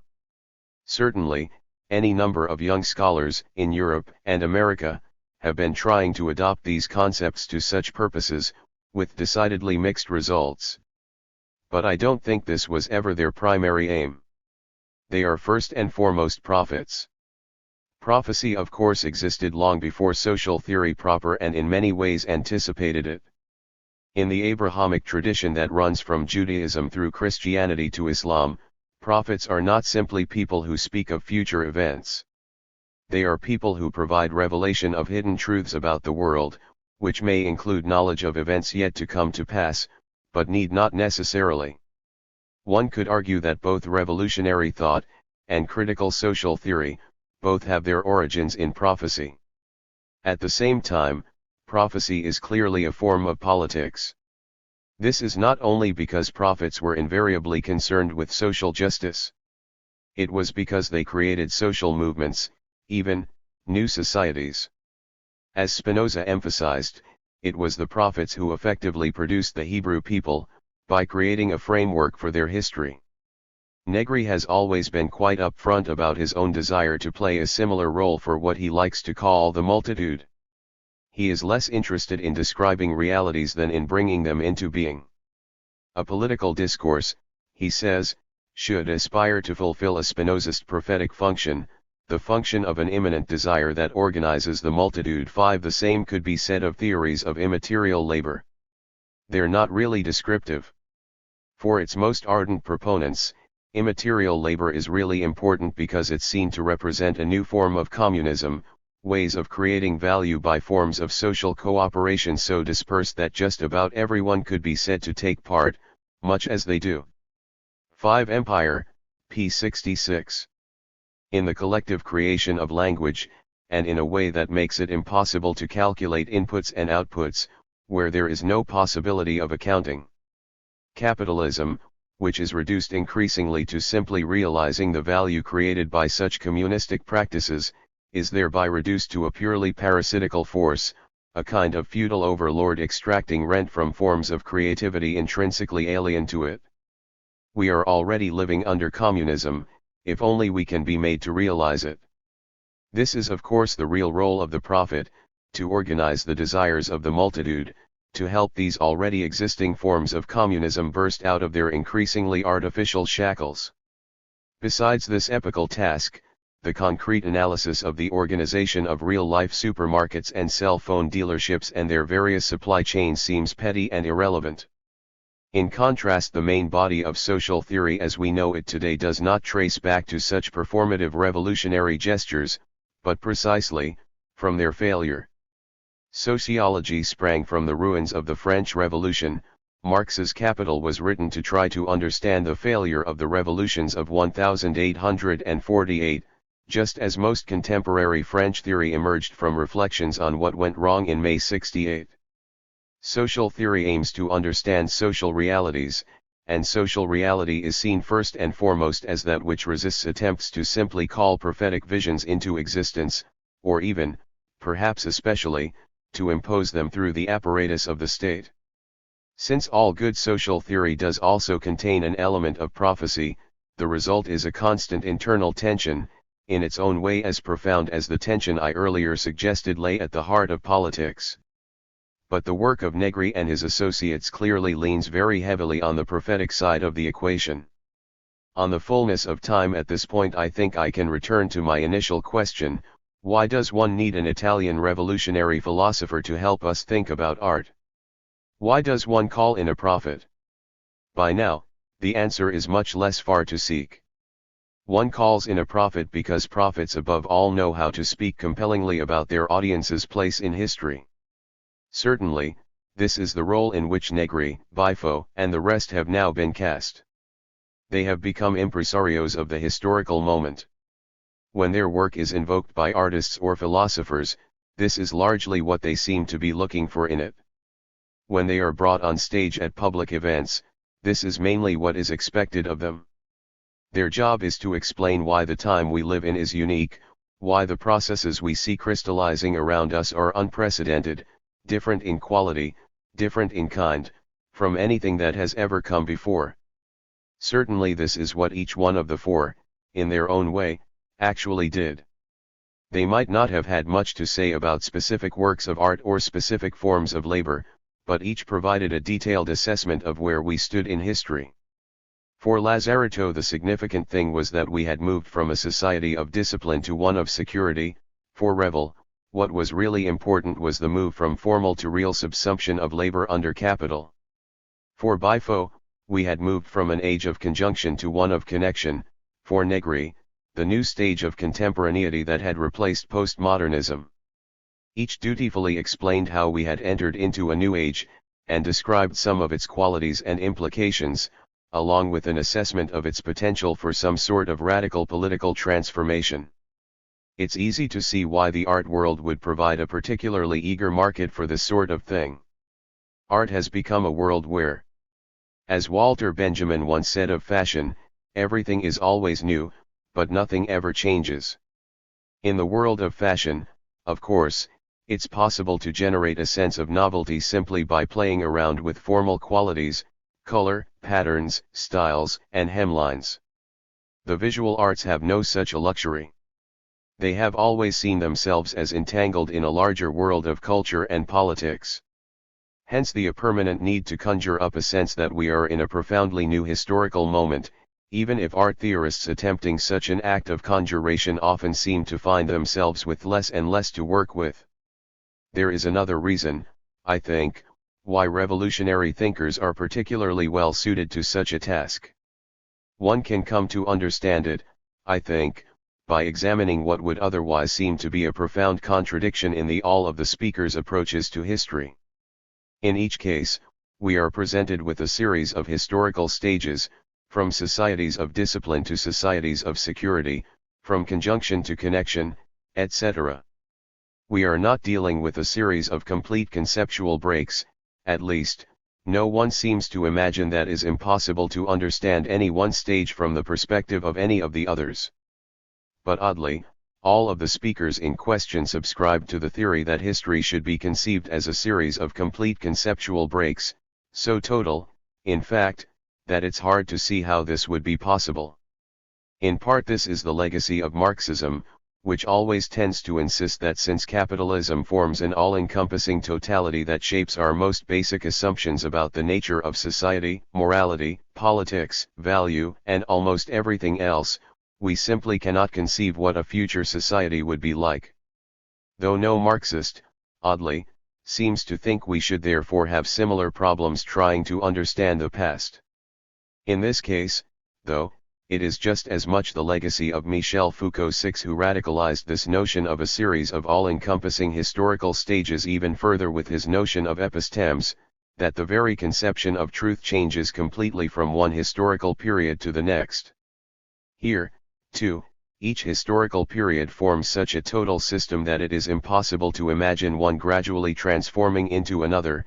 Instead, we have a series of conceptual revolutions, of total breaks or ruptures.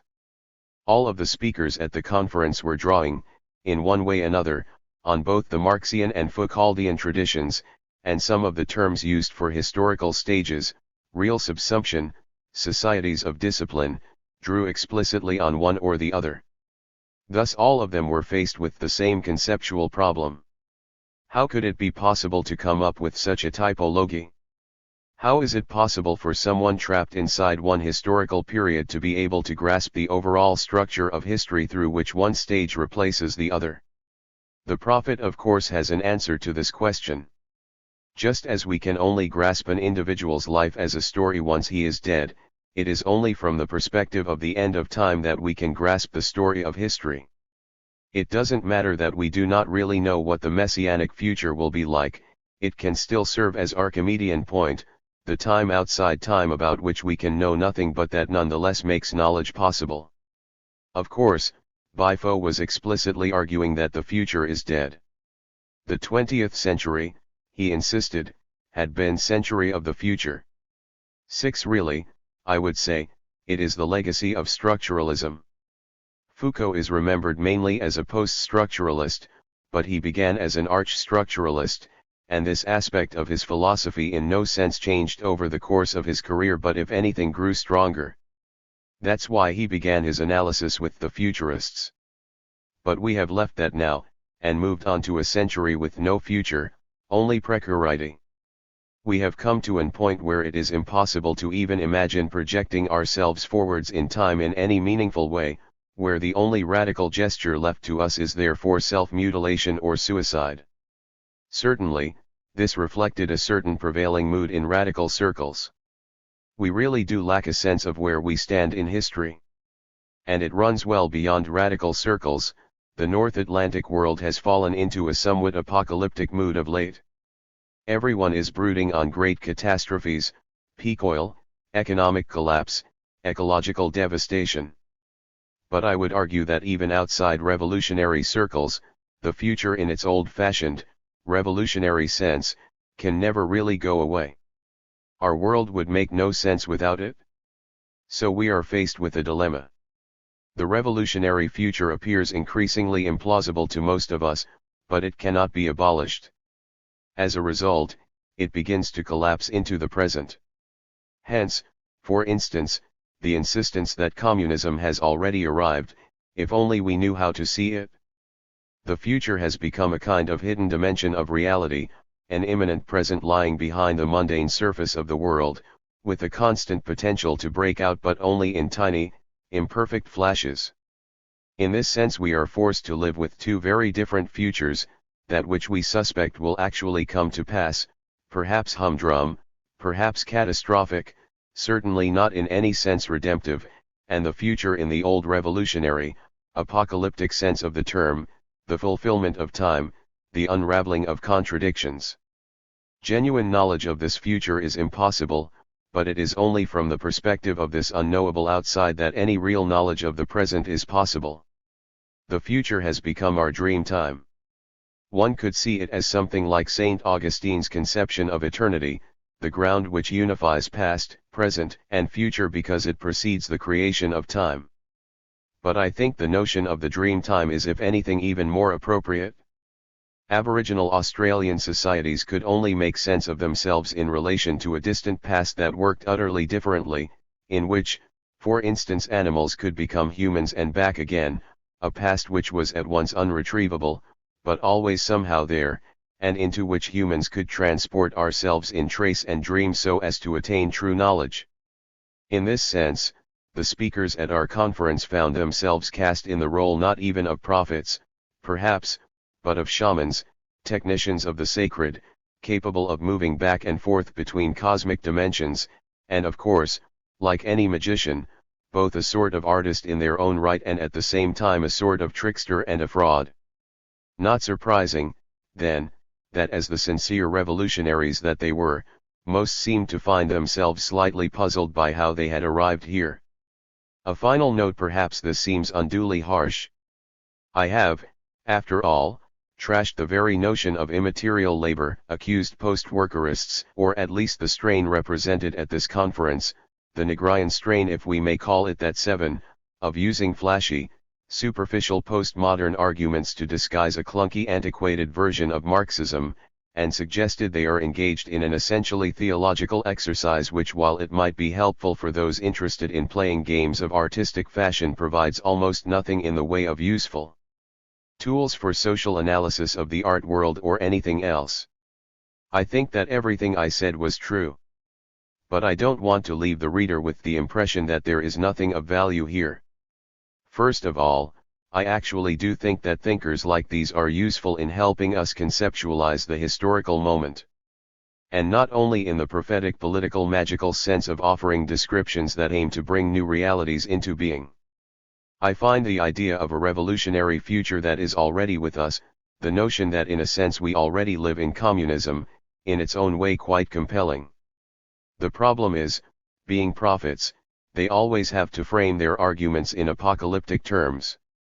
Would it not be better to, as I suggested earlier, re-examine the past in the light of the present?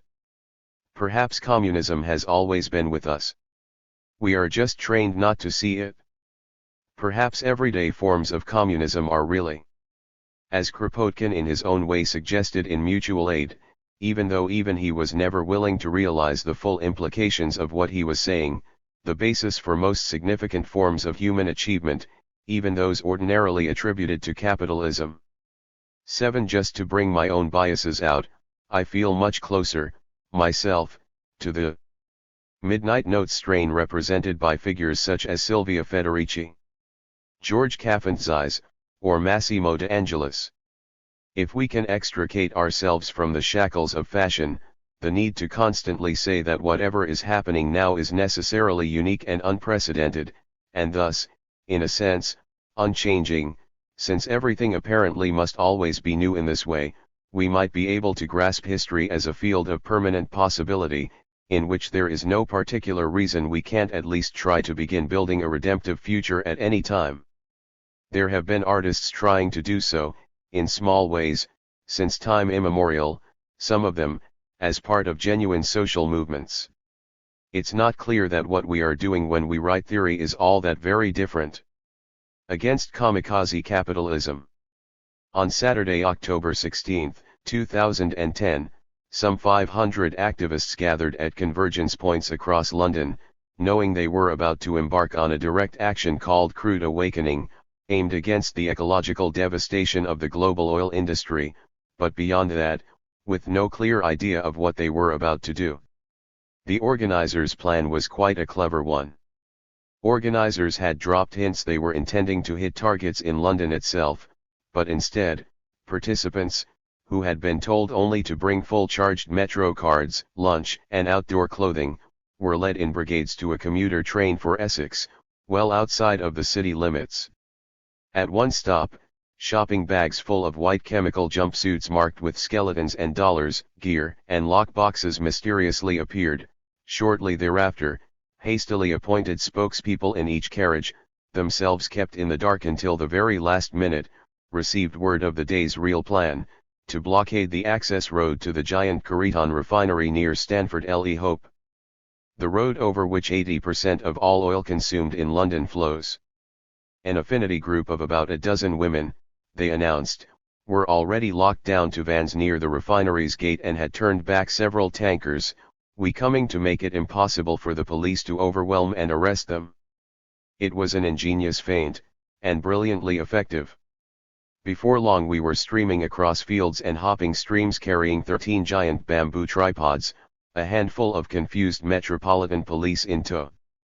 Hastily assembled squads. Local cops eventually appeared, and first seemed intent on violence, seizing one of our tripods, attempting to break our lines when we began to set them up on the highway, but the moment it became clear that we were not going to yield, and batons would have to be employed, someone must have given an order to pull back. We can only speculate about what mysterious algorithm the higher UPS apply in such situations, our numbers, their numbers, the danger of embarrassing publicity, the larger political climate, but the result was to hand us the field. Before long our tripods stood across the highway, each topped by an activist in white jumpsuit solemnly silhouetted against the sky. A relief party proceeded down the road to back up the original lockdown. No further tankers moved over that access road, a road that on an average day carries some 700, hauling 375,000 gallons of oil, for the next 5 hours.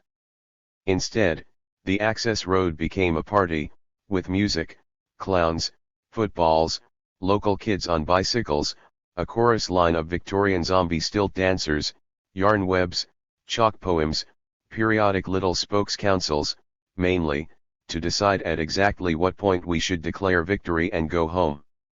It was nice to win one for a change. Faced with a world dominated by security forces that seem veritably obsessed, from Minneapolis to Strasbourg, with ensuring that no activist should ever leave the field of a major confrontation with a sense of elation or accomplishment, a clear tactical victory is certainly nothing to sneeze at. But at the same time, there was a certain ominous feel to the whole affair, one which made the overall aesthetic, with its mad scientist frocks and animated corpses, oddly appropriate. Le Havre. The Graeber blockade was inspired by a call from Climate Justice Action Network, a new global network created in the lead-up to the actions in Copenhagen in December 2009, meant to be a kind of anti-Columbus Day, called by indigenous people in defense of the Earth. 1 Yet it was carried out in the shadow of a much-anticipated announcement, on the 20th, 4 days later, of savage Tory cuts to the tattered remains of the British welfare state, from pensioners' support, youth centres to education, the largest such since before the Great Depression. The great question on everyone's mind was, would there be a cataclysmic reaction? Even worse, was there any possibility there might not be? Across the Channel, the reaction to a similar right-wing onslaught had already begun. French Climate Camp had long been planning a blockade similar to ours at the Total refinery in Le Havre, France's largest, but by the eve of their scheduled action on the 16th, they discovered the refinery had already occupied by its workers as part of a nationwide pension dispute that shut down 11 of France's 12 oil refineries. Eco-activists quickly decided to proceed with the action anyway, erected a symbolic blockade, but ended up spending most of the rest of the day in a battle of cat and mouse, their protracted efforts to break through the police cordon to join forces with the workers matched only by the authorities' steely determination that the conversation should not take place. Eventually, some 13 bicycles did get through. Environmental justice won't happen without social justice, remarked one of the French climate campers afterwards.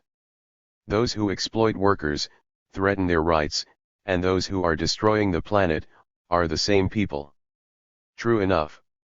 The workers that are currently blockading their plants have a crucial power into their hands. Every liter of oil that is left in the ground thanks to them helps saving human lives by preventing climate catastrophes. But were French oil workers really striking for the right to stop being oil workers?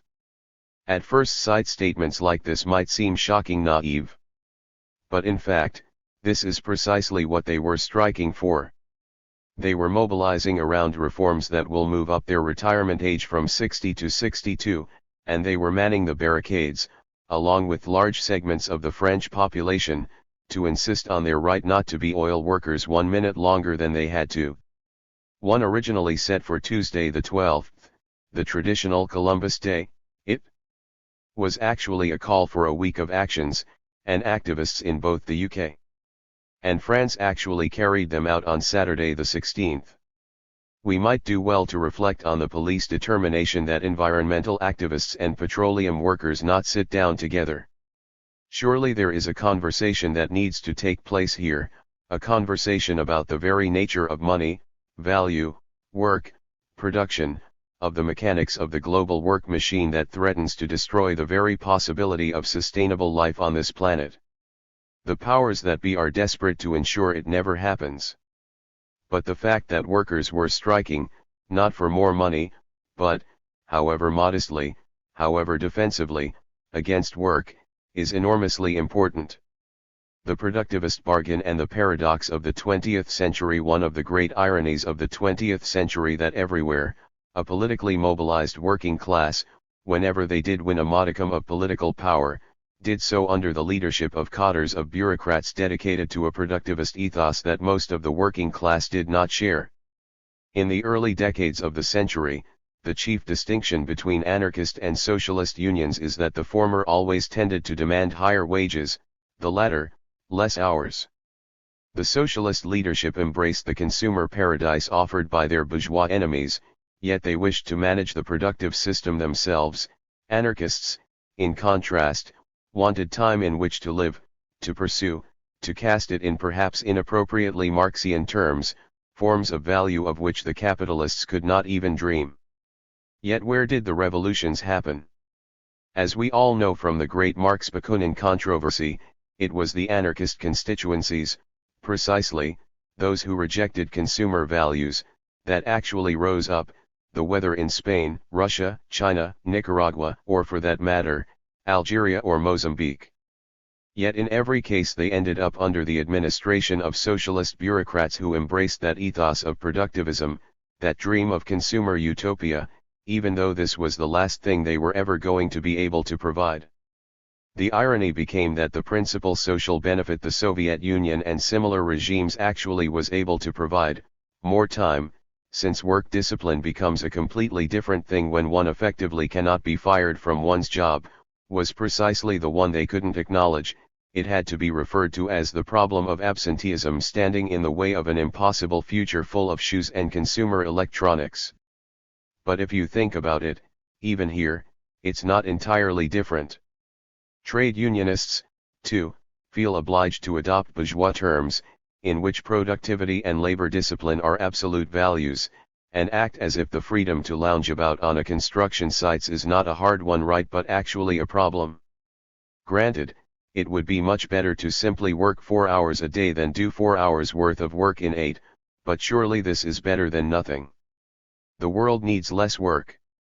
All this is not to say that there are not plenty of working-class people who are justly proud of what they make and do, just that it is the perversity of capitalism, state capitalism included, that this very desire is used against us, and we know it.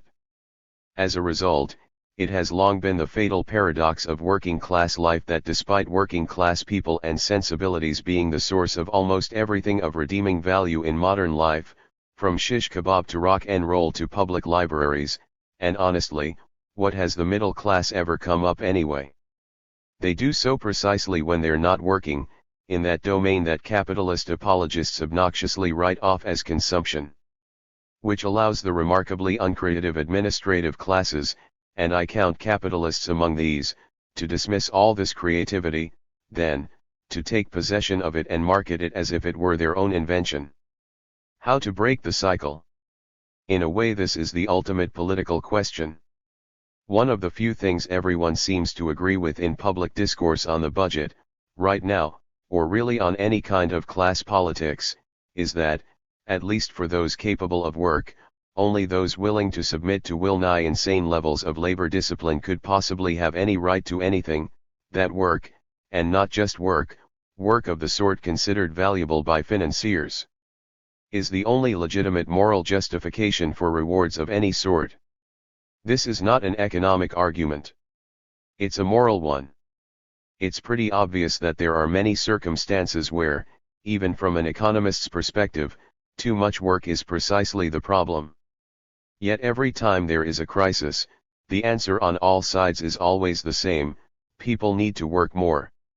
There's someone out there working less than you, a handicapped woman who isn't really as handicapped she's letting on to be, French workers who get to retire before their souls and bodies have been entirely destroyed, lazy porters, art students, benefit cheats, and this must, somehow, be what's really ruining things for everyone. So, what was neoliberalism? In this, the obsession with work is perfectly in keeping with the spirit of neoliberalism itself, which, in its latter days is becoming increasingly revealed for really always was, that form of capitalist governance that always places political considerations ahead of economic ones. As a result, it was an ideological triumph and an economic catastrophe. Neoliberalism was the movement that managed to convince everyone in the world that economic growth was the only thing that mattered, even as, under its aegis, real global growth rates collapsed, sinking to perhaps a third of what they had been under earlier, state-driven, social welfare-oriented forms of capitalism. Neoliberalism was the system that managed to convince everyone in the world that financial elites were the only people capable of managing or measuring the value of anything, even as in order to do so, it ended up promulgating an economic culture so irresponsible that it allowed those elites to bring the entire financial architecture of the global economy tumbling on top of them because of their utter inability to assess the value even of their own financial instruments. Again, this was no accident. The pattern is consistent. Whenever there is a choice between the political goal of demobilizing social movements, or convincing the public there is no viable alternative to the capitalist order, and actually running a viable capitalist order, neoliberalism means always choosing the former. Almost all its claims are lies. Yet they are startling effective ones. Precarity is not really an especially effective way of organizing labor. It's remarkably effective way of demobilizing labor. The same is of course true of constantly increasingly labor time. Economically, it's if anything counterproductive, especially if we imagine capitalists do want to be able to pass on their ill-gotten gains to their grandchildren. Politically, there is no better way to ensure people are not politically active or aware than to have them working, commuting to work, or preparing for work every moment of the day. Sacrificing so many of one's waking hours to the gods of productivity ensures no one has access to outside perspectives that would enable them to notice, for instance, that organizing life this way ultimately decreases productivity. As a result of this neoliberal obsession with stamping out alternative perspectives, since the financial collapse of 2008, we have been left in the bizarre situation where it's plain to everyone that capitalism doesn't work, but it's almost impossible for anyone to imagine anything else. The war against the imagination is the only one the capitalists have actually managed to win. Kamikaze capitalism. It only makes sense, then, that the first reaction to the crash was not, as most activists, including myself, predicted, a rush towards green capitalism, that is, an economic response, but rather, a political one. This is the real meaning of the budget cuts.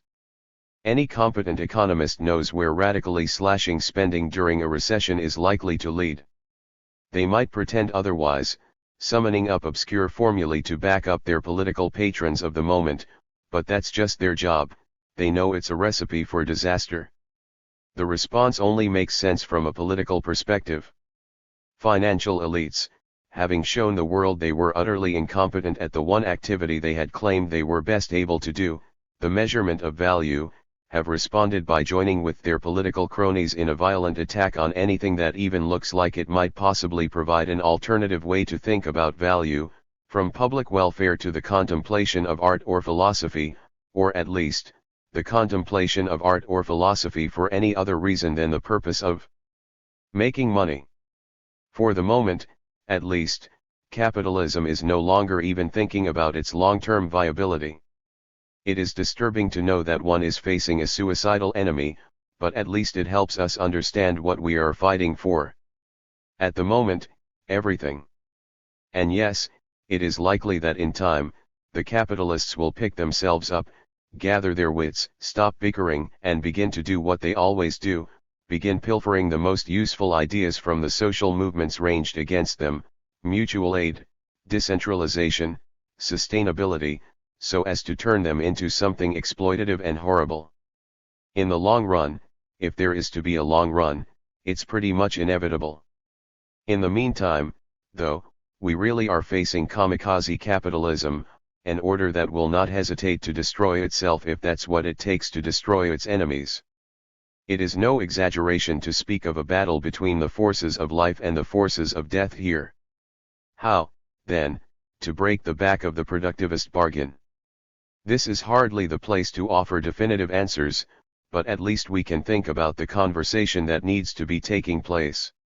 And it might suggest some directions. It might help to start by acknowledging that we are all workers insofar as we are creative, and resist work, and also refuse to play the role of the administrators, that is, those who try to reduce every aspect of life to calculable value. That means trying to understand the true nature of the global work machine, the real relation of those domains of life artificially separated into economics, politics, and ecology. The relation between oil and money actually provides a striking illustration. How is it that we have come to treat money, which after all is nothing but a social relation, and therefore infinitely expandable, as if it were a limited resource like petroleum? We must cut social services because we simply don't have the money, and oil, which actually is a limited resource, as if it were money, as something to be freely spent to generate ever-increasing economic activity, as if there would never be an end to it. The two forms of insanity are, clearly, linked.